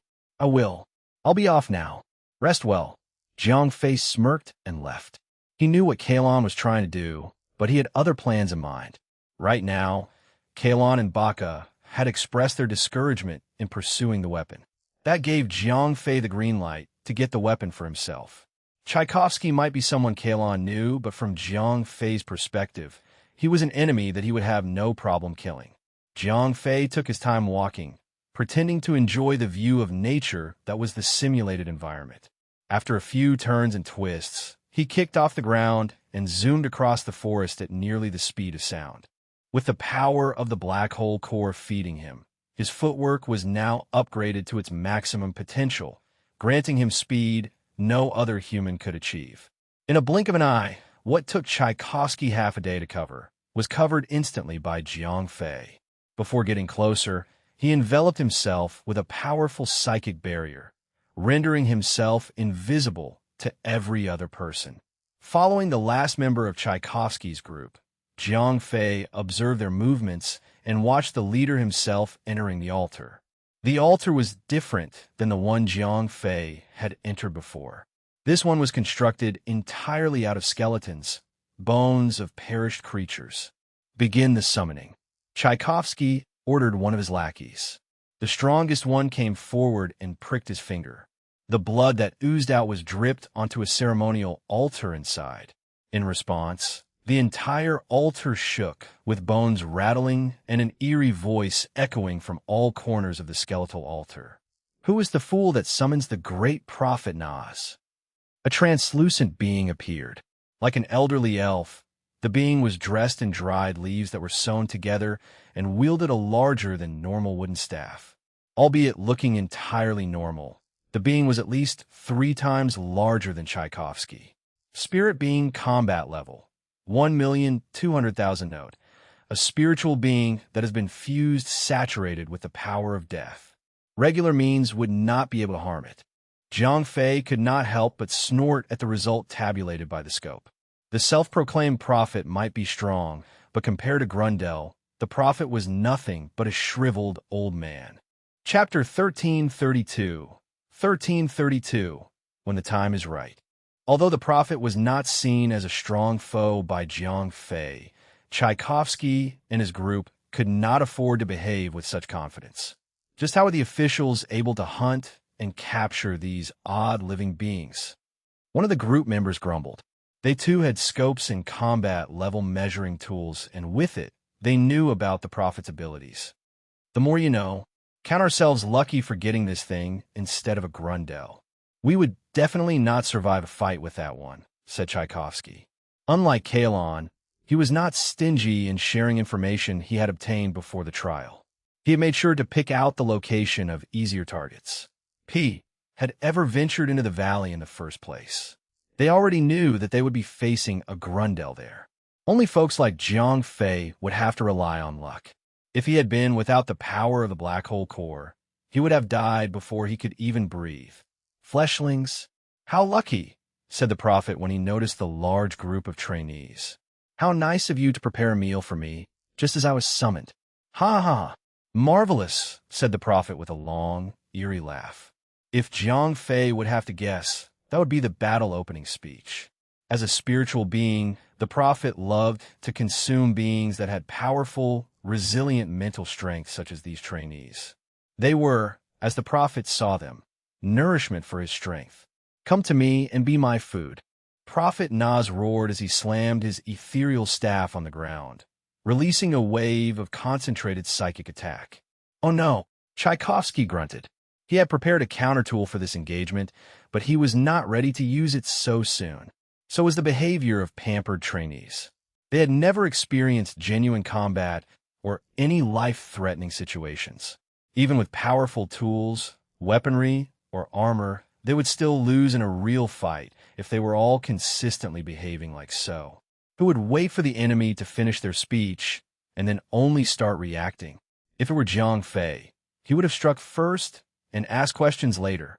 Fortunately, Tchaikovsky's group was not weak, so after taking the first wave of attack, none of them were gravely injured.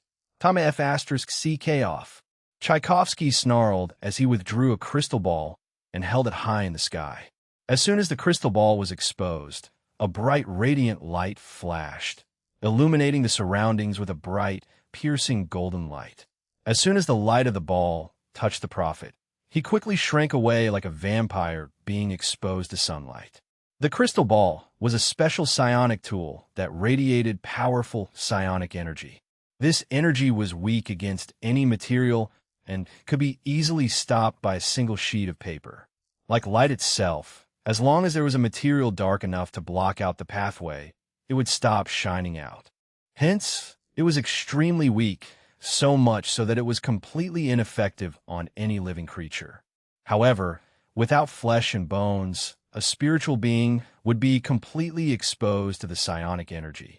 They were without a physical form, which could not prevent the energy from penetrating their bodies.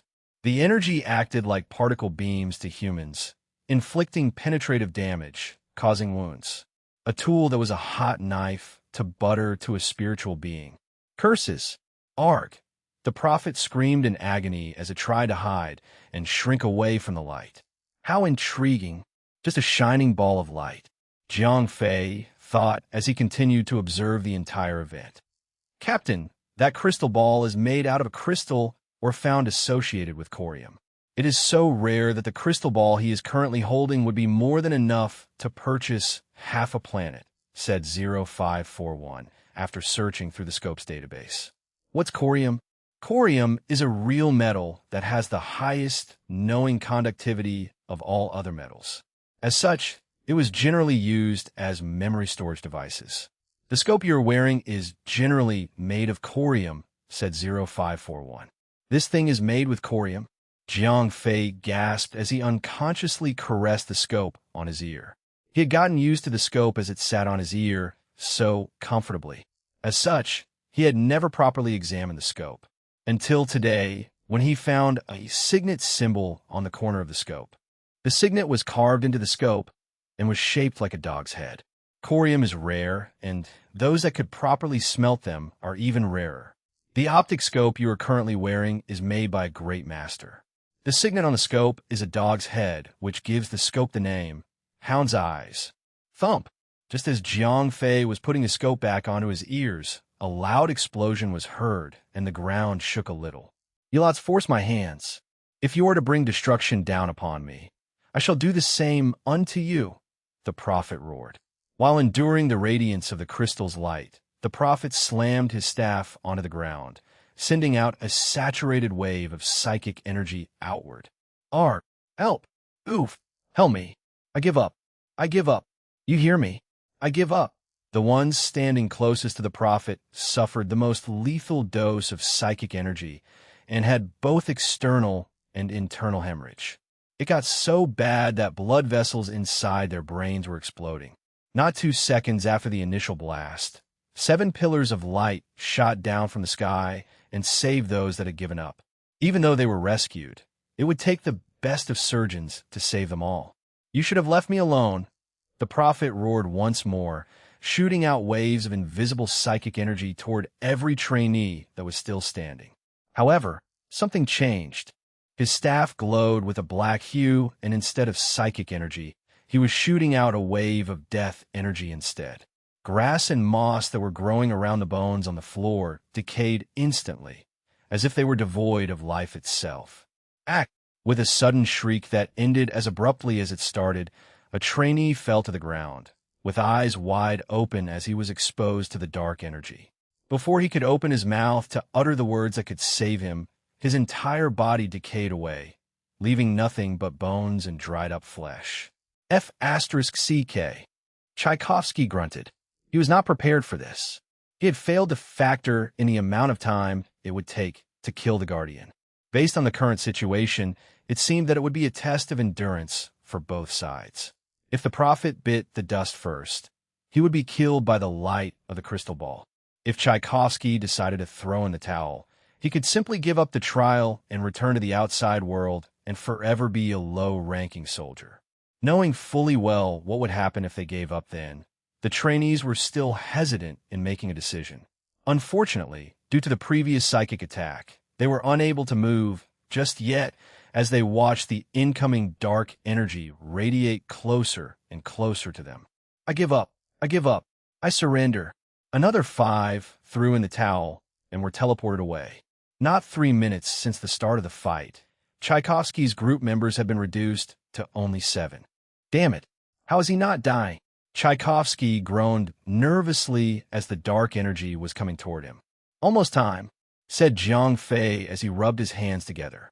From the looks of it, it would be soon before all of Tchaikovsky's group perished.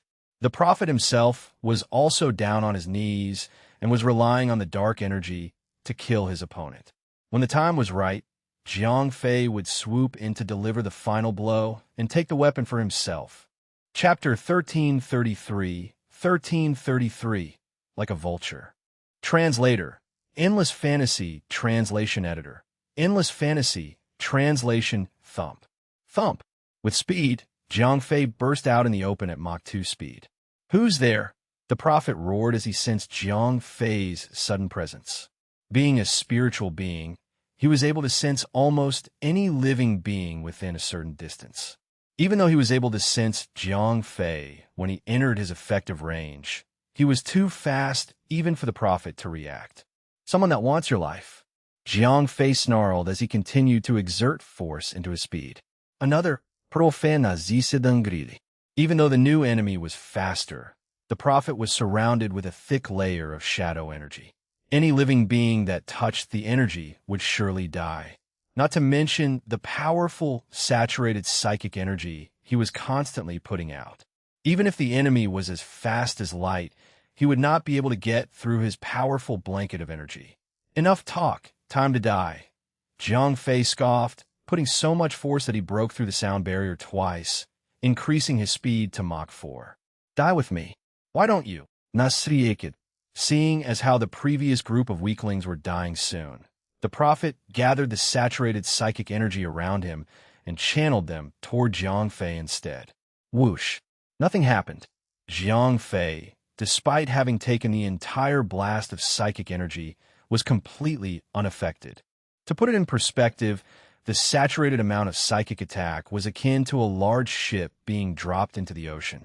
Even if it was able to do anything, the entire ocean itself would not be entirely affected. Nas was stunned for a moment, but quickly put out another saturated wave of psychic energy into an attack, repeating the same attack, just more frequently. Whoosh, whoosh, whoosh. Again, Jiang Fei took the hits without even flinching. Who are you? What are you? The prophet gasped in horror as he could not understand the creature that was coming to take his life. He had already unleashed the strongest of his attacks, yet his enemy was still coming at him. It was all due to the fused core of will inside his mind. To be honest, Jiang Fei was affected, but it was only like an ant bite that faded away after a second. But for what he saw, he was completely immune to any kind of psychic attack. The one thing that no being, even Prophet Nas included, knew was that Jiang Fei was not a common being. His mind housed a completely new core of will.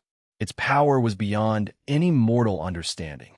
Not only did the core of will help him to endure the attack, it even absorbed the saturated psychic attack to charge itself. If Jiang Fei paid attention, he would have felt the energy content in the core of will increase by a tiny bit. Even though the incoming energy was not as powerful as the black hole core, it was still energy strong enough to kill any mortal being.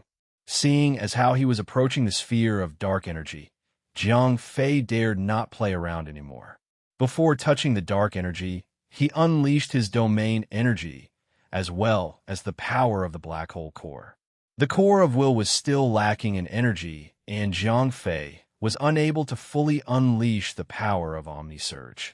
However, increasing his combat level to over 1 million was still achievable for now. Combined with the power of the black hole core, Jiang Fei was effectively boosted to over 4 million combat level. Even the great leader of Redstone, Commander Alexis, had only a combat level of 4,500,000. At his weakened state, Jiang Fei was still able to be almost as strong as Alexis. As soon as he unleashed his powers, the air around him crackled with energy. His sheer aura alone was enough to wash off the dark energy. Time to die. Jiang Fei lifted his right arm and was about to deliver a devastating punch when 0541 suddenly called out. "Wait, Captain!" Jiang Fei quickly diverted his punch slightly to the left. The surging power blasted away and destroyed anything that was within the line of the punch, grazing the prophet by only a few inches. "What?" Jiang Fei asked. He knew that 0541 would never simply stop him if it weren't for a good reason. "You should capture him. He might be useful to us in the future," said 0541. "Capture him? How?" Jiang Fei asked, stammered. Capturing wasn't the problem, but how would he contain the ethereal spirit?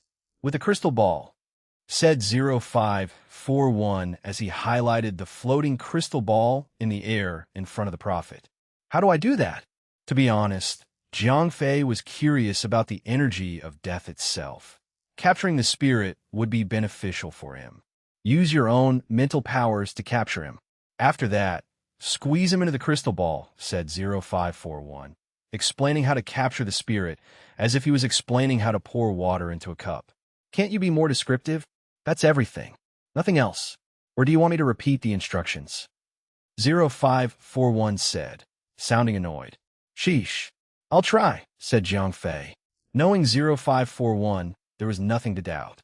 Jiang Fei stopped running about and started concentrating his mental powers into trapping the prophet. An invisible barrier formed around Prophet Nas.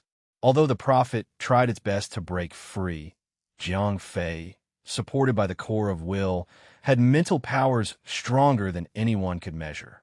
Suppressing an ethereal being was nothing but a walk in the park. As soon as the prophet was captured, Jiang Fei did as he was told. He compressed Prophet in his barrier and squeezed the ethereal being into the crystal ball, literally. What are you doing? No, stop. Let me go. Please stop. Please let me go. No. Arf. While Jiang Fei knew he had strong mental strength, it was only his mental defense. Outside his mind, he wasn't able to exert much force. The psychic barrier that he had formed around the prophet was weak. If Prophet Nas had put more force into it, he would be able to break free.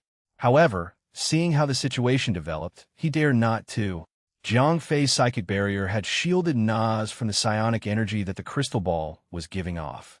At the distance he was at, if he removed himself from the barrier, he would be fully exposed to the psionic energy.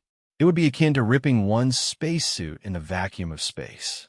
The prophet knew this, and so, instead of trying to break free, he merely pleaded for his life and even threaded carefully so as to not break the barrier. Plop! Like pushing a squish ball into a tube, the prophet slid into the crystal ball, captured. "What do you want him for?" said Jiang Fei only after he had captured the prophet. "We could try to convince him to work for us. If we succeed, we would be gaining a powerful ally. If not, we could take this chance to steal this crystal ball," said 0541. He was not sure about gaining the loyalty of the ethereal being, but at the very least, he was about to gain the rare crystal ball for himself. To be honest, that was 0541's primary objective. Hee. "You've learned well," said Jiang Fei as he put the crystal ball into the ring's inventory. Jiang Fei went closer to the small altar to approach the staff that the prophet had dropped. It had shrunk in size after the prophet no longer wielded it. Right now, when Jiang Fei picked it up, it was only a regular-sized staff. He had gone over to pick up the staff because it was emitting a similar energy reading, the kind that only a primordial weapon would give off. "Guys, the spirit is too malicious to be left alive. I'm going to need the crystal ball for a while to trap him," said Jiang Fei nonchalantly to Tchaikovsky and his group. Technically speaking, Jiang Fei had no right to intervene and take another trainee's item. However, 0541's action had only provided a suitable reason for Jiang Fei to take the crystal ball for himself. The officers that were invigilating the entire trial could not say anything against his action. If he had not intervened and did what he did, Tchaikovsky and his entire group would have died. Everyone in Tchaikovsky's group was unable to properly gauge Jiang Fei's true combat level. They genuinely thought that he was unable to defeat the prophet and needed the help of the crystal ball. Chapter 1334. 1334. Amongst Thieves. What can they do besides standing in awe? Jiang Fei's superior aura was unlike anything they had ever seen. He might even be stronger than Tchaikovsky's father. Be it his own power or the power borrowed from another tool, Jiang Fei's surroundings crackled with so much energy that Tchaikovsky dared not try anything. It was similar to how Kalon had given in to him when he arrived with his many members. "You don't mind, do you?" Jiang Fei prompted again. "No, that is an invaluable spirit crystal ball, but you have saved our lives today. It is a deed that no amount of treasure could compensate. Tchaikovsky will someday return the FF favor," said Tchaikovsky as he tried his best to say the last three words. Clearly, it was something he did not mean to do. To be fair, the man was in great denial. He had lost his chance to acquire a primordial weapon and one of his invaluable treasures. Having to owe Jiang Fei a life debt would be rubbing salt to the wound. "You've said enough. I do not need to walk away from someone claiming to have owed me a favor. Let bygones be bygones. That said, I'll be leaving now," said Jiang Fei. Just then, 0541 chimed in. "Captain, deactivate Omni Surge and stop feeding on the black hole core," said 0541. "Why?" Jiang Fei asked. "No time to explain," 0541 barked. "Urg, fine. I must say, you are getting quite cocky these days by ordering me around without stating the reasons." Jiang Fei sneered and turned off Omni Surge. He channeled the power of the black hole core into the core of Will instead. As a result, the surging power around Jiang Fei was gone, reverting him back to his pathetic state of only 120,000 combat level. After he was out of earshot, the surviving members of Tchaikovsky's group started asking questions. "Why did his powers fade away so quickly?" said Tchaikovsky when he noticed the surging aura was gone. He had only said that because he had been constantly trying to gauge Jiang Fei's combat level without the use of his apparatus. While Jiang Fei loved to keep pointing his scopes around to scan combat levels, it was considered a D**CK move for anyone else in space. He obviously did not know that, but it wasn't a big matter as the scope he owned was given to him by Thean, and it was a powerful scope as claimed by 0541. Its scanning ability was undetectable by others unless they were absurdly powerful beings like Autogact or Alexis. "I've measured it. That kid has only 120,000 combat level," said one of Tchaikovsky's smaller group members. "Damn it, he's tricked us." Tchaikovsky snarled under his breath. From his point of view, Jiang Fei had merely put on airs by using a tool that could temporarily increase his combat level tenfold at least. Now, without the tool, he was only a weakling. "What should we do?" the underling said. "We **CK him until no one can recognize his face no more." Tchaikovsky spat. He had lost more than half of his teammates for that primordial weapon. Even so, he was still devoid of one and had lost the invaluable spirit crystal ball. Seeing as he thought Jiang Fei had tricked him, he wanted no more than to end his pathetic little life. He would reclaim what was rightfully his and also acquire a captured spiritual being that had mastery in the power of death. Tchaikovsky was not a saint. He did not attack Kalon or Baka back then because there was no reason to. Jiang Fei, however, was holding a primordial weapon, and that gave every other trainee in the trial every reason to attack him. He was not worried about his true capability as he had seen his real potential. Even though he had lost more than half of his team members, he still had 7 good fighters with him. Even the weakest had a 400,000 combat level, more than enough to single-handedly beat Jiang Fei to a pulp. "Chase him, but don't make it look like we are ganging up on him. I don't want Kalon and the others to know about him having a primordial weapon," said Tchaikovsky. Even though the original plan here was to humiliate Kalon, he had been utterly stripped off of his ability to do so by the Prophet. "Jiang Fei, wait!" Tchaikovsky cried out as he paced quickly toward him. The others quickly surrounded him in response, cornering him. "What's the matter?" Jiang Fei asked, pretending to be oblivious. He knew exactly what was happening as he had understood why 0541 wanted him to turn off his power-up mode. Jiang Fei was in the same situation. Like how Tchaikovsky was unable to attack him without a reason, he could not attack Tchaikovsky first, even with the primordial weapon in hand. However, if he were to come up to him and attack, with the intention to rob the primordial weapon, Jiang Fei would then be granted permission to kill Tchaikovsky. You have been through a lot, and it would be wise for you to travel light. Allow us to carry the staff for you, said Tchaikovsky with a thinly veiled provocation. No need. I'll be fine on my own. Jiang Fei bowed and declined the offer. Even though Omni Surge was not active, he was not afraid of being gangbanged by the group. The strongest fighter then had only 750,000 combat level, and he was badly injured. None of them possessed any kind of strength to penetrate his armor. Even if they had anyone capable of using a psychic attack, it would be useless, as Jiang Fei had the power of the core of will at his disposal. Henceforth, no one then could inflict even a paper cut on Jiang Fei. Enough pretense. Surrender the primordial weapon, one of Tchaikovsky's subordinates roared. That's right, and a crystal ball as well. Give them to us, or you will be on wheels for the rest of your life, another chipped in. Surrender everything you have on you. A payment for all the troubles you have caused, said a Decronian as he placed his scaly hands on Jiang Fei's shoulder, threatening to snap his shoulder blade with his hands. His combat level was measured at over 680,000, an above-average fighter amongst all trainees. I've heard rumors of Decronians, but never have I thought I'd actually experience such a stereotype. Jiang Fei laughed contemptuously. He was not at all threatened by the Decronian, even though he was being physically held by him. Do you want to die that bad? Said the Decronian as he snapped open his jaws, ready to bite Jiang Fei's head off. Calm down, the lot of you, Tchaikovsky suddenly roared. He then turned to Jiang Fei and put on an understanding expression and said, Jiang Fei, you have overdone it a little. I won't speak of the primordial weapon, but that crystal ball is invaluable to me. At the very least, give me something to quell the rage. Chapter 1335 a 1335. No merci. Translator. Endless Fantasy Translation Editor. Endless Fantasy Translation. Give you something? Don't make me laugh, Jiang Fei scoffed. Compared to those surrounding him, he was as calm as a cucumber. He had sheer confidence that he would be able to defeat all of them, even if they were all unharmed and well.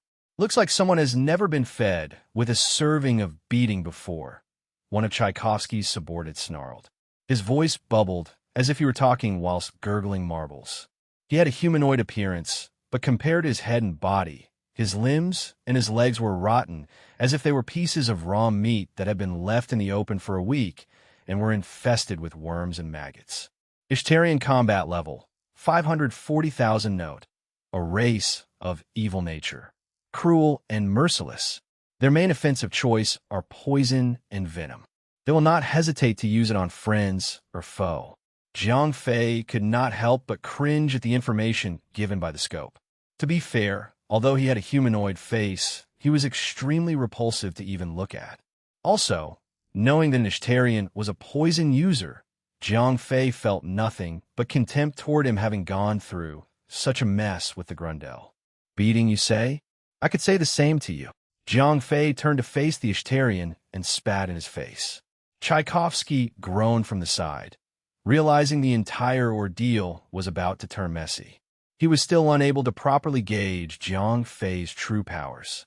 He might just be hiding his strength to conserve energy, or simply trying to trick others into thinking that. The previous image of Jiang Fei being overwhelmingly powerful was still clear in his mind. However, based on his combat level readings, he could not shake the doubt about Jiang Fei merely using a tool to boost his combat level. Then again, his current calm and composed nature made him doubt his previous thought. He was unable to come to a decision on whether or not he should be fighting Jiang Fei, be it real or faked. If he was able to replicate the previous performance, they would all be killed with a single breath.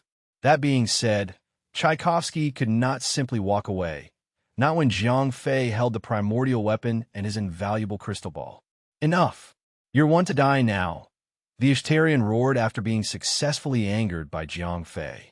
He stepped back, ready to attack. If Jiang Fei was really just 120,000 combat level, the attack would surely blast half of him away.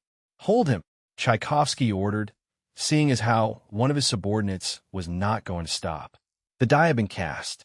He had already started the attack, and even if they were to let him go right there and then, Jiang Fei himself might not do the same. However, if Jiang Fei was really just a trainee at 120,000 combat level, him coming after Tchaikovsky would not be much trouble. Even if Jiang Fei's strength came from a tool, it would not be permanent. Attacking him now would be the best chance, since he wouldn't have enough time to recover whatever energy he had used, nor would he be able to use the tool to gain a boost of combat level. Every subordinate then jumped at Jiang Fei. Some held him down by the legs, while the others charged up their attacks. Their longtime master had already decreed the kill order, and there was nothing to hold them back anymore.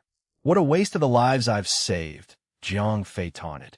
He had no intention to kill these folks, but he knew well that if he let them go, they would be his enemies of the future. Better eliminate the sprout now than having to clear a field of weed later. Oh no! Alexis gasped with horror as he recognized the determined look on Jiang Fei's face. Ever since the start of the trial, Jiang Fei's every move had been under observation. There was nothing that he did that Alexis didn't know. If the 2 million combat level Grundel had not been a problem for Jiang Fei, what a bunch of trainees. As the master of Redstone, a supreme ruler, and an important member of the entire Valsaurian army, he had many things that concerned him, and one of the most troubling matters that he had to tend to was the relationship between officers.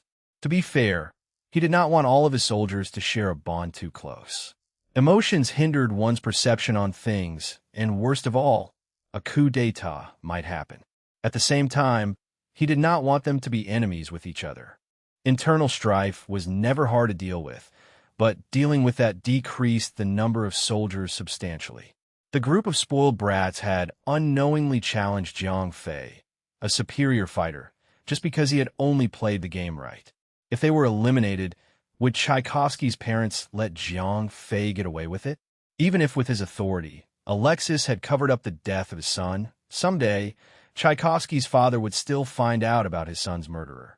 Jiang Fei would never be safe again. Alexis flashed away from the audience seat and headed straight into the simulation at breakneck speed. It only took him less than 1/10 of a second to enter the entrance and the simulation. Before the Ishtarian could throw the punch, Jiang Fei felt a sudden emergence of power, one that could only belong to a certain individual in all of Redstone.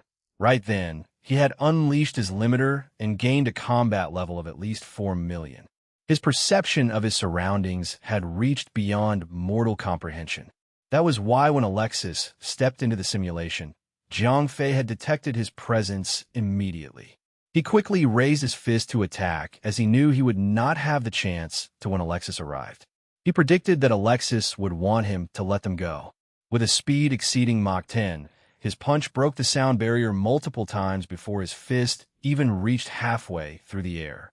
Alas, as fast as he was at throwing a punch, Alexis was faster to intervene.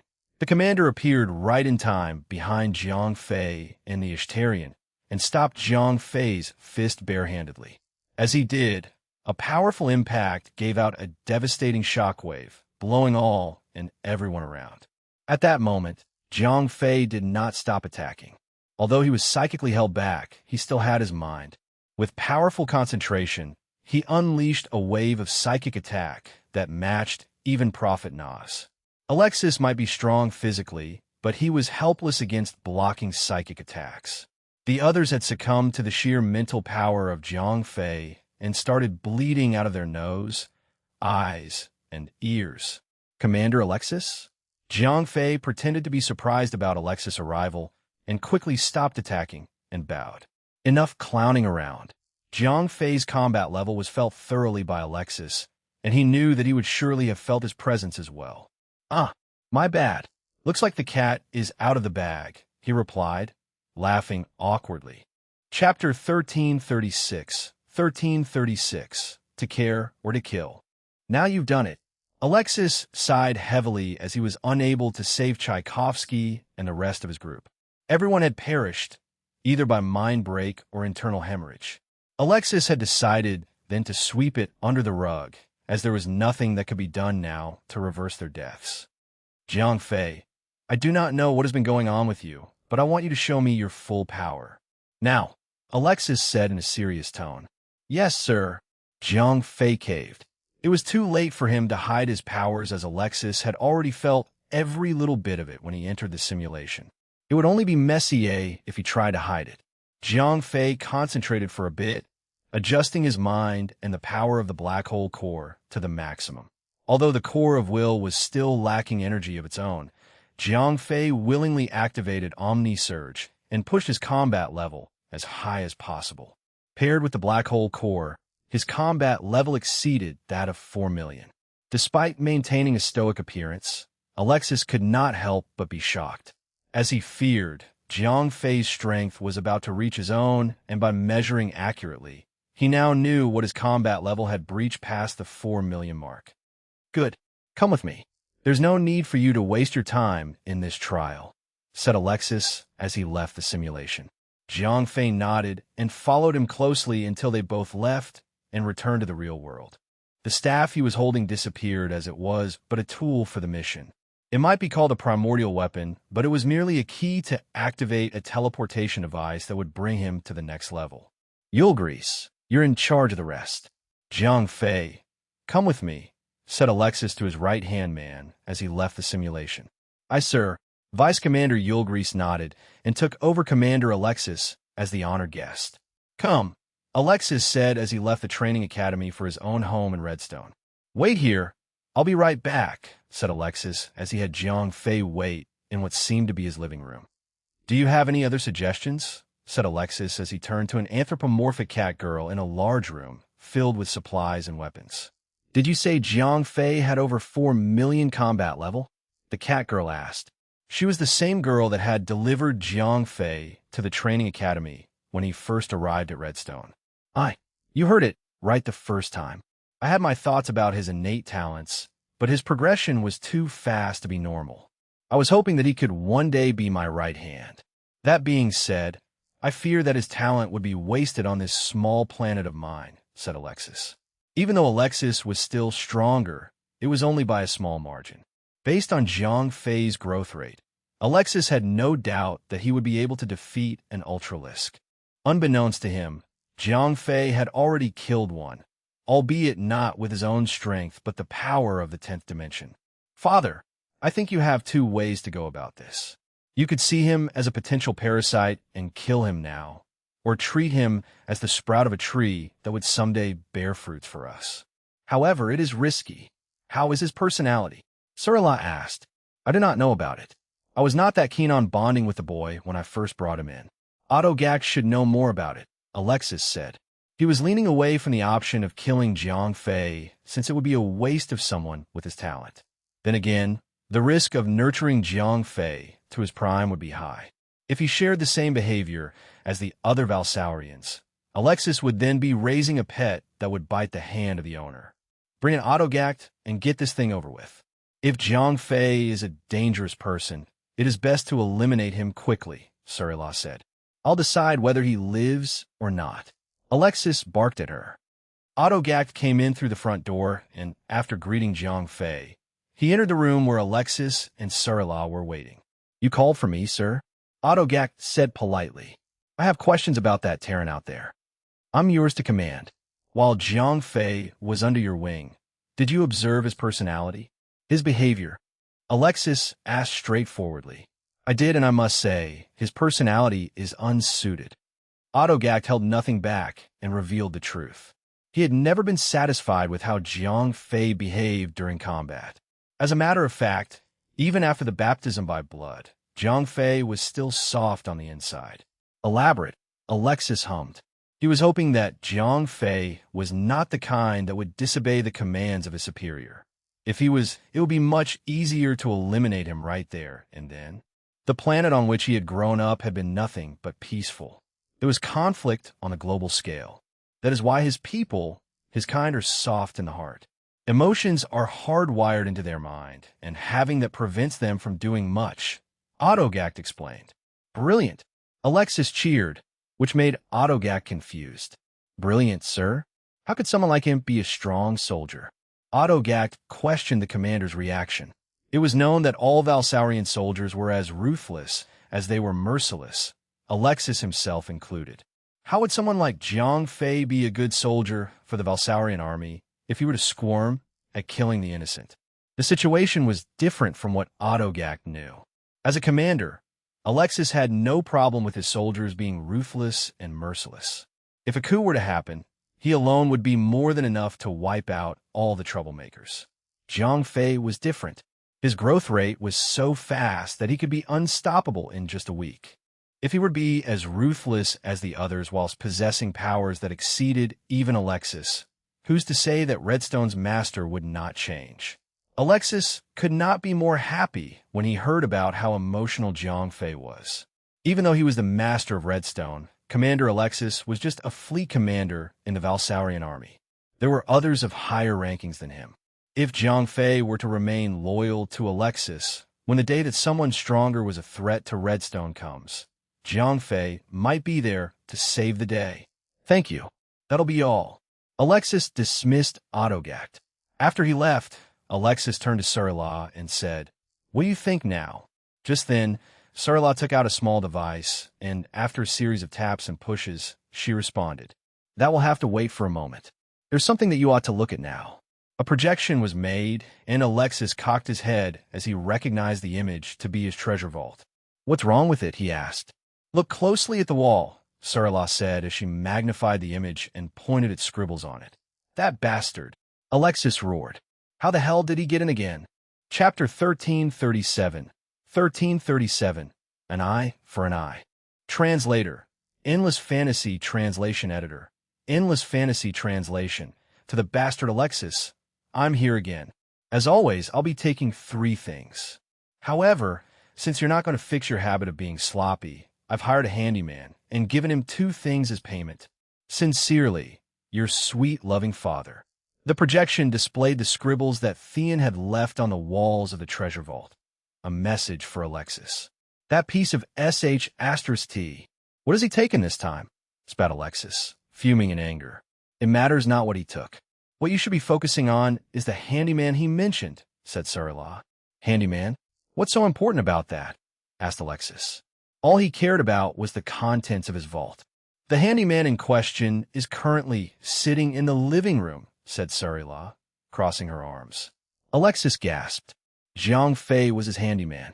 Surla revealed what had been taken, saying, "Just so you know, Theon gave him the Type T Morphling-based living bioarmor and the Later's Reaper potion." The only thing she did not reveal was the fact that she had already known about the robbery since just 1 day after the vault was breached. As Theon was involved, she was unable to solve the problem herself, and had been looking for a proper time to tell Alexis what happened. "I see. So that is how he managed to defeat the Grundel so easily. Now do you see why I suggested that you end him?" Alexis sighed. "Sigh, it can't be helped. He's already affiliated himself with Theon, so what choice do I have?" "Hold that thought. I have preemptively sent spies to his home planet and gathered enough information about his species," said Surla. She launched into a detailed explanation of her findings. It seems that Autogac was right about him, and what he said applies to Jiang Fei's entire species as well. They are ruled by their emotions. Some get emotionally distraught over the most menial matters, while others are able to isolate their emotions when they need to make important decisions. That being said, they're still governed by their emotions. Negotiation and compromise are the key to winning the Terran's heart. If we take his family or his planet hostage, we might be unleashing an unstoppable force. On the contrary, if we try to build trust and earn his respect, he will be indebted to us. "What do you mean by indebted?" asked Alexis. "It is a social convention. When someone does something favorable for another, the recipient of such a favor must repay the deed with an action of similar value." "Ho, ho, ho. It would seem that I have underestimated you. Look at how you've turned out," said Alexis. He arched an eyebrow and turned to Surla with an odd look in his eye. "How old are you?" 349. Why do you ask? Correct me if I'm wrong, but Caitians reach maturity at 350 years, do they not? Asked Alexis.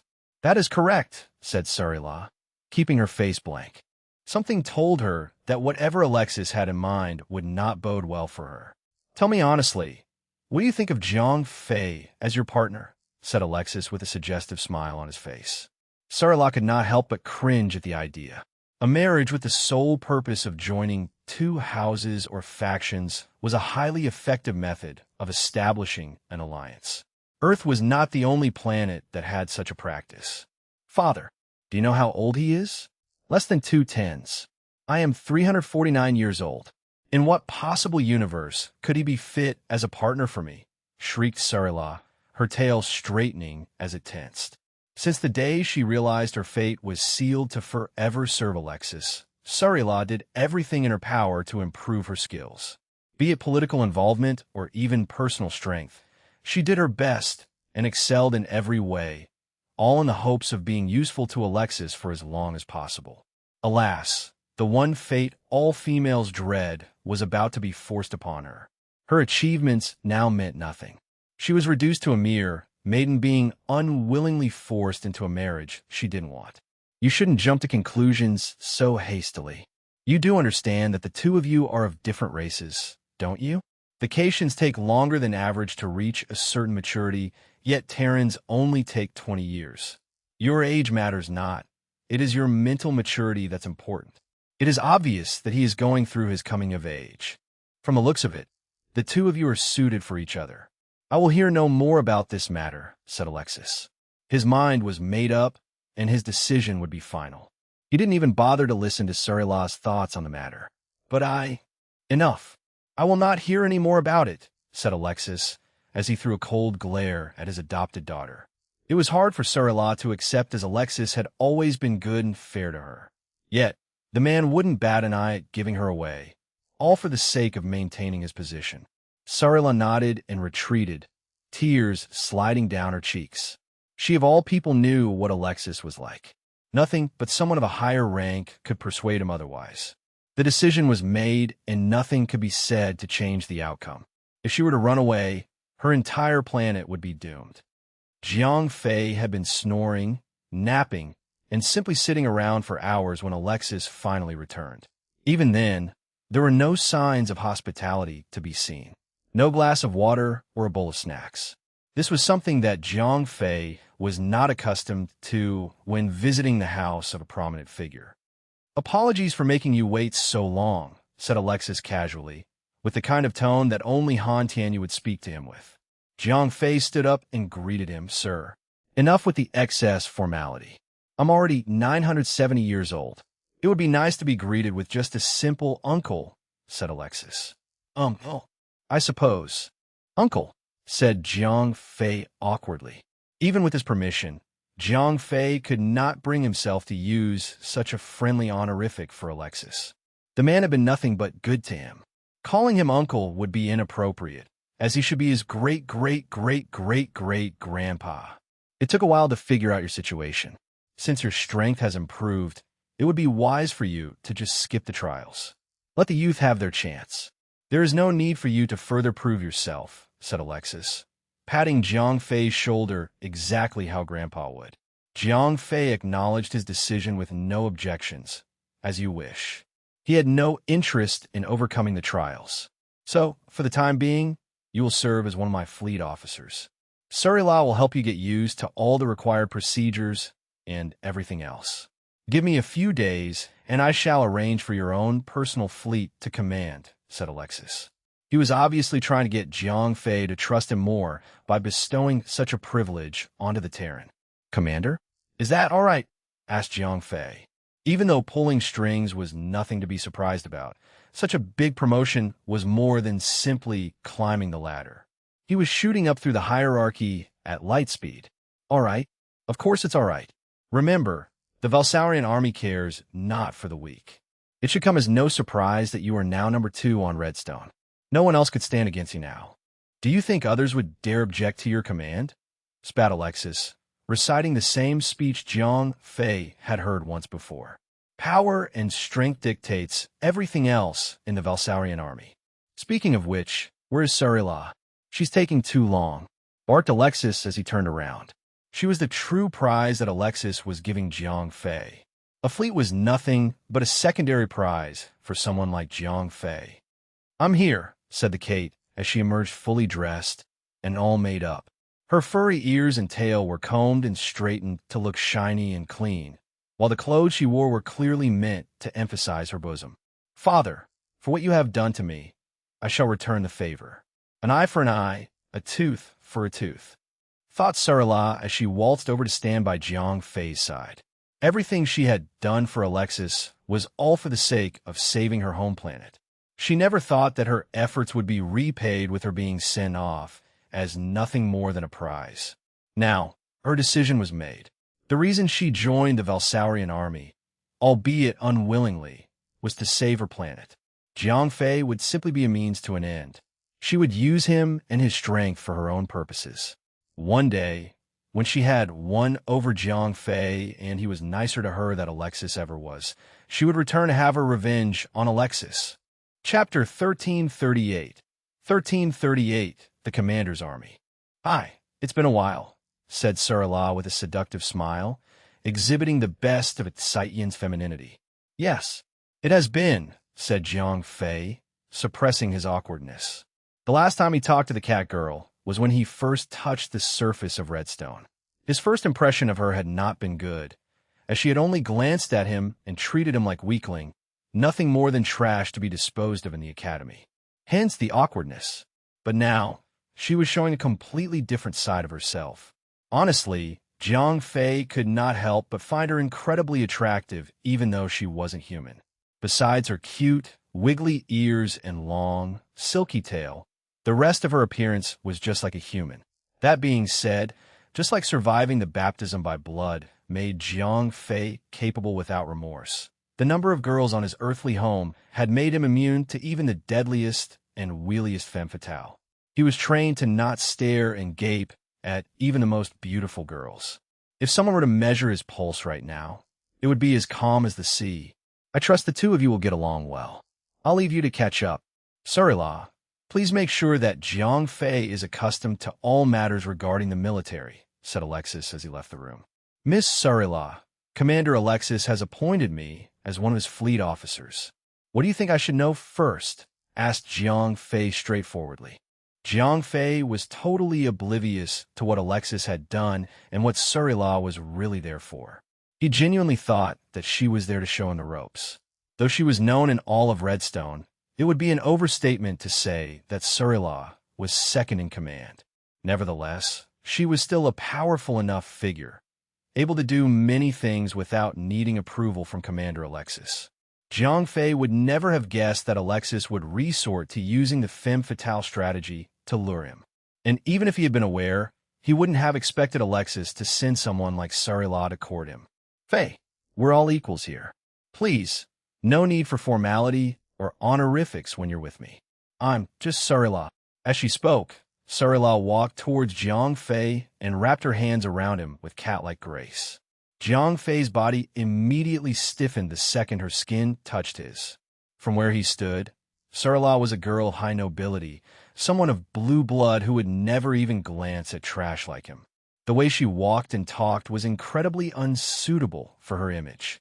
It was like seeing a cat diving for fish in the sea. It just didn't seem right. "Calm down. Just follow my lead. I will show you everything there is to see." Sarala latched onto Jiang Fei's arm like a koala bear clinging to its mother. She tugged him forward with the slightest amount of force, prompting him to follow along. The way she moved, paired with Jiang Fei's tendency to not treat women harshly, made the two of them look like a long-time couple. "Miss, where are we going?" asked Jiang Fei, being extremely conscious about the way Sarala was wrapped around his arm. "To the hangar," said Sarala as she demonstrated her slight disappointment with how Jiang Fei was behaving around her. It wasn't that she actually felt that way. She was merely trying to guilt-trip Jiang Fei. With whatever power she had as the adopted daughter of Redstone's ruler, she had sent spies to Earth and China to gather all kinds of information about Jiang Fei. She hadn't been able to find out much, but she did manage to discover details about his personality and behavior. With that in mind, Surila was confident that she would be able to manipulate him. She now knew that Jiang Fei was passive in nature when it came to women. He would never be the first to express his feelings. It would always be the female who made the first move. However, when he did take action, he would take responsibility for everything he did, ensuring that he took good care of the woman he had touched.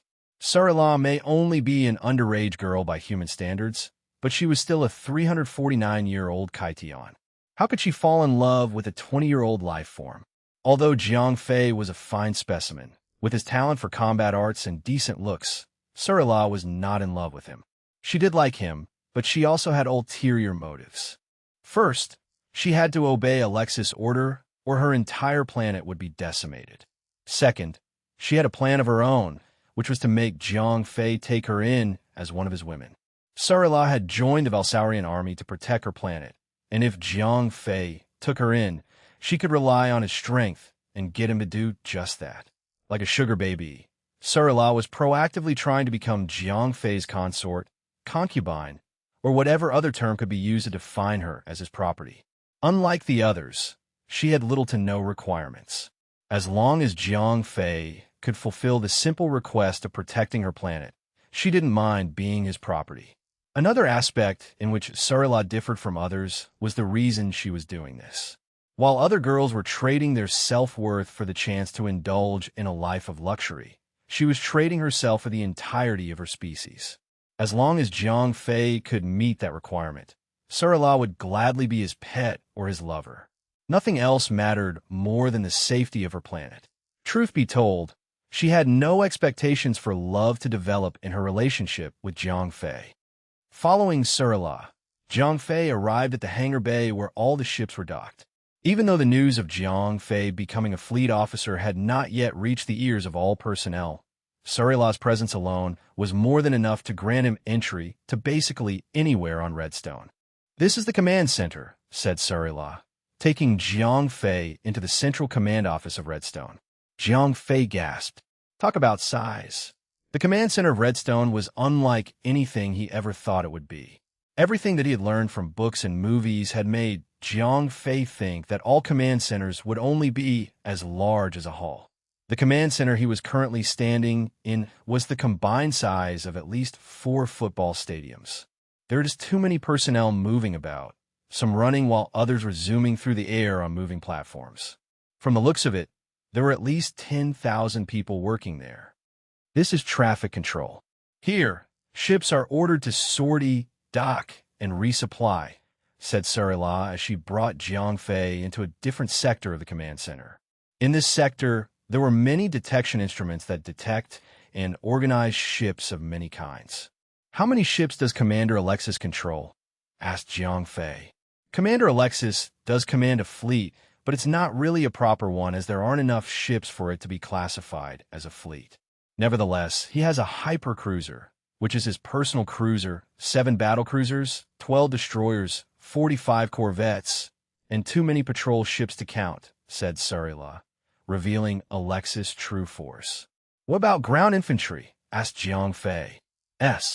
Even though he was a fleet commander by title, the number of ships in formation was too small and weak compared to other fleet commanders of the same rank. His power lies with the soldiers he had under his wing. You have a keen eye. Commander Alexis' fleet might not be up to standard, but his infantry is the best in the Valsaurian army, said Surila, praising the might of Alexis' force. Commander Alexis commands a standard oversized corps with over 45,000 soldiers. There are at least 39,000 soldiers who measure between 80,000 and 150,000 combat level. The rest are above 200,000 combat level. Jiang Fei frowned as he crossed his arms.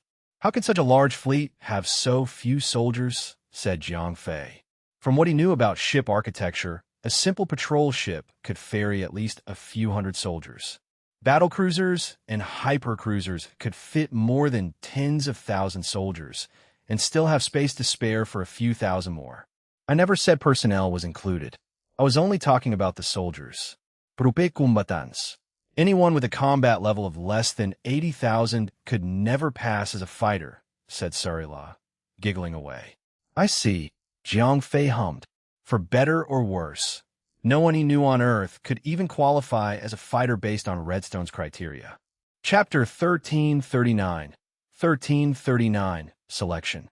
Jiang Fei and Surila had been roaming around Redstone for 2 days, getting a good look at its facilities and important offices. There were times when Jiang Fei noticed Surila's overly affectionate mannerisms. He did not think too much about it, as he'd rather focus on learning all there is to learn about the fleet. During these 2 days, Jiang Fei channeled the power of the black hole core into the core of will. As such, the core of will was restored to a little over half of its full potential. On the 3rd day, Surila took Jiang Fei back to the training academy.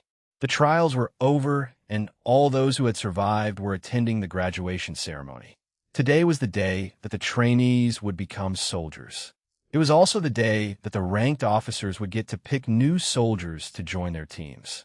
When Jiang Fei arrived, all the ranked officers were already present and accounted for, with the exception of Alexis himself. All the trainees were seated and waiting for the ceremony to start. Their eyes were shining with longing and hope. It was, after all, the day that they could finally be in actual combat and get involved in real missions, as they became part of the ever-growing fleet under Commander Alexis' banner. "Miss Surila, your seat," said Alston as he politely showed Surila to her seat. "Thank you," Surila hummed, and escorted Jiang Fei onto the stage to join the rest of the ranked officers. The panel of officers only had 2 empty seats left. One was dead center, which was obviously reserved for Alexis, and a seat to his right, which was for Surila. "Fei, please sit here," said Surila. She pushed the chair to fill the gap between the seats, and then turned around to Alston, requesting, "Please get me one more chair." "As you wish," replied Alston instantly, and quickly sent someone to fetch another chair. "No need. Miss Surila, please take my seat," said a general who was supposed to be seated next to Surila. He immediately stood up and offered her his seat. "Thank you, General Bazook," Surila thanked the general and promptly sat down next to Jiang Fei. "Is this all right?" whispered Jiang Fei, feeling out of place. Not too long ago, he was simply a newcomer. He should have been seated on the lower stage with the rest of the trainees, instead of on the stage with the other high-ranking officials. Not to mention, he was sitting right next to Alexis himself. What would others think of him? But of course, you're his fleet officer, no? It is only natural for you to sit next to the commander himself, Surila whispered back. Surila was purposely leaving something important out of her explanation. As a fleet officer, Jiang Fei was allowed to be seated with Alexis, but not right by his side. At best, he should only be allowed to sit behind Alexis. "Who's the Terran boy?" asked another officer while Jiang Fei and Surila were conversing. "No idea, but I have been seeing Miss Surila walking with him around the command center for the past 2 days," said one of the officers. "Please don't say that he is the commander's future son-in-law," said another.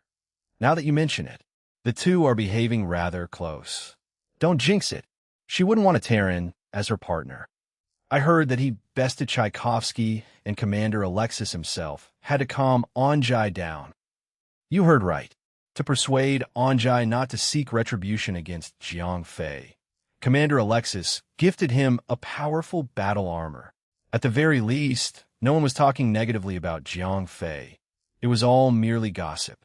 From the moment Jiang Fei took his seat next to Commander Alexis, the entire panel of officers was riled up. "All rise for the great Lord Alexis," said Alston, announcing the arrival of Alexis. Everyone, students and officers alike, stood up. "Ah, my boy, when did you arrive? I hope you do not take offense at my tardiness," said Alexis as he reached the stage and immediately greeted Jiang Fei instead of anyone else. "This humble one dares not take any offense from the great commander," said Jiang Fei, as humbly as he could. "Huh, a speech that reeks of formality. Please sit," said Alexis, gesturing to Jiang Fei. While Alexis was being friendly with Jiang Fei, every pair of eyes on the stage knew what was going on. That is exactly how one would behave when talking to a future son-in-law. "I'll be seated," said Alston. "I see why he is being treated as such. He's going to be his son-in-law soon. I say, just who is that boy, and where did he come from? To kill Anjai's son and get away with it. Just what sort of background did he come from? Both Alexis and Jiang Fei were powerful enough to have sensitive hearing. They could hear all the whispering going on in the seats behind them loud and clear. Even so, Alexis had no intention of stopping them. He wanted them to talk about Jiang Fei and how great he was, to wonder how he was going to be treated in the future, and most importantly, to respect him. Compared to the graduation and selection ceremony, the matter of Jiang Fei and Surila's potential marriage was a far more interesting topic to talk about. No matter how strong the trainees were, they would be nothing more than low-ranking soldiers when the ceremony was over. On the other hand, Jiang Fei was already an officer and sitting right next to Alexis. For all they knew, Jiang Fei had not only skipped all sorts of procedures, but would also soon be part of Alexis' family. As Jiang Fei had skipped the trial entirely, Audiobook was unable to win any awards this time. However, he was not too disgruntled as he was now no longer a trainer. To reward his contribution of discovering Jiang Fei's talents, Alexis had removed Audiobook from the training academy and promoted him to captain of a destroyer-class ship. The end of the awards ceremony also marked the end of the whole graduation ceremony. It was now time for the officers to start the selection process. Those who were chosen would become part of each officer's respective team. As the master of Redstone, Alexis had first pick. "Fei, go ahead and choose 2 squads for yourself," said Alexis, giving up his turn to Jiang Fei. "Me, sir." "Yes, you will be leading a fleet of your own in the future." "Start now and pick a team of your own," said Alexis as he returned to his seat. Based on his talent and raw strength, if he simply asked the right people and underwent the proper procedures, Jiang Fei would soon be able to claim the rank of fleet commander, like Alexis himself. Very well. Jiang Fei agreed, albeit awkwardly. It was not right for someone such as him to be amongst the ranked officers. But if he wanted to survive and grow, he needed more than himself. He needed a force that he could command. Jiang Fei took his chance and headed down to the sea of trainees. While the other officers knew all about how the trainees had performed and who would make the best pick, Jiang Fei was at a loss. As he had been removed from the trial, he had no idea how to tell the best from the worst. F***ck it. "I'll just stick to those I know," said Jiang Fei to himself as he walked over to Baka's squad. Chapter 1340. 1340. The Fool That Started a War. "How about it? Are you willing to join me?" asked Jiang Fei, smiling with confidence. "Oh, are you sure?" stammered Baka, choking on his words. His team might have survived the trial, but their overall score was below average. From where they stood, they would be considered lucky to be picked last. It was a genuine surprise, albeit a pleasant one, when Jiang Fei came over to select his team. It goes without saying that everyone in the academy, even the officers, knew that Jiang Fei now represented Alexis. Trainees who were selected by Jiang Fei would be recruited to be under Alexis' banner. On Redstone, that was the greatest gift anyone could ever receive. "Your silence is intriguing. I take it you decline?" asked Jiang Fei, shrugging. "Leader, agree to it already. What are you doing? Say yes." Still lost in an euphoric trance, Baka didn't even realize that he had failed to reply to Jiang Fei's invitation. His other team members quickly nudged him, not wanting to miss out on this golden opportunity. "I agree." Baka took Jiang Fei's hands and thanked him vigorously. Who would have thought that a simple Terran boy who was constantly ignored had now become a superior officer? "Good answer." Jiang Fei hummed and walked a few steps to the side. "What say you? Will you choose your father, or will you follow me?" barked Jiang Fei in a tone of mild condescension. Though he was happy, Kalen remained quiet. Honestly, he was conflicted. PS such as himself and Jiang Fei were sealed. Kalen would be chosen to join his father's team, even if his results had only been average. But now, he was torn between the choices before him. Joining his father would grant him a certain post and achievements. But Jiang Fei's team, under Alexis' banner, was the apex predator of Redstone. Just imagine all the adventures and missions they would go on. In the midst of his dilemma, Kalen glanced at his father, who was seated amongst the other generals. General Bazook looked down at his son, not expressing anything in return.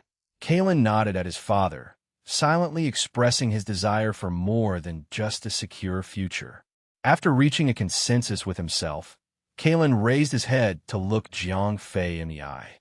"I will follow you," said Kalen. Rather than dwelling in his father's shadow, being spoon-fed with achievements, and only having a mediocre future to look forward to, he would go where nothing is limited. "Good. Baka, Kalen, bring your teams and follow me," ordered Jiang Fei before leading the two teams closer to the stage. "Sir, I am ready," said Jiang Fei, saluting Alexis. "Off to the armory with you lot." "Jiang Fei, sit with me," said Alexis. He did not care at all about Jiang Fei's chosen teams. He was merely offering Jiang Fei the chance to recruit some new blood for his own squad. For better or worse, there would not be anything close to what Jiang Fei could do. "Aye, Commander." Jiang Fei nodded and returned to the upper stage to sit with Alexis. The selection ceremony continued with the other generals and fleet officers choosing their own squads. During this boring process, Baka alone approached the stage and whispered to Jiang Fei from behind, "Sir, I have something to ask of you." Although he was now part of Alexis' banner, he was nowhere near qualified enough to speak to Alexis directly. "What is it?" asked Jiang Fei. It was better to talk to Baka rather than continue paying attention to the drab ceremony. As you know, Dodge has been eliminated from the trials and lost any chance to be an officer. However, I humbly request for his reinstatement as a member of our squad. "If only you would grant me the request," said Baka. Be it out of friendship or loyalty, Baka did not want to lose a member of his original team. "Can it be done?" "Do I have that sort of power?" asked Jiang Fei, turning to Sarila. He had only just become a high-ranking officer and had no idea what his limitations were. "Have him look for that member he wants and find out which team he's been assigned to. Then, name-drop the commander and bring him back," replied Sarila. Regular soldiers and ranked officers were arranged in different ways. Those who had been eliminated from the trials were usually assigned to be part of any fodder units. "Got it," said Jiang Fei. He then sent Baka to search for Dodge. "Thank you, sir." Baka expressed his gratitude and headed off to search for his lost teammate. The entire graduation ceremony ended when all the trainees who had passed the trials had been picked up by the generals and fleet officers. Even though not everyone managed to pick the teams they wanted, every banner managed to replenish their soldier count. These trainees were going to be starting off at the lowest rank, but they would be granted opportunities to be promoted, as even the weakest one had over 200,000 combat level. They were much stronger than a regular infantry. "That'll be all. All generals and commanders are to return to their posts immediately," said Alexis, leaving the stage first. All the other officials stood up and followed soon after. "Fei, prep yourself and your squad. 2 days from now, there will be a new mission," said Alexis when Jiang Fei had finally left the stage. "Where are we going, sir?" asked Jiang Fei. As Alexis' right hand, he would surely be tagging along. "The Domix system. The war has been going on for some time now, and the higher-ups are pestering me to end it. It's been dragging on for so long, and this time, I've been ordered to end it permanently," said Alexis with a disgruntled expression on his face. "Aye, Commander," said Jiang Fei. He had no idea where it was, but it did not matter. "Sarila, what's going on with the Domix system? Why did the commander get so riled up about it?" asked Jiang Fei when he returned to Alexis' home and found Sarila. "It's hard to explain. Then make it easy to understand. You've gotten in a little over your head now. No matter. Since we are heading over soon, it would be wise for you to understand the situation," said Sarila as she started a long lecture about the Domix incident. The Valsaurian army were famed throughout the known universe, but they weren't the apex predator. There were other civilizations of higher order and power that could stand toe-to-toe with the entire Valsaurian army, one of which was the Trade Federation of the Domix system. The Trade Federation was not a planet, but a collection of civilizations that banded together to form a republic order. It started with a gathering of simple traders, and from there, an alliance was born, armies were gathered, ships were built, and a large organization was formed. The Trade Federation had a certain amount of military strength, and since the Valsaurian army were famous as the bandits of the universe, they had been donating to the Valsaurian army. On the other hand, The Valsaurian army would not attack and rob any of the Federation's territories, for they possess a certain amount of power that could destroy the Valsaurians. Peace was achieved, but not out of a mutual understanding. A small incident occurred, and the fragile peace treaty was immediately broken. Oswald, the son of a high-ranking officer in the Valsaurian army, had taken a liking to a girl of the Federation. Oswald was a typical blue-blooded man, and the girl did not fancy someone like him. As such, to prove that he was not the same as the others, he quietly took command of one of his father's battlecruisers and attacked the system that she was in, the Dominic system, where the Trade Federation ruled. The reason why the girl did not like the blue-blooded gentleman at all was because he was useless, having neither power nor strength. The excursion took a turn for the worse, and instead of doing any actual damage, the entire ship was destroyed when the Federation swiftly retaliated. The young chump perished, and his father was angered. As a high-ranking officer, higher than Commander Alexis himself, retribution was in order, and thus began the long war between the Valsaurian army and the Trade Federation. Chapter 1341. 1341. Excursion. Translator. Endless Fantasy Translation Editor. Endless Fantasy Translation. A number of officers, including Commander Alexis and other high-level authorities, did not support the war. Their reason was not one of morality or anything to do with righteousness. After all, an army of bandits did not need a reason to attack a planet or system. However, attacking without calculating the risk and consequences is a fool's errand. The Federation was strong, and there was a strong possibility that even the entire Valsaurian army combined would not be able to fully dominate them. Even if they did manage to conquer every territory and completely decimate the Federation, doing so would leave the Valsaurian army weakened, giving other forces in the universe that hated them a golden opportunity to attack. As a wise war commander, Alexis knew that attacking the Federation was like trying to boil the sea with nothing but a bonfire. That's why even when they were at war, those who were opposed to attacking the Federation would try their best to steer clear from it. Unfortunately, the bastard officer whose son was killed had high authority in the Valsaurian army. The war had been going on for hundreds of years, and there was no sign of it ever slowing down. For the sake of having his revenge, that high-ranking officer had dispatched several good fleet commanders to battle and lost them all to the Federation, to counter anything and everything that the Valsaurian army threw at them. The Federation had formed a powerful counter-VA army. That bastard high-ranking officer had lost every banner of soldiers he had to it. Using his power, he laid down the final order, forcing Alexis and several other competent fleet commanders to join the front lines. Alexis' fate was sealed when the order came.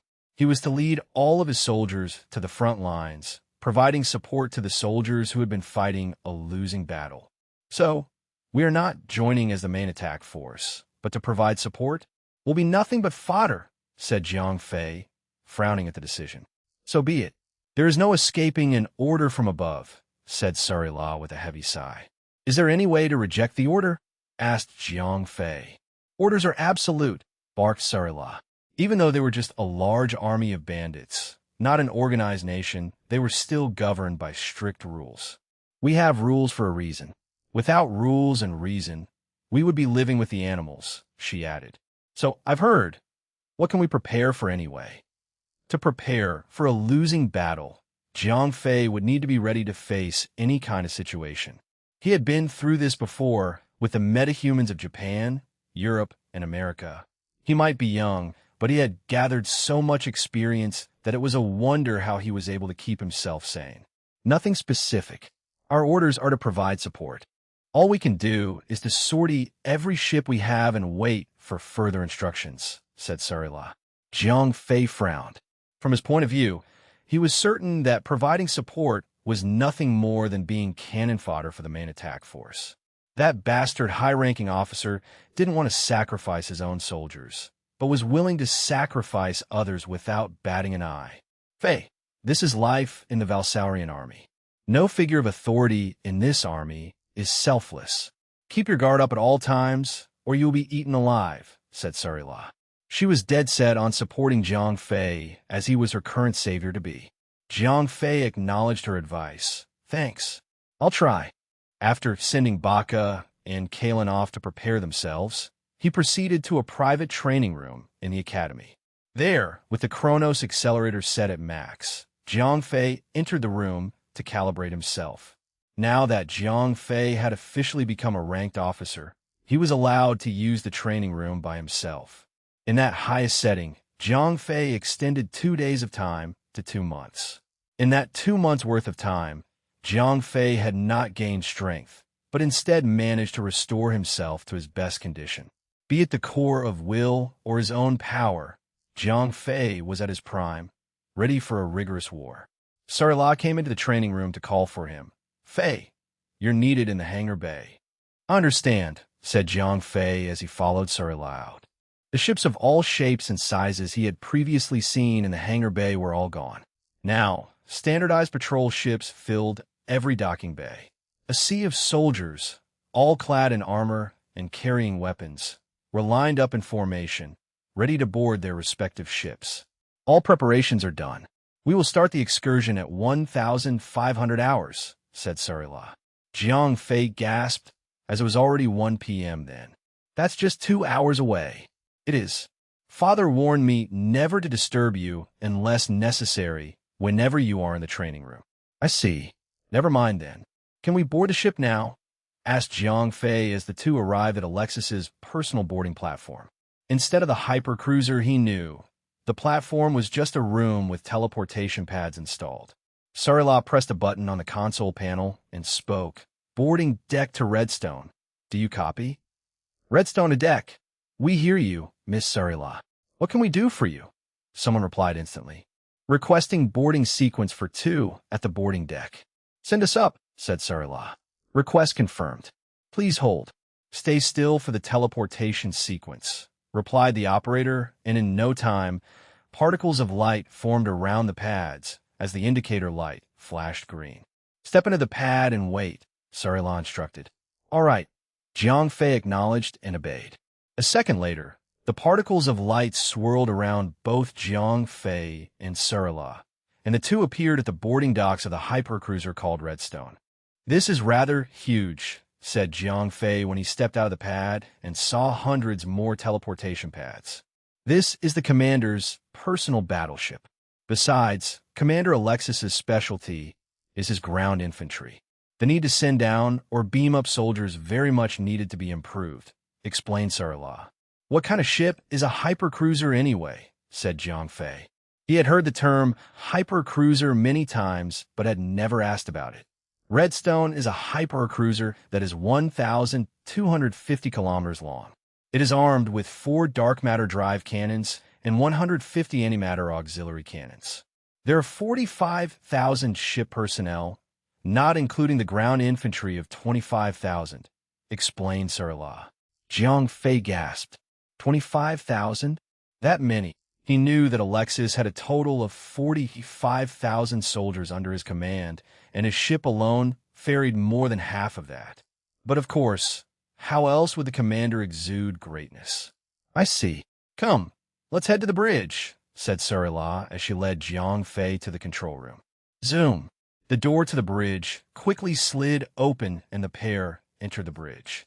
Alexis greeted him as soon as he entered. Fei. Commander, replied Jiang Fei. The two exchanged a nod in greeting that every other personnel on the bridge noted. A status quo was quickly established with Jiang Fei and Alexis holding the highest authority. Sir, is there anything I'm needed for? Asked Jiang Fei. No need. In this ship, everything is being handled by the captain. We are just extras in the bridge. Alexis spat with a loud laugh. Chapter 1342, 1342, Entering the Combat Zone. While the ship captains were busy communicating with others, officers like Jiang Fei and Alexis would have nothing to do until they were in the combat zone. Fei, when we arrive in the combat zone, you must put yourself above others during the battle. Do not act beyond your limits, Sarila advised Jiang Fei. I know, Jiang Fei replied. He knew the hazardous conditions of war and would not do something stupid like charging to the front lines. Like Sarila, Jiang Fei joined the Valsaurian army to protect Earth. He would not do anything that could potentially end his life before the safety of Earth was assured. "Captain, broadcast ship-wide comms," said Alexis. "Aye, Commander." "Ship broadcast is open," replied the captain after tapping a few buttons on his console. Alexis walked toward the captain's seat where the mic and camera were situated. "Attention to all members of the 7th Fleet, 13th Division. You are not to act of your own accord. You are not to accept any missions or commands unless it comes from me. You are not to accept any communication requests from other parties," said Alexis, establishing his 3 forbidden orders. It was to ensure that all soldiers would listen to and obey only his commands. After Alexis was done with his ship-wide broadcast, the captain turned off the comms and returned to cooperating with the other ship captains. "What's wrong?" Jiang Fei probed when he noticed Alexis letting out a deep sigh when he was done speaking. "Let me ask you something," said Alexis as he turned to Jiang Fei and gestured for him to sit down. "Do you think I overdid it back there?" he asked. I'm not sure how to respond to that, sir," replied Jiang Fei. In truth, he did think that Alexis had done something redundant. The soldiers under his banner had been loyal to only him. Even without those 3 forbidden orders, they would only listen to Alexis. "So you say, but I don't blame you for thinking that. I believe this is your maiden battle. Know this, in the combat zone, signal and communication disruption is normal. In situations when communications with me have failed, other ships will have to listen to and obey the commands of other fleet commanders. Orders from these other commanders must be obeyed, and they usually send my soldiers to the front as fodder," explained Alexis. "But if the soldiers obey your orders down to the letter, they would not be able to act of their own accord." "What if they were to be destroyed by the enemy?" asked Jiang Fei. "Calm down, boy. My troops are not as stupid as you think they are. They are able to be fluid in battle as the situation develops. Even without my orders, they will survive." That ship-wide broadcast was a mere theatrical act for my soldiers to use against the other commanders in case they get captured and put on trial, said Alexis. "I am merely protecting my soldiers," he added. "I see," Jiang Fei hummed. Concurrently, Jiang Fei was just starting to learn how to tell whether commanders were being selfish or selfless. It was hard to distinguish between the two. Fortunately, selfishness was only prominent among fleet commanders, not with soldiers. Otherwise, there might be a civil war between the soldiers themselves. 5 light-years away from the Domic system. "Commander, we have arrived on the outskirts of the battlefield," said the captain. "Engage all radar systems and deploy the Wayfinder," ordered Alexis. He didn't want to proceed into the battlefield without first confirming the situation. "Aye, Commander," acknowledged the captain and started to follow his commands. Half an hour later, the captain returned with a report. "Sir, the Wayfinder has been transmitting data, and it seems the route into the battlefield is shrouded with a magnetic disruption field. Like a thunderstorm, sir. Have the Wayfinder fix the disruption. We are not in a hurry. The ship is not to move unless I say so," said Alexis, smiling from ear to ear. "Aye, Commander," said the captain. "Hold there. Make sure the disruption is properly cleared before we go in.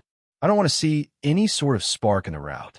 We want to be at peak condition before we provide support to our brethren," said Alexis, raising his voice.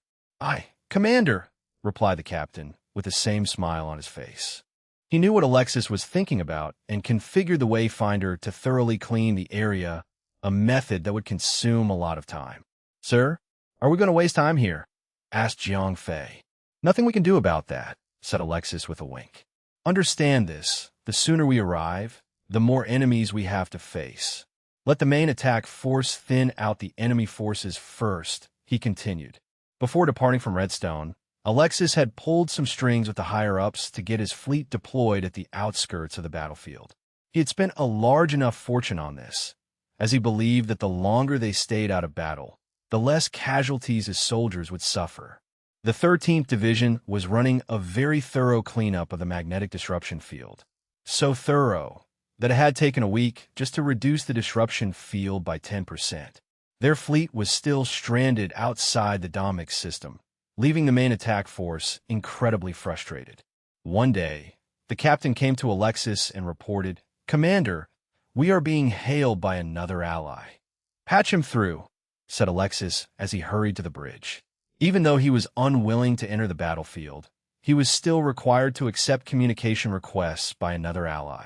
That was the rule. A Valsaurian appeared on the console screen and shouted at Alexis, "Alexis, what is the meaning of this?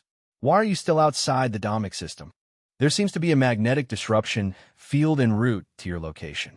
To prevent substantial damage to the fleet, I must first clear the field," replied Alexis nonchalantly. He did not know who this fleet commander was, but he did know that they had the same rank. There was no need for him to hold back. Waste your breath on someone else who cares. "Bring your sorry arse into the battlefield now," roared the fleet commander. "Before you continue, I want to make this one thing clear.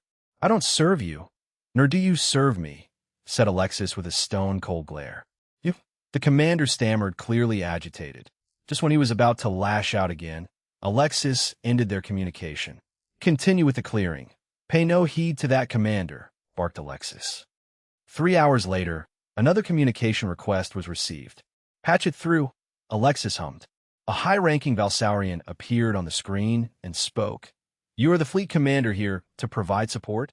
Alexis stood up and saluted the chief commander before he spoke. "Aye, chief commander. Good. I'm ordering you to enter the battlefield now. Head to XXXX, XXXX, XXXX, and provide support to the fleet there," said the chief commander.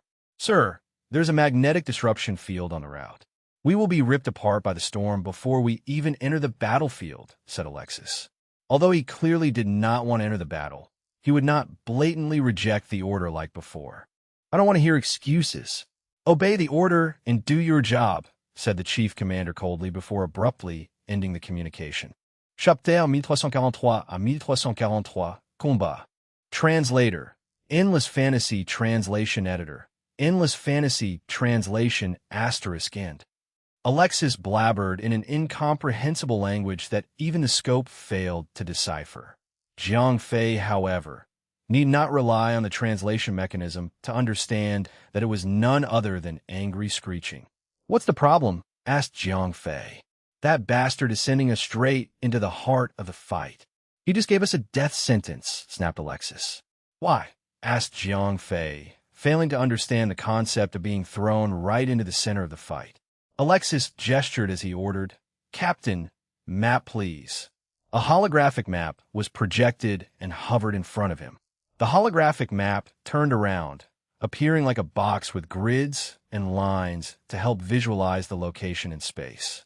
After controlling the map and zooming in and out of it, Alexis found the Domic system and the specific location where the Valsaurian army and the Trade Federation forces were deployed. "Here," Alexis pointed out, "this is where the Federation is deployed and our allies are setting up a barricade here," he explained. "This is the enemy fleet, and they're going to ram the barricade hard. Right now, that bastard is ordering me to send my fleet to intercept the attack." The location Alexis had pointed out was right behind the enemy fleet. Deploying Alexis' fleet, there would surely be an open invitation for them to attack. Jiang Fei gasped. "We are literally standing behind the entire army." Even someone with minimum warfare knowledge would know that they would only need to turn their ship around to surround the fleet. Alexis' fleet would be destroyed, all in the name of delaying the main attack for only a few moments. "He wants us to buy him time. He wants us to just die in vain," roared Alexis as he smashed the console in front of him, destroying it instantly. Someone quickly came over to replace it with a brand new one, which only took a few minutes. "So we don't go," said Jiang Fei. "Why should they just send themselves into a swarm of enemies like that?" Alexis sighed and explained, "That I would, but the bastard outranks me. It has been established that the Valsaurian army was strict with rules and regulations amongst themselves. Even though he was not affiliated with that particular chief fleet commander, he outranked Jiang Fei by 1 level, thus granting him authority over Alexis. Disobeying a direct order from a superior officer was punishable by being court-martialed or worse, with a death sentence. Either way, all of Alexis' assets, ships, and soldiers alike would be absorbed by that particular chief commander. "Have the fleet ready for a hyperspace jump." Alexis reluctantly gave the order. "Aye, Commander," acknowledged the captain of Redstone, and relayed the order to the other ship captains. All the ships aligned themselves neatly and started to calculate their trajectory before making the space jump. Before they could finish the calculation process, Jiang Fei hurried over to Alexis' side. "Commander, have you thought this through? We are literally heading towards certain death," he exclaimed angrily. Alexis scoffed. "We have received an order, and we must obey. That is the way. Death is certain even if we do not go." "Your point being?" barked Jiang Fei. "My point is clear. Obey the order. That is all."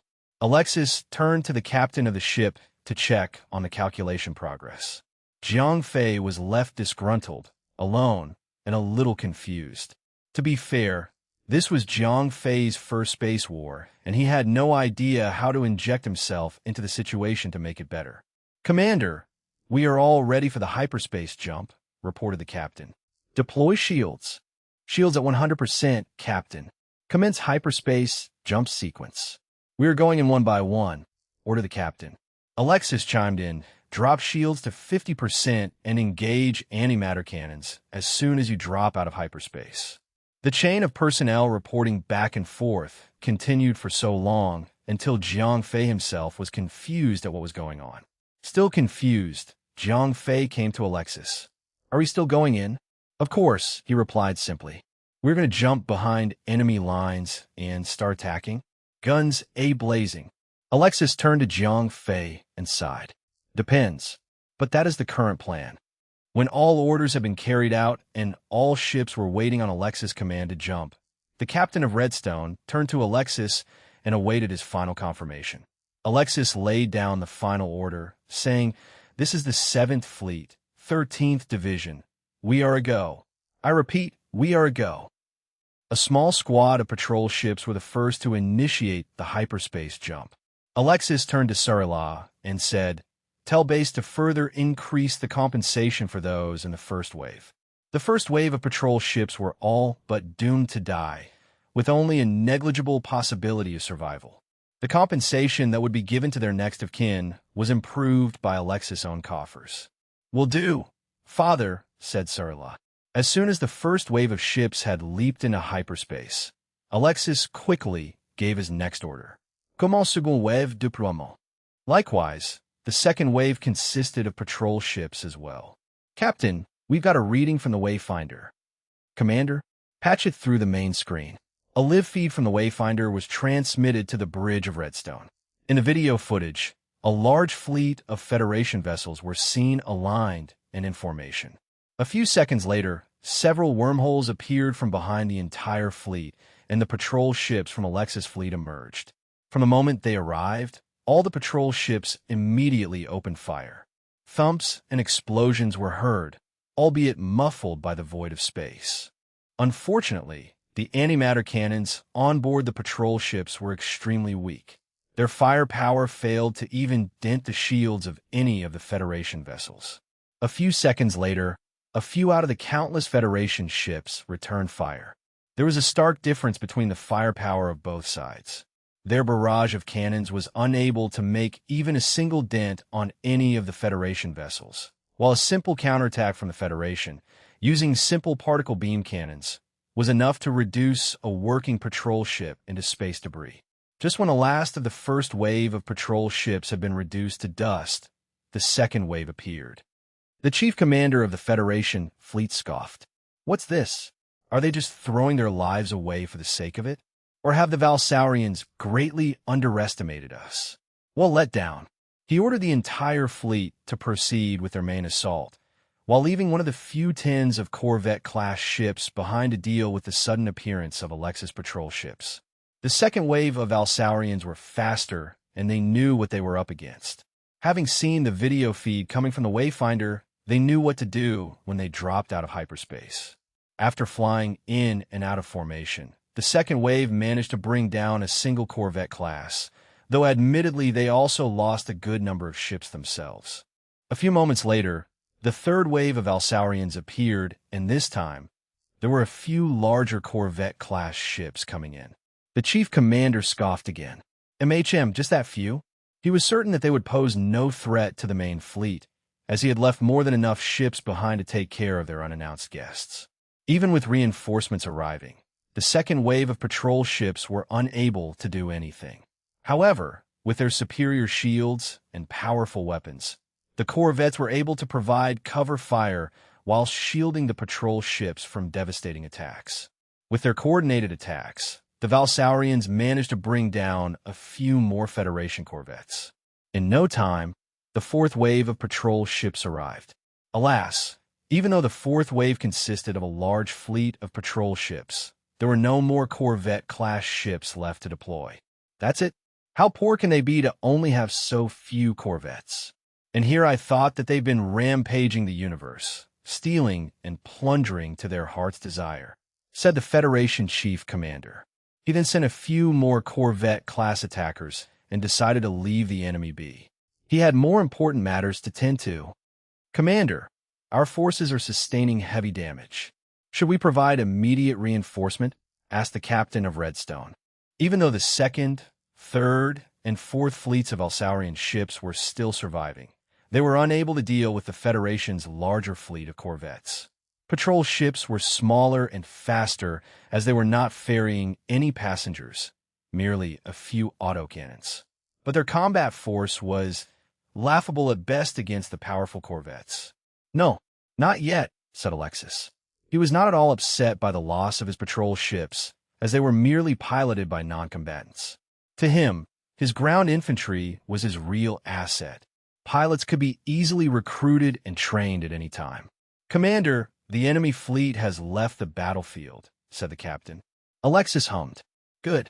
15 minutes later, after countless cries for help and requests for reinforcements were ignored, Alexis finally stood up from his seat. Commence hyperspace jumped.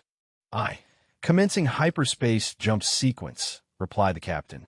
In just a few seconds, after zooming across hyperspace, Redstone the hypercruiser appeared amongst the other patrol ships. Chapter 1344. 1344. A backhanded tactic. Rain it down on them. Fire! Fire! Fire! The order to fire went down the chain of command, and the entire hypercruiser lit up with bright lights as they unleashed hell on the enemy. Redstone, the hypercruiser, was not the only ship that was part of the sixth wave. Along with Alexis' personal ship, his personal fleet consisted of Redstone, 7 destroyers, 12 corvettes, and 43 upgraded patrol ships. With such a large force, the Federation's few corvettes were not enough to even be considered as target practice. That being said, only the corvettes, destroyers, and Redstone were firing their cannons, while the other patrol ships were zooming around clearing the smaller enemy vessels. In just a single wave of attack, all the Corvette-class ships left behind by the Federation Chief Commander were eradicated. Cease fire. Prep cannon charge, ordered Alexis. We've been fooled. To think that they sent junk to distract us, said the Chief Commander of the Federation when Alexis' fleet appeared and destroyed what was left of the defending fleet. My lord, what are your orders? Do we retreat, or do we continue heading toward the blockade? Asked the Vice Chief Commander. Wheel! The Chief Commander wanted to continue towards the blockade, but before he could finish his sentence, the Admiral chimed in. No, we'll turn back now. There's no two ways about this. Either we destroy them, or we'll be pinned by a pincher strategy. Yes, sir, said the Chief Commander as he immediately ordered the entire attacking fleet to turn back. Since the forces at the Valsaurian blockade were not showing any signs of mobilizing, the Federation decided to turn around and deal with the Blitz attacking force. Commander, the enemy is turning back. Do we attack? Said one of the fleet commanders who was stationed at the blockade. No, we need to take this time to consolidate our forces. Lord Ano's reinforcements will arrive soon. We do not need to worry about the fleet behind the Federation, said a chief commander who was a Valsaurian like Alexis, but a rather plump one. This was the person who had ordered Alexis to strike behind the Federation fleet. Lord Ano was the High Chief Commander whose son's death had started the war. Aye, Chief Commander, said the fleet commander. The entire fleet that formed the blockade started to consolidate their fleet instead of providing support to Alexis' fleet. Commander, the enemy is heading back towards us, reported the captain of Redstone. Calm down, ready the cannons, and fire on my command, said Alexis as he paid close attention to the radar counter on the screen. The air around him became dense as he slowly clenched his fist without realizing it. When the chief commander of the Federation fleet left the rear battlefield, they had merely traveled for about 10 minutes when Alexis showed up and destroyed the rear defense. It took them another 10 minutes or so to turn back and close the distance between Alexis and the main attack fleet. Although Alexis had decimated the defense fleet with ease, the Federation's main attack fleet was far larger than Alexis' entire fleet. They had more than 7 hypercruisers that were hidden away from fight and radar detection. Be it in attack or defense, Alexis' fleet were merely wooden houses against the devastating force of the tornadoes that was the Federation's fleet. As soon as the radar background hue turned green, Alexis jumped to the front and quickly ordered the attack. In that instant, all large ships that were mounted with large cannons opened fire. After merely firing a single round, Alexis quickly gave another order.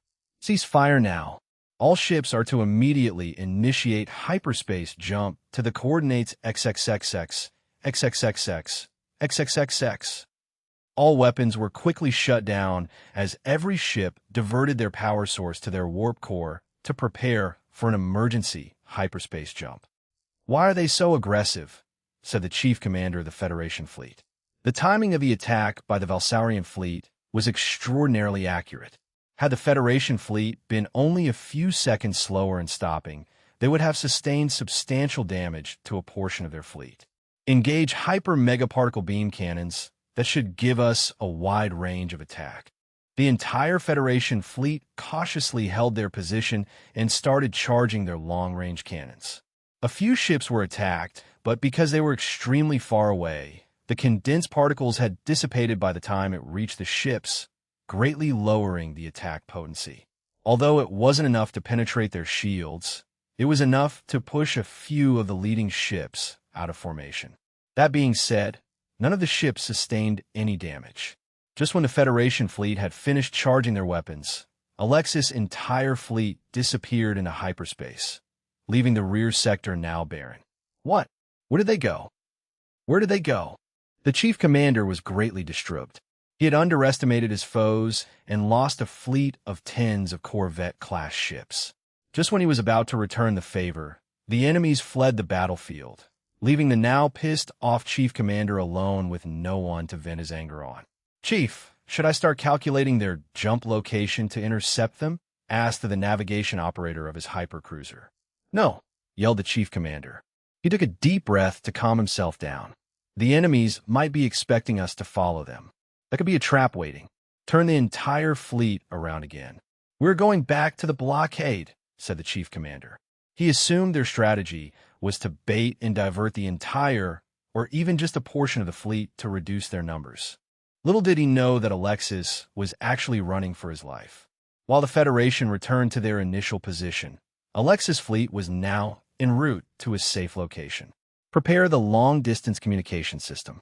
Report back to base that the 13th Division has participated in the attack on the Domix system and defended our allied fleet against the attacking Federation. We have diverted fire away from the allied forces, and in the overwhelmingly outnumbered battle, we managed to destroy 19 Corvette-class enemy ships while sacrificing 22 patrol ships of our own.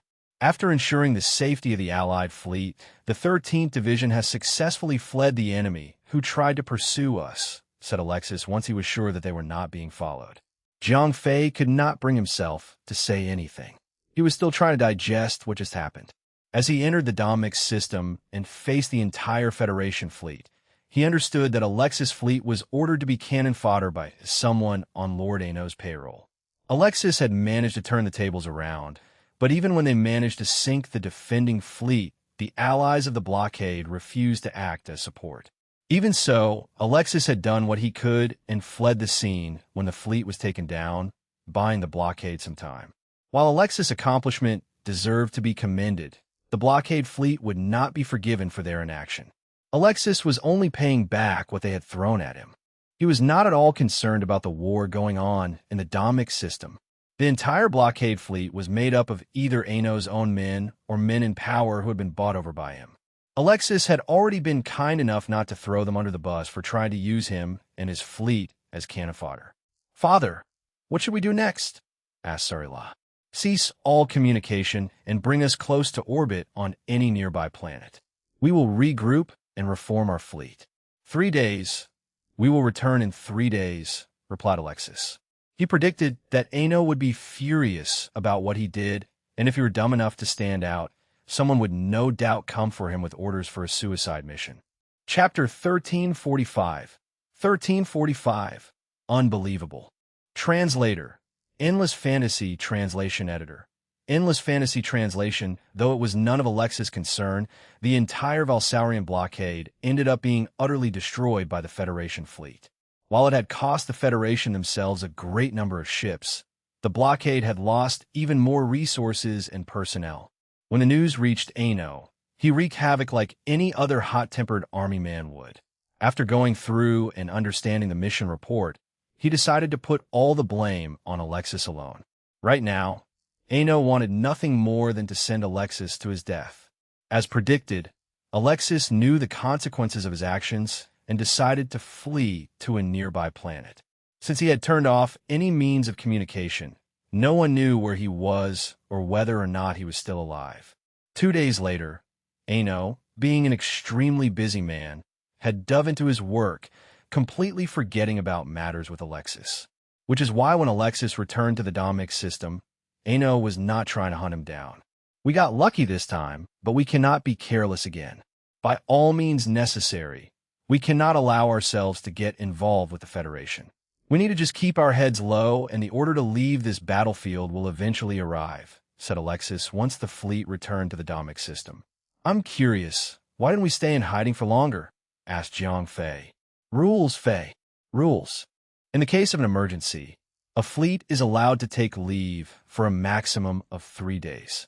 After 3 days, one will be declared as a deserter," replied Alexis, chuckling.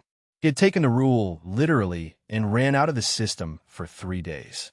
If anyone decided to investigate the matter, he would be deemed innocent since he returned to the battlefield within the 3-day buffer.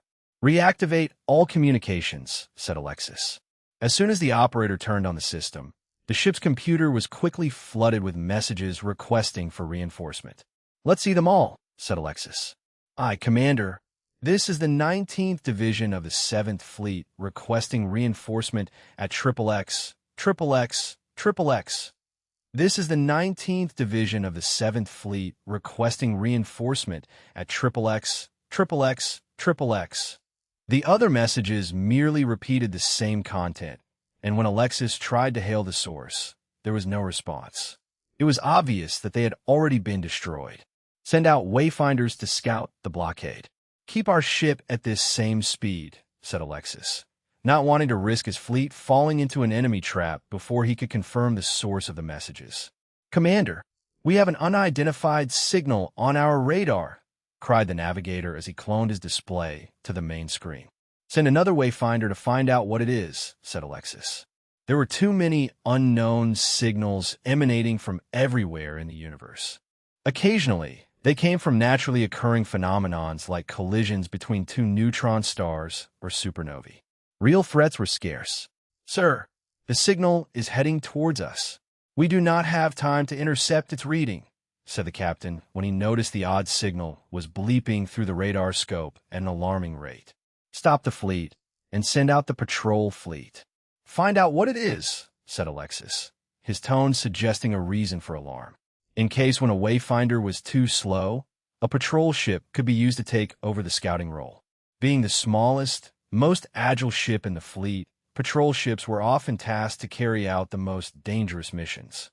Because of their ridiculously low cost, no one would be stringy enough to not sacrifice a few. As for the pilots, they were as expendable as replacing weapons for soldiers. In just a few seconds, the unknown signal that the ship had detected had traveled as far as a few light seconds. "What the F***CK is that?" cried the navigator again when he finally had visual confirmation of the unknown signal. Alexis gasped when he saw the image of the unknown being. "An ultralisk? A galactic specter?" "Specter?" asked Jiang Fei. "It's another kind of ultralisk," barked Sarila. to which Jiang Fei immediately understood. The previous planet-sized beast that Jiang Fei had encountered was just another Ultralisk. That Ultralisk was already devastating enough, clocking in at over 30 million combat level. If that Ultralisk was already so F**king powerful, this one would only be just as strong. Galactic Spectre combat level, 40 million to 60 million note, a never-been-understood life form. The beast possesses a conscious cloud of energetic particles. Conventional attacks have no effect on the beast. It is not known to feed, and the reason it attacks others has always been a mystery. Jiang Fei froze once he read the description of the Ultralisk. The previous beast he faced was horrifying as it attacked to feed, but this Galactic Spectre attacks without any foreseeable reason. Any being would be afraid of the unknown. "See, Commander, what should we do?" asked the captain. It was a well-known fact that only a handful of people had lived to tell the tale after facing an Ultralisk. "It's too late for us to do a hyperspace jump. Captain, evasive maneuvers now. Let's just hope that it doesn't see us as a viable target," said Alexis. The beast was moving at such a fast speed that even if the crew started to charge the warp core, it would be too slow. It would be faster to just set all the thrusters at maximum and get out of its course. What Alexis was hoping for is that the beast would not care for the entire fleet and continue on its way. "AI, see Commander," said the captain, stammering.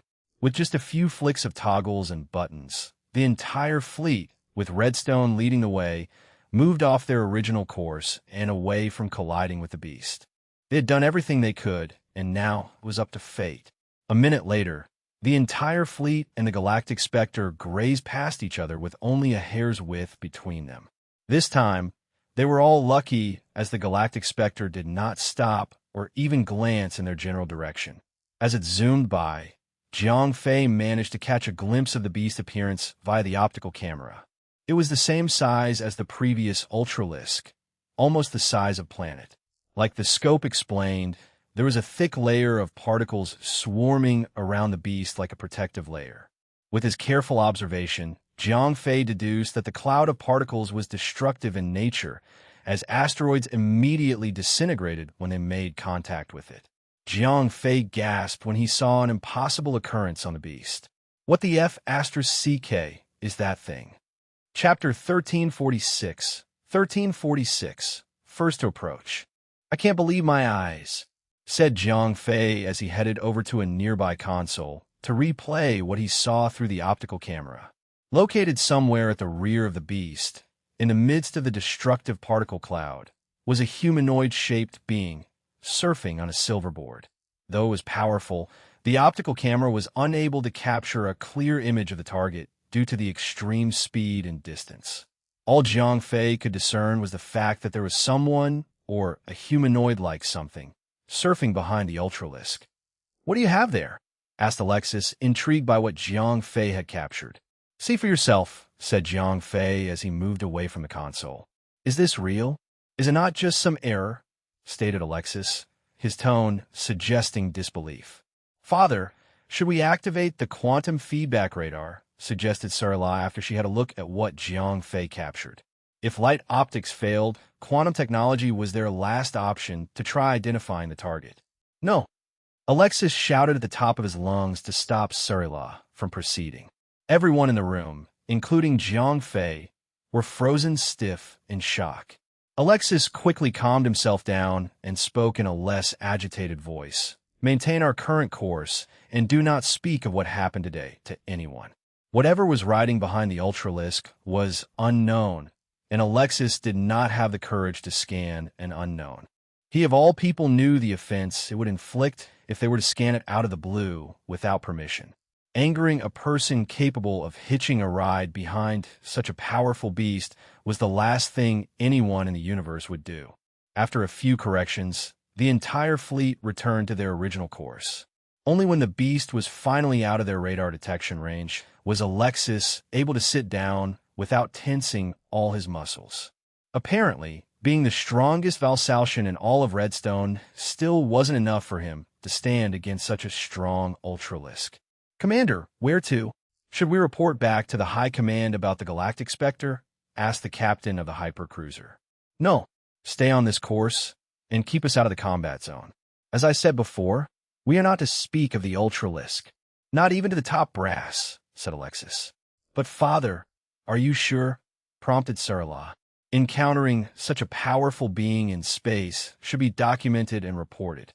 I'm sure, spat Alexis as he turned away. Failure to report a close encounter with an unknown species would not result in any dire consequences, but it would warrant trouble in the future. Alexis would rather face the trouble rather than report it to the higher-ups. He had the foresight to predict that Ano might take this chance to punish him by sending Alexis' entire fleet to investigate the Ultralisk.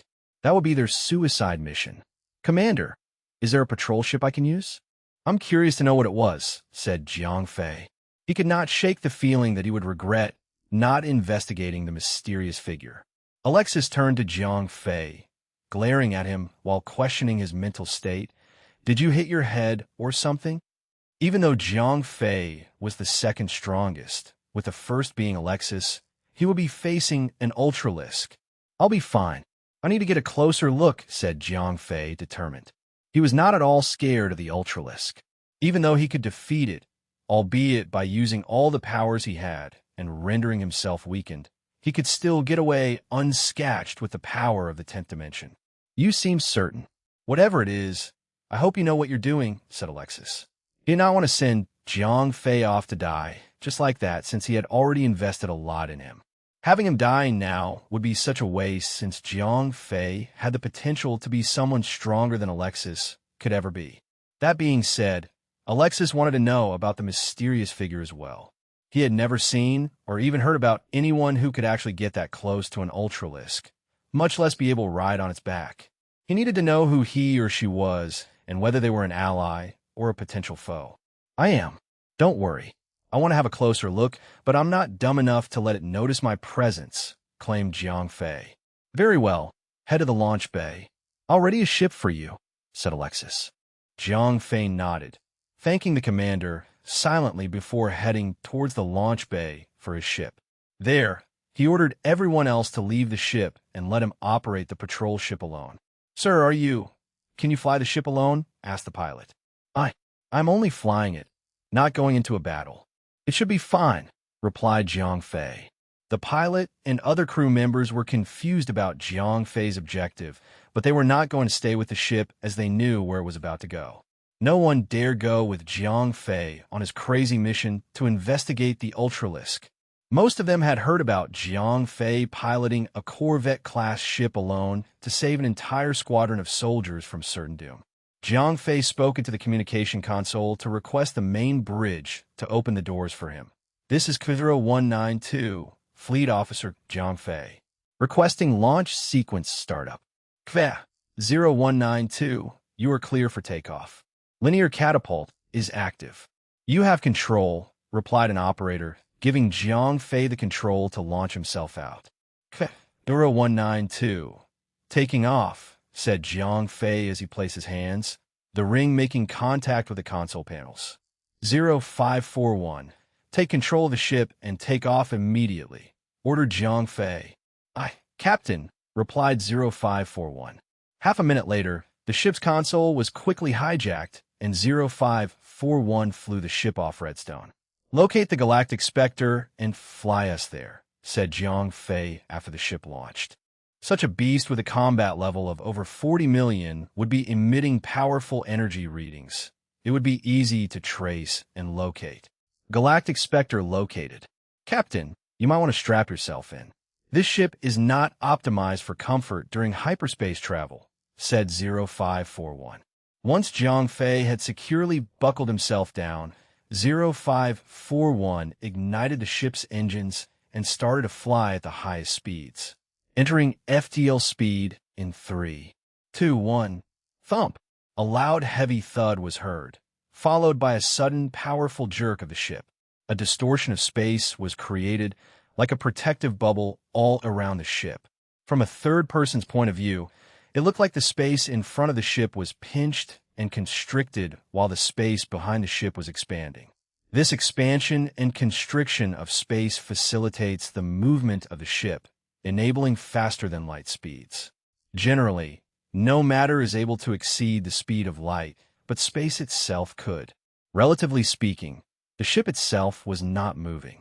What made the ship move was the space that the ship occupied, which is the basis of all interstellar FTL travel. Hyperspace was the highway, so to speak, while the ship traveling with FTL was the car.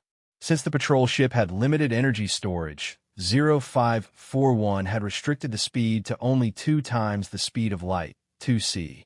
Be that as it may, it was not entirely fast enough for interstellar travel, but fast enough to catch up with the fleeting Ultralisk. 3 minutes later, the Ultralisk signal was detected again. "Slow us down. We need to get closer," said Jiang Fei. "Aye, Captain." 0541 acknowledged and obeyed the order. As soon as the ship jumped out of hyperspace, the patrol ship's main thrusters were quickly ignited. "Hand me the ship's control and return to the ring," said Jiang Fei. He was afraid that something might happen later which would destroy the ship. Jiang Fei would be safe as long as he entered the 10th dimension. But if 0541 remained in the ship's computer, he would be gone for good. Chapter 1347. 1347. I Like You. Translator. Endless Fantasy Translation Editor.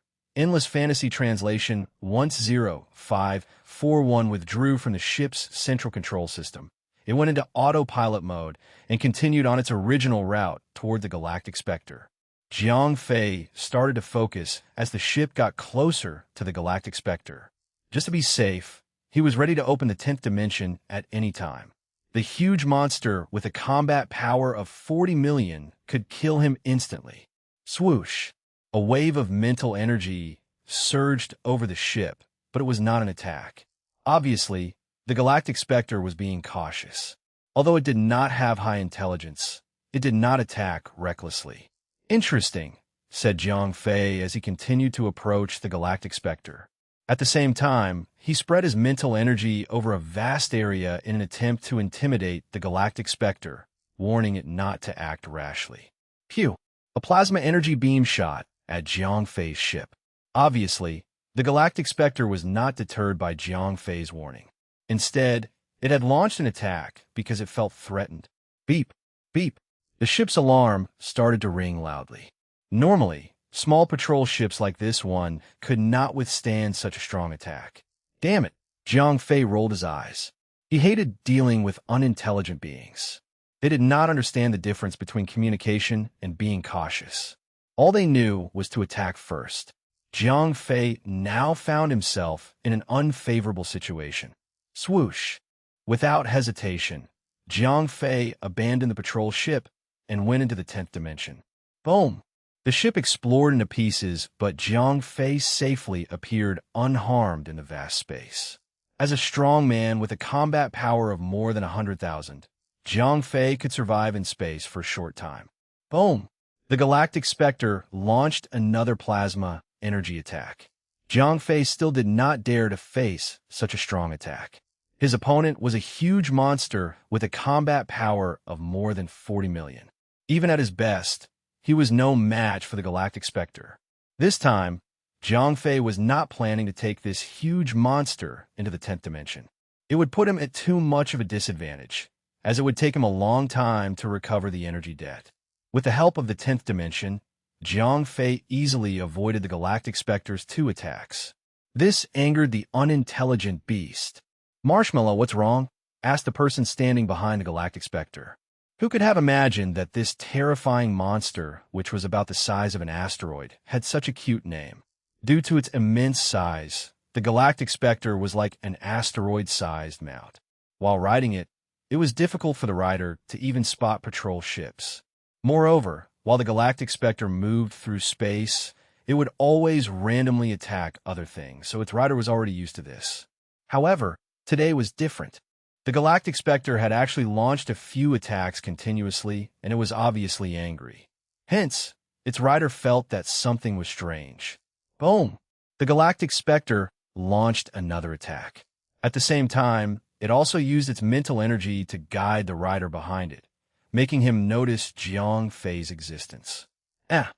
Realizing that Jiang Fei could disappear into thin air, then reappear, the rider was slightly surprised. Jiang Fei used this tactic to avoid the Galactic Spectre's attacks several times. Stop attacking. The rider tapped the silver hoverboard with his feet, and the Galactic Spectre obediently stopped attacking. Jiang Fei let out a sigh of relief. Phew. Repeatedly going in and out of the 10th dimension did consume quite a bit of energy. Swoosh!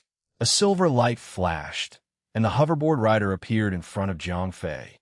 It's you, he said, shocked to see Jiang Fei. Why are you here? Jiang Fei froze. He never expected that the hoverboard rider would be Thean the thief. What a coincidence, kid. Thean laughed. Jiang Fei had once helped him tidy up his house, so Thean had a good impression of him. Yeah, answered Jiang Fei while he secretly measured Thean's combat power with the goggles. He had measured Thean's combat power when they first met. At that time, Thean only had over 9 million combat power. Although he was strong, he was no match for the tamed Ultralisk. Buzz, buzz, crack. The goggles burned to a scrap on the spot. Hey kid, did you know that it's rude to measure one's combat power right in front of them? Thean reached out and slapped Jiang Fei on the back of his head, but he did not seem to be angry. He was just teasing Jiang Fei. Jiang Fei could only give an awkward laugh. His goggles could only measure up to 50 million combat power. Now that it had been destroyed, what did that mean? It meant that Thean's real combat power was more than 50 million. Who is he, really? Jiang Fei thought to himself. With such a terrifying amount of power, Thean was definitely not as simple as he appeared to be. If he really was a thief, a simple shout from him would probably be enough to make all the intelligent races in the universe line up to pay him tribute. Remember, kid, you shouldn't measure someone else's combat power without any reason next time. If I was someone with a bad temper, you would have been dead by now, said Thean, throwing a new pair of goggles at Jiang Fei. It looked like it was of better quality than the previous one. Why are you so nice to me? Had Jiang Fei lost his mind? Did he really just ask such a stupid question? 'Cause I like you? Thean glared at Jiang Fei, scaring him so much that he did not dare to speak anymore. Powerful people like him were usually really moody. It was best to go along with anything they said to avoid any trouble. Master Thean, may I ask why you're here? Asked Jiang Fei curiously. Thean was too weird. He was definitely not as simple as Alexis and the others thought. In the hearts of the Valsaurians, Thean was a strange existence. No one knew his specific strengths because he never worked with anyone, but no one could stop him. He could always easily find and enter others' treasure houses, taking away their most valuable things every time he paid a visit. Therefore, Thean was a strange existence among the Valsaurians, because he only stole from them and no other intelligent race. So, although everyone hated him, no one could stop him. Moreover, if you ambushed Thean once, he would rob your treasure house for 3 years. No matter where or how you hid your treasures and how many traps you set up, the outcome would be the same. Everything you own would be stolen. So, over time, an unwritten rule emerged among the Valsaurians. If Thean came to steal, everyone would pretend not to know. Most of the time, he would only take a few items anyway. If they allowed him to steal freely, he would not come again for at least a few decades. Chapter 1348. 1348. Grab some stuff? Thean shrugged. Me? I'm just wandering around. You're not joining the war. Jiang Fei was surprised. When he first saw Thean, he thought that this guy had come to help the Valsaurians. After all, Thean was one of them. Thean smiled indifferently. I don't care about the war. I left the Valsaurian army a long time ago. Left? Jiang Fei was completely dumbfounded. What's wrong with that? Those who haven't the same cause will not serve one another, said Thean with a smile. Oh, Jiang Fei did not know what to say. By the way, it's great that I ran into you here. I need someone to run some errands for me, said Thean, while grabbing Jiang Fei's shoulder. Before Jiang Fei could even respond, Thean had pulled him onto the silver hoverboard. What the? Jiang Fei was startled but extremely excited as the silvery white hoverboard was mounted on the back of the Galactic Spectre. He was now riding an Ultralisk, This was an unthinkable honor to an ordinary person like him. Let's go. Thean tapped the hoverboard with his feet, and the obedient Galactic Spectre immediately flew forward. This terrifying Ultralisk was like a meek little pony in front of Thean. Master Thean, where are we going? Asked Jiang Fei curiously. Thean grinned. His mischievous face was back. Going to grab some stuff. *T. He's planning to rob someone's treasure house, isn't he? Jiang Fei thought to himself. Thean suddenly asked, Hey kid, do you have any enemies among the Valsaurians? I only want the high-level ones. Leave out the weaklings. Ah, why would I have any Valsaurian enemies? Jiang Fei was surprised. He had just joined the Valsaurians.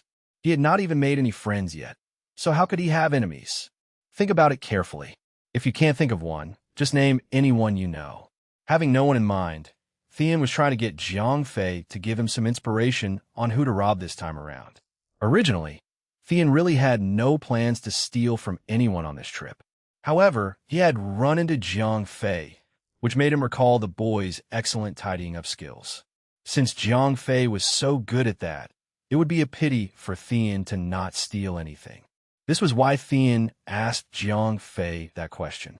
He just wanted to find someone unlucky and visit that person's treasure house. Well, Jiang Fei could not think of anyone. After all, he had only recently joined the Valsaurian army. He did not even know who was at the top.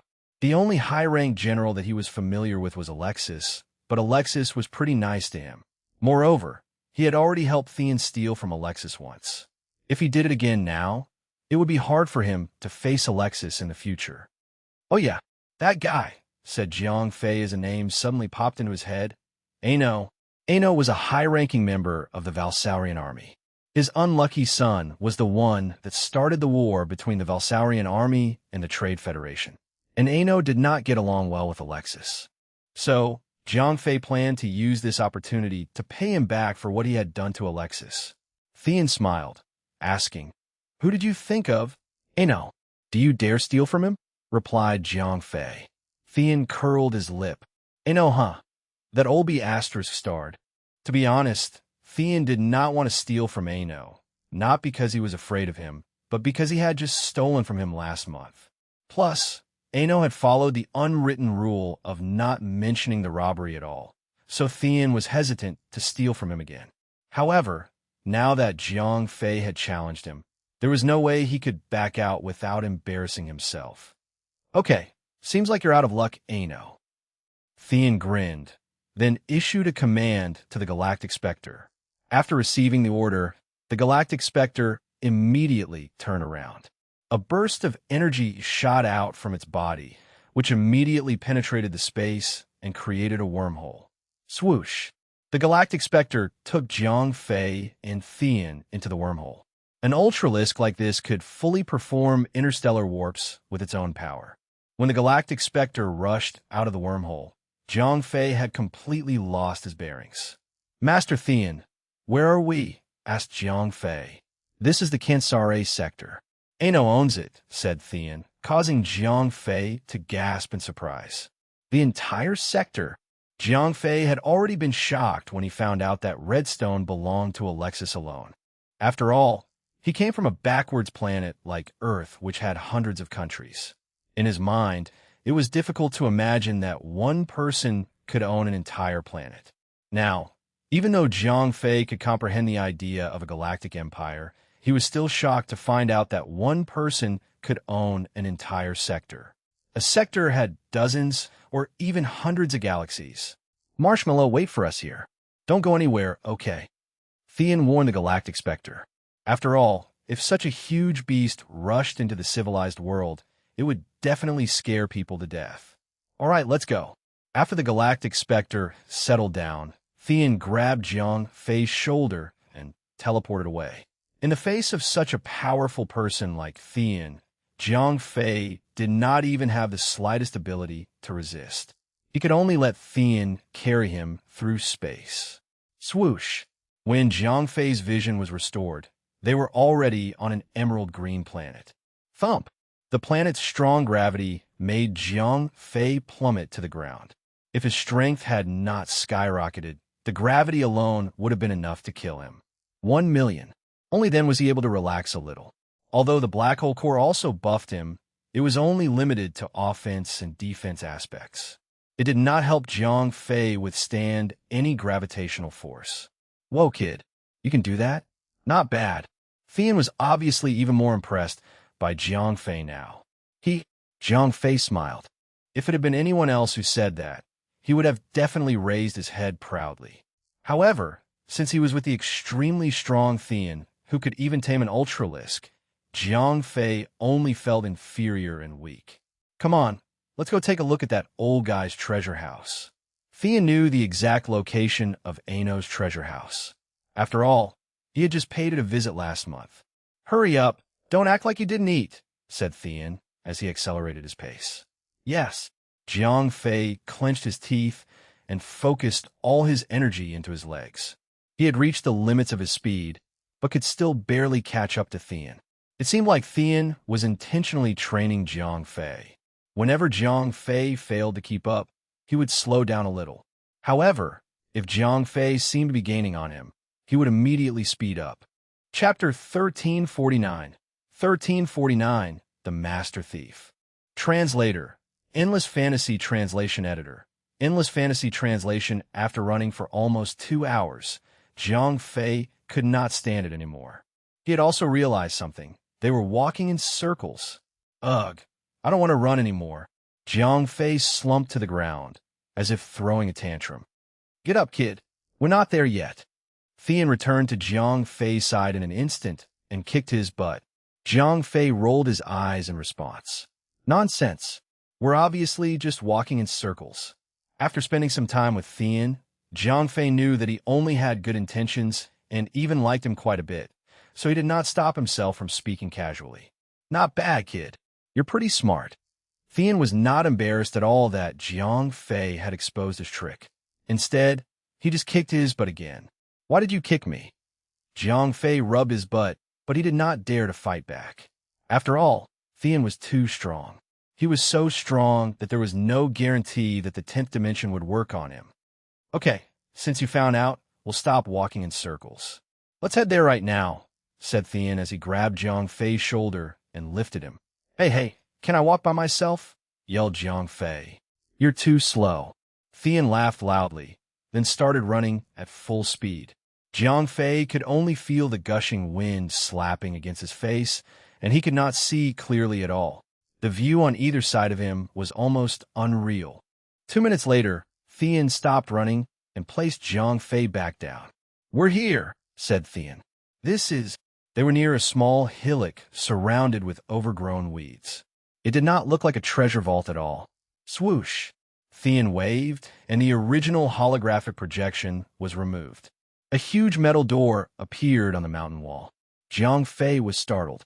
He hid it this well. Ho, no hidden treasure vault can escape my eyes, boasted Thian. Being skilled at breaking into treasure vaults. Is that something to be that proud of? Said Jiang Fei with a sneer. Thian raised an eyebrow. Hey, what's wrong with such a skill? Don't you think it's good? No. Jiang Fei shook his head seriously. Then, if I offer to teach you this skill, will you learn it? Asked Thian suddenly. Yes. Jiang Fei's eyes sparkled as he nodded eagerly. If he learned this skill, wouldn't he be able to steal lots of good stuff too? Thian laughed heartily. You're so shameless. You remind me of myself when I was your age. Jiang Fei hurriedly urged Thian. You said you would teach me. Don't go back on your word. Okay, since you want to learn, I'll teach you, but under one condition. Thian laughed again. Having taken a liking to Jiang Fei, he had already been planning to accept him as an apprentice from the beginning. So, now that Jiang Fei himself wanted to learn from him, Thian naturally agreed.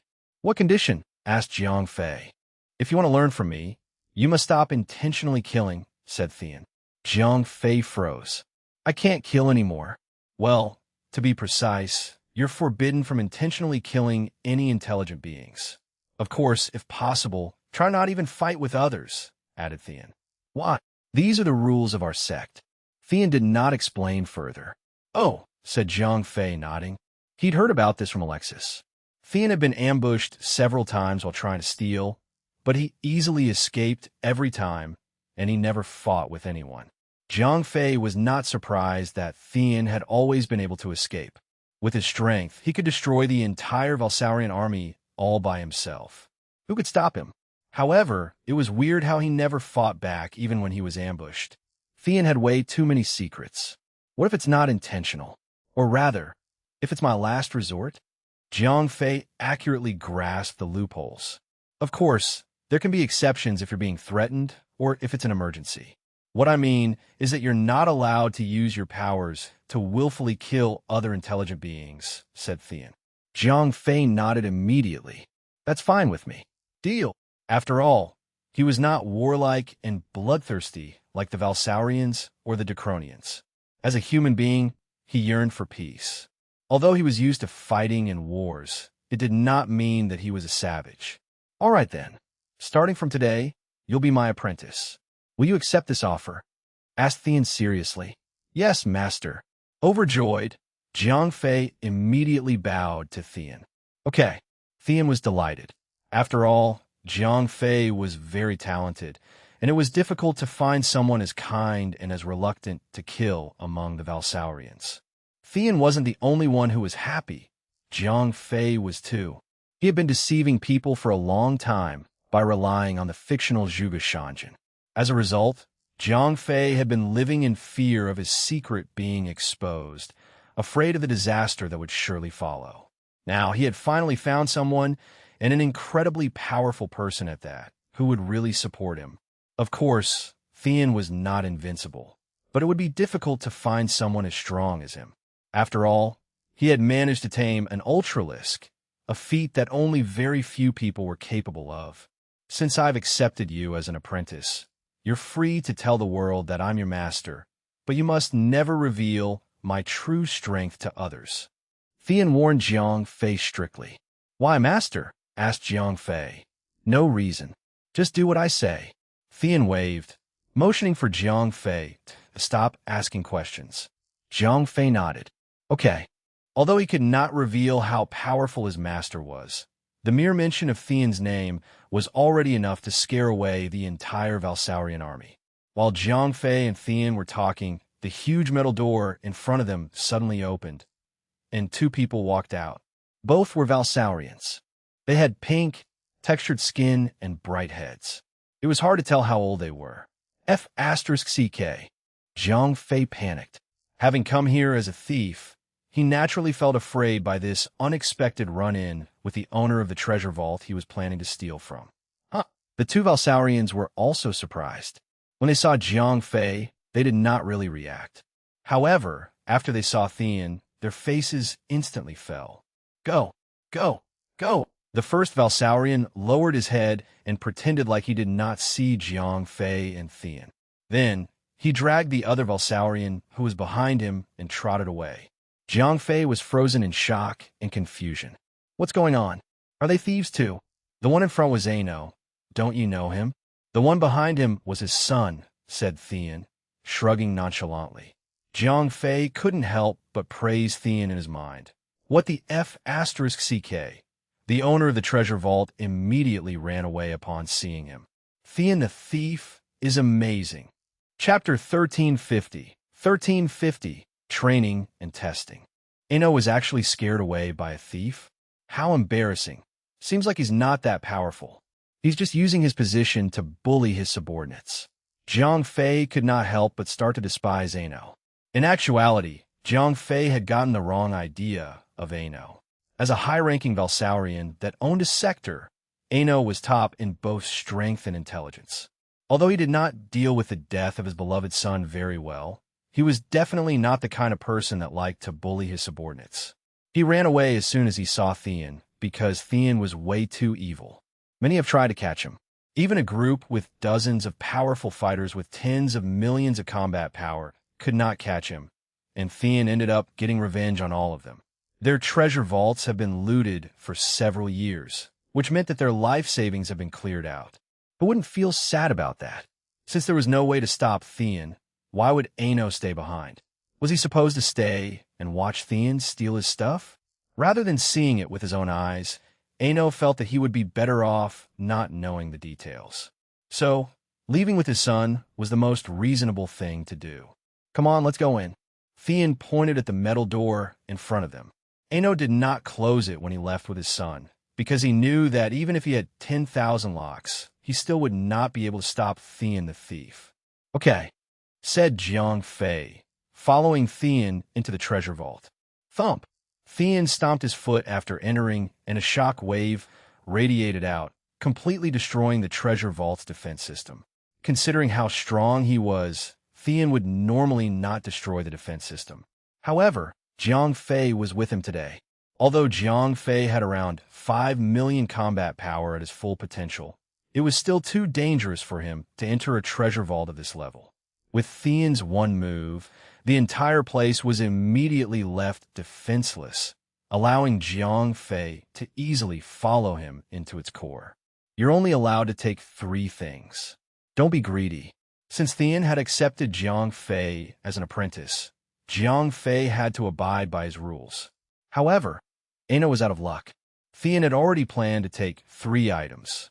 Now that Jiang Fei was here too, Ano would lose another 3 items. Theon looked for a place to sit and wait for Jiang Fei to tidy up the treasure vault. I'll leave it to you. Okay. Things were different for Jiang Fei this time. As the thief's accomplice, he had been very nervous back when they were in Alexa's treasure vault. Now, however, he was Theon the thief's apprentice. When they came to steal, the owner of the treasure vault immediately left without a word. This made Jiang Fei feel extremely smug. Jiang Fei happily looked through the treasures, determining the value of the items through the goggles that Theon gave him. These goggles were of much better quality than his previous ones. The information stored in it was more detailed, so this helped Jiang Fei increase his knowledge while he rummaged around. As a high-ranking member of the Valsaurian army, Ano's collection was much more high-end than that of Alexis. Compared to Ano's, Alexis's treasure vault was as shabby as a way station. The *M in it. All these items are good. How nice it would be if I could take all of them away. Jiang Fei muttered to himself while he looked through them. Hey kid, you have to obey my rules as my apprentice. In the future, even when you become a master yourself, you cannot be greedy. Otherwise, don't blame me for kicking you out, said Theon, giving his new apprentice a serious warning. Jiang Fei nodded quickly. Yes, master. With so many valuable treasures before his eyes, Jiang Fei gained a lot of knowledge while going through them. It was almost like a training program. Since Jiang Fei had to withstand the temptation of taking all the treasure, this significantly increased his determination.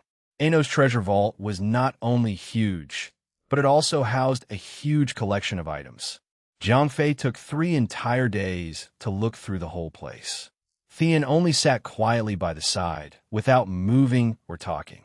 Throughout the process, since Theon was always meditating with his eyes closed, 0541 had suggested on several occasions that Jiang Fei secretly store a few treasures in the spatial ring. However, Jiang Fei did not do it. He did not dare to do so because he was a little afraid that Theon might catch him.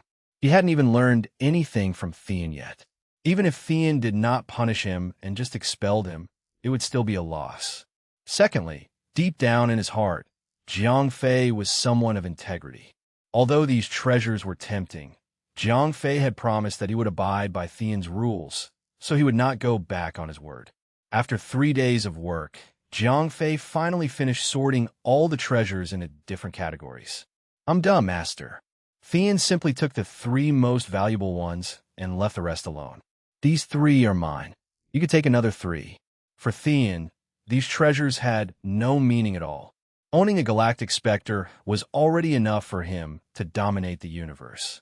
Other than for fun, he only stole in order to suppress the Valsaurians, to let them know that there was always someone better than them. He made Jiang Fei organize the treasure vault to both train and test him. Jiang Fei's knowledge would definitely soar upon going through so many treasures.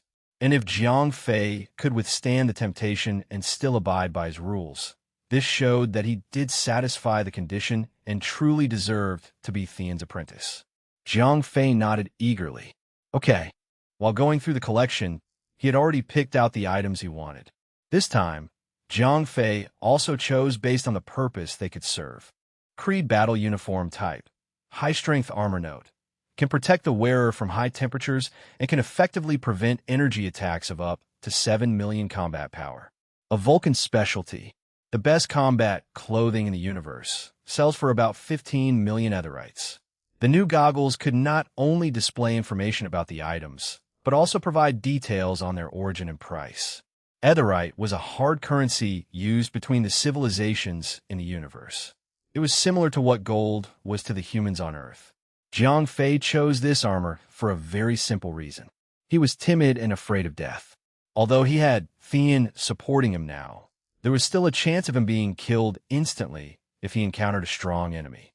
With this combat uniform, coupled with the effect of his bioarmor, Jiang Fei would at least have the chance to activate his domain during surprise attacks. This would remove the risk of him being killed instantly. After picking out an armor, Jiang Fei picked a weapon for himself, Psyblade. This was a high-technology weapon. Although it was not as lethal as the Zhanlu sword used to kill the Latear Reaper, it was a lot better than the ordinary Chang'ing sword. Moreover, it was easy to carry around as it was worn like a gauntlet. When used, a light blade would directly pop out of it. It was lethal enough to break energy shields formed of up to 6 million combat power. And that's it for this part. Thanks so much for listening. If you loved it, hit subscribe so you don't miss the next one, and drop a comment letting me know what story you want to see next. See you in the next part.